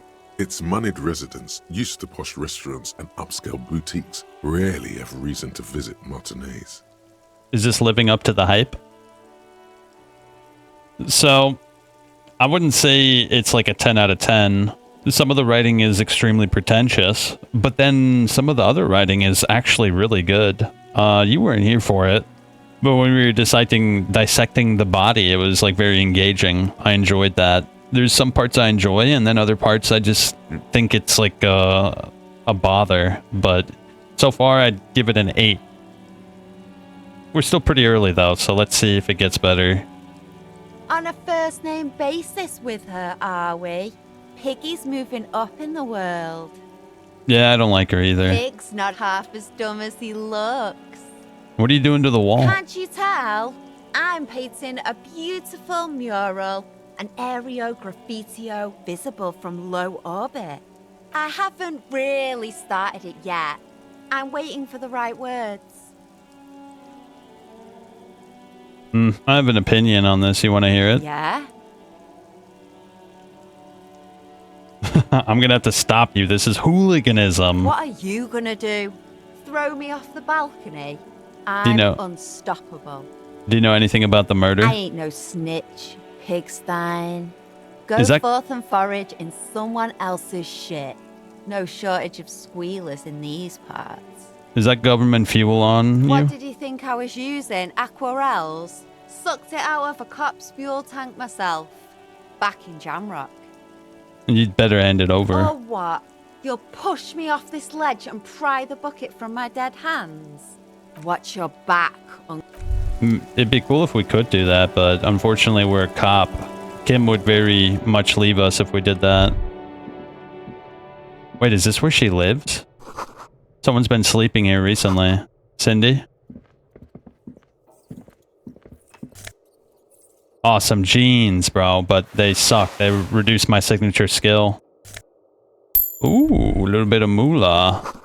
100 tiny feet scurrying beneath the grate. The rats of the city. Enough coal to last several winters. Smells of chemicals. Is that everything? That's where I came from, I'm thinking. What's up here?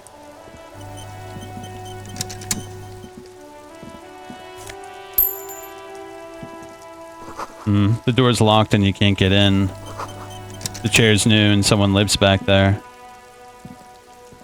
I wonder if we'll eventually be able to go in there. Hold your little horsey. The exit's right there, but I want to check the balcony over here, right? Yeah, the balcony.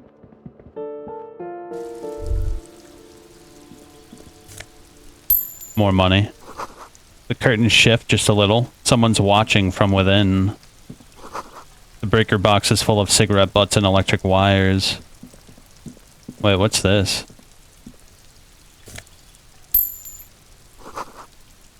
Nothing here right now. That means that'll change. Someone's growing rosemary, thyme, and a cactus. This door is made of metal and appears to be reinforced. Someone here really values their security. Number 28. This is where the cleaning lady said the smoker on the balcony lives. No one answers. Looks like he isn't home. You should come back tomorrow evening, after 2100. Okay, I could remember that. Is there anything else around here?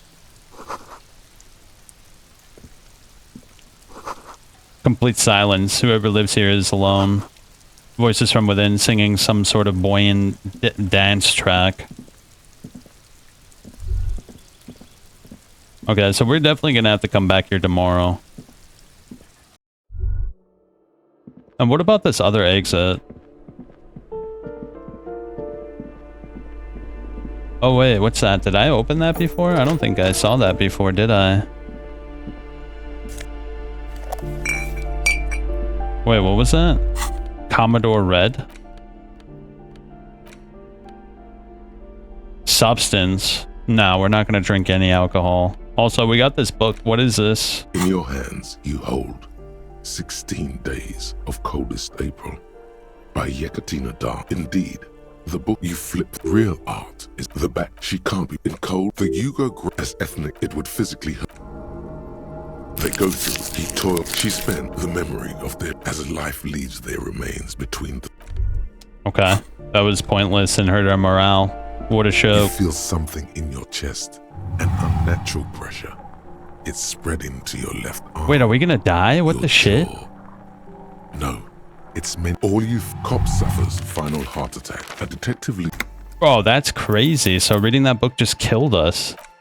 Luckily, I saved it.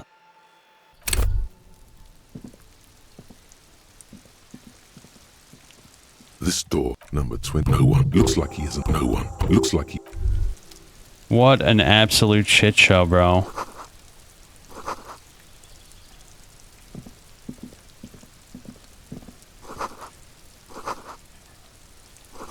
Alright. We're back to where we were. What a sham.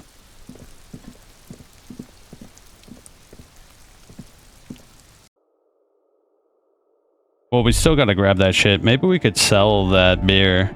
I'm gonna grab it anyway.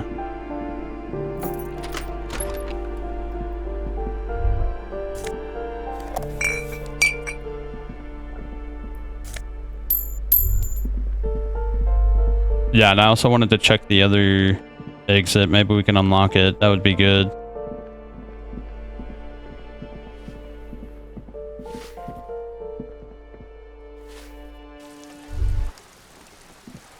Because that was locked before, I'm pretty sure of it.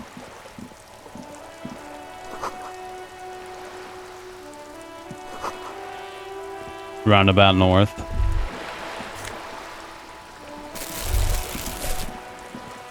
What's this? More trash. It might be prudent of us to wait for Kim. I don't really think there's much else we can do.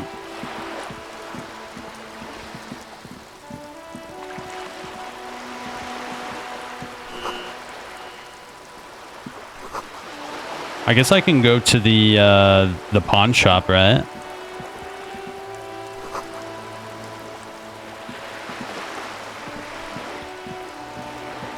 Oh man, what's this?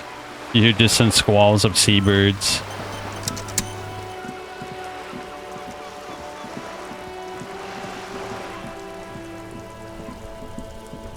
Yeah, let me go over to the pawn shop real quick.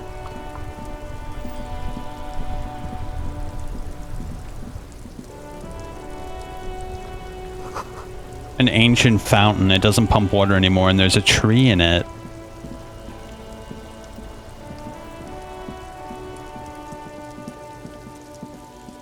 Alright, here we go.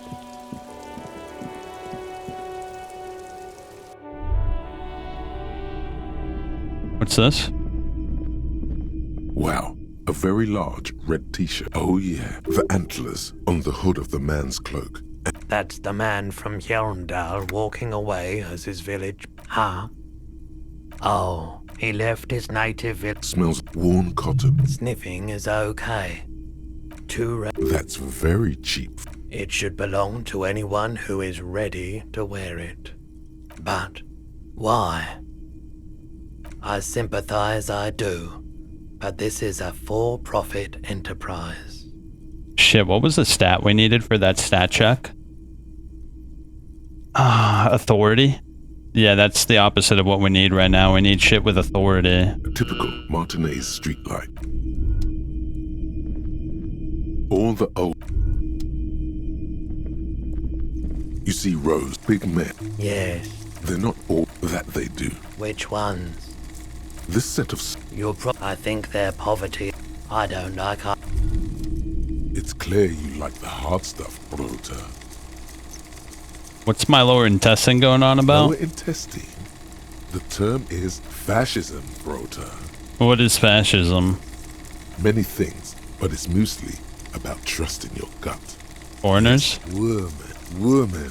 That's what fascism, stomach truth, because you've said the hard things that others won't say. It sounds bad, though. What if we call this something else like traditionalism? Who cares? That sounds much better. Traditionalism. You like the sound of that. You're going to keep your voos, right? Keep your voos, Brota. I'll keep my vows. For the nation. Smart. Best not to mention the women too often. That's why you're the head and I am the stump. Of course you're... So that's a new one. What does it do? -1 composure. They've effed this place. Ravichal's in ruins, and the Cockjoes and the Kips and the Amateurs. With the desert pygmy magic spinning tops, they've screwed it.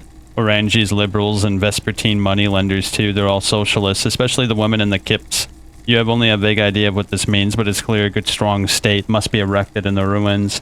If any of us are to have a future, the shadowy outlines of the state start forming every time you close your eyes. I think we need skill points if we want to see what that even does. I wish it told us what they do, because, I mean, like, that reduces a stat that I like. But, like, what if it has, like, a really good positive benefit? It's just kind of annoying. I think I should just look it up, bro. Hello again. How can I help you? Okay, looking at his wares, talking to him, that might give you more. Sure, let me have a look. I'm not purchasing any more clothing at the moment. No, let's not sell this. Anything else you're thinking of selling?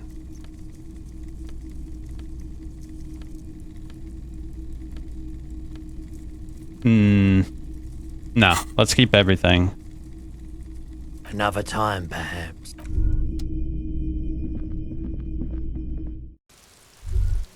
Yeah, let me look that shit up real quick. What are they called? They're the Thought Cabinet? Let me look this up. I want to know. Yeah, I really don't like not knowing what they do. Let me see. Disco, Elysium, Thought Cabinet.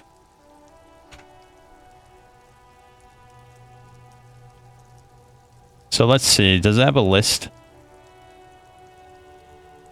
Okay, here we go.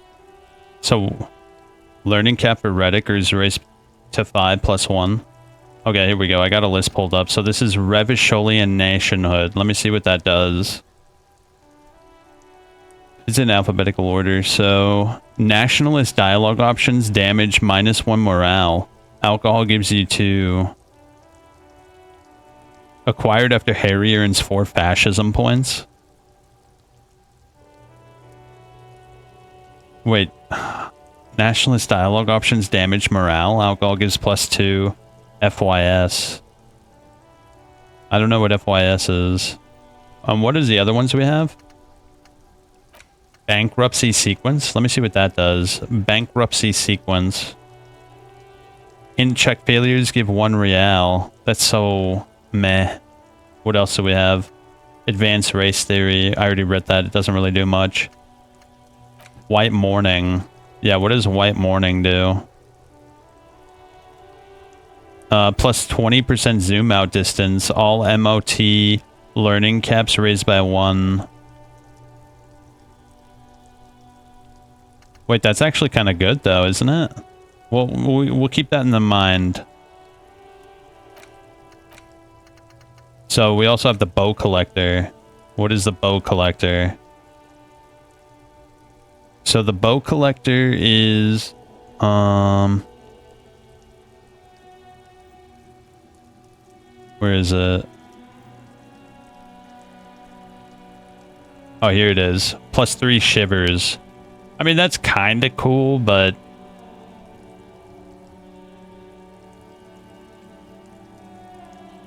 all right, interesting. So what does shivers do? Hold up, let me see. What does shivers do? Okay, so it's like spidey senses. I don't really care about that.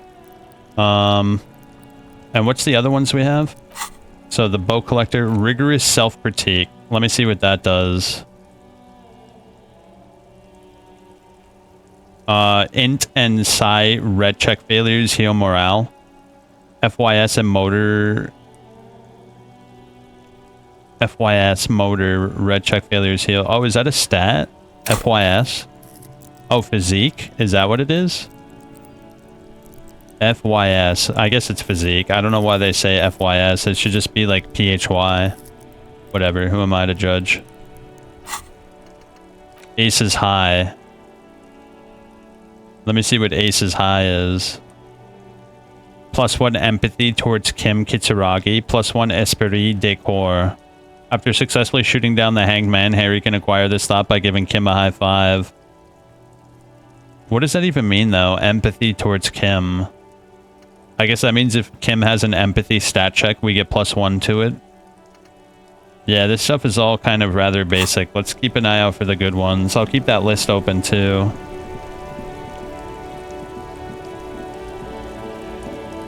Yeah, I'm gonna keep that list open, bro. Yeah, there's nothing else here for us. Let's go to the bench and wait for our boy.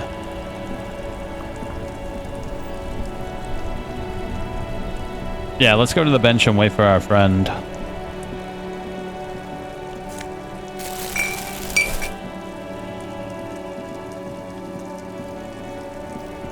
Where was the bench? Oh, it's right here.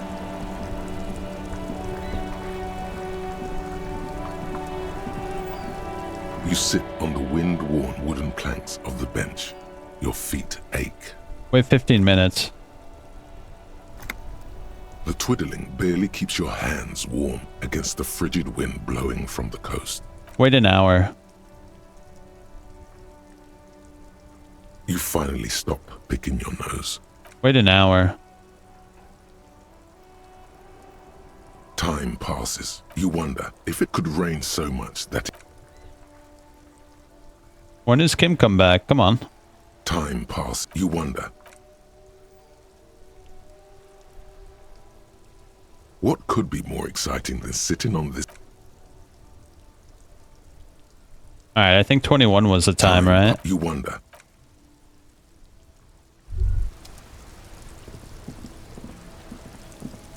No? Let me wait one more hour. Maybe it was 22 and not 21. You sit on the wind-worn. Time, you wonder.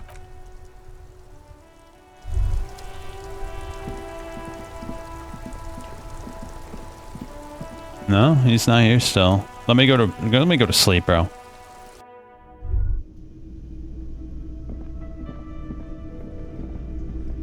Can I sing karaoke now? Can I help you? Another thing. Great. So the phone line's dead? And the phone company is taking its sweet time sending someone to fix it. Losers. Is it true there's foul play? Who told you that? I just want to know who you suspect. Fine, yeah.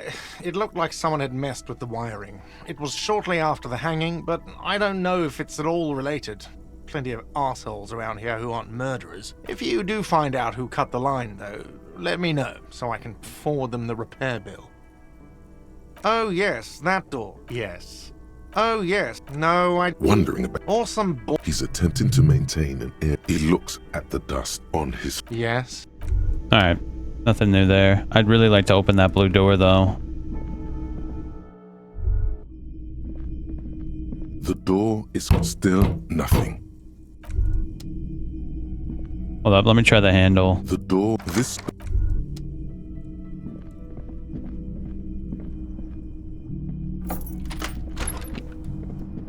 The bed is still cold. Whoops. The bed is still cold. Hold up, let me save, just in case something weird happens. The bed is still cold from the wind blowing in from the broken window. The mattress creaks as you close your eyes and try your hardest to fall asleep. Here we are again, my broken bud. The waves are coming, carrying you away. But you can't go. No, you have to stay. Always half aware of yourself. You're not cooperating, brother man. Why? It's your disgusting body. Even through your sleep, you feel a vague discomfort suffusing it. Your belly and your sides are unpleasantly tender. You wish you could curl up into a fetal ball of safety. But you cannot, because of the pain. That pain in your right side is your enlarged liver, by the way. As for your kidneys, you've really been compounding the damage lately. But this suffering, it must have some kind of meaning. A story that will come out of it. Perhaps even a story that you will write yourself.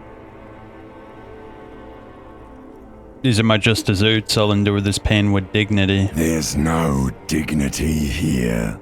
Only reflections of your body mass. Flashes of the day. You keep coming back to yourself in the mirror. But why? To admire all your accomplishments? You're just stuck here. In the half-world. Could try looking at other people. Really looking. But why would you want to start doing that? No, I'm looking at people all the time. I like them. Sure you do. They're all so friendly, aren't they? At least they're interesting. Each one has a process just like yours, running in the space between their ears, full of secrets. People are beautiful, statuesque, parodies and tragedies of themselves. A great democracy of creatures. What do you think you're doing right now? Coming to some greater awareness? Look at all these lights, blinking in and out of existence. Thoughts! You're just pretending that you're asleep, even to yourself, while the world goes on without you. Let it. Let it. But it never seems to let you go, does it? Time to rise and wipe that shining sweat off as best you can. Gather your bearings. Rock and roll. Put on your prettiest face for the masses. Open your eyes. Alright, Kim should be back now, right? We have a lot of work to do today. Alright, Kim, time to get up, bro. I want to see what Kim has to say. Is he here? Surely he's here, right? Maybe he's by his car out front. Let me go check. Oh, there he is. Hey, Kim. How'd it go? Yes. Me? I don't see how my life is pertinent to the investigation. That's a fair point. All right, for the good of the investigation, what do you want to know? Nah. Good. It's actually freaking way too late. I didn't even realize it, bro. I actually gotta go. Holy cow. Oh my gosh, bro. I didn't even realize how late it was, bro. What the shit? Or how early. Oh my gosh. Tomorrow, Project Mist comes out. I think we'll try it. If it's no good, we'll continue playing Disco Elysium, but if it is good, I'm down to play a brand new, shiny, good game. So here's to hoping Project Mist is actually a good game. That would be incredible if it was, because I'm dying for a new, shiny, brand new, interesting game. Either way, I'm out. Whatever, who cares? See ya.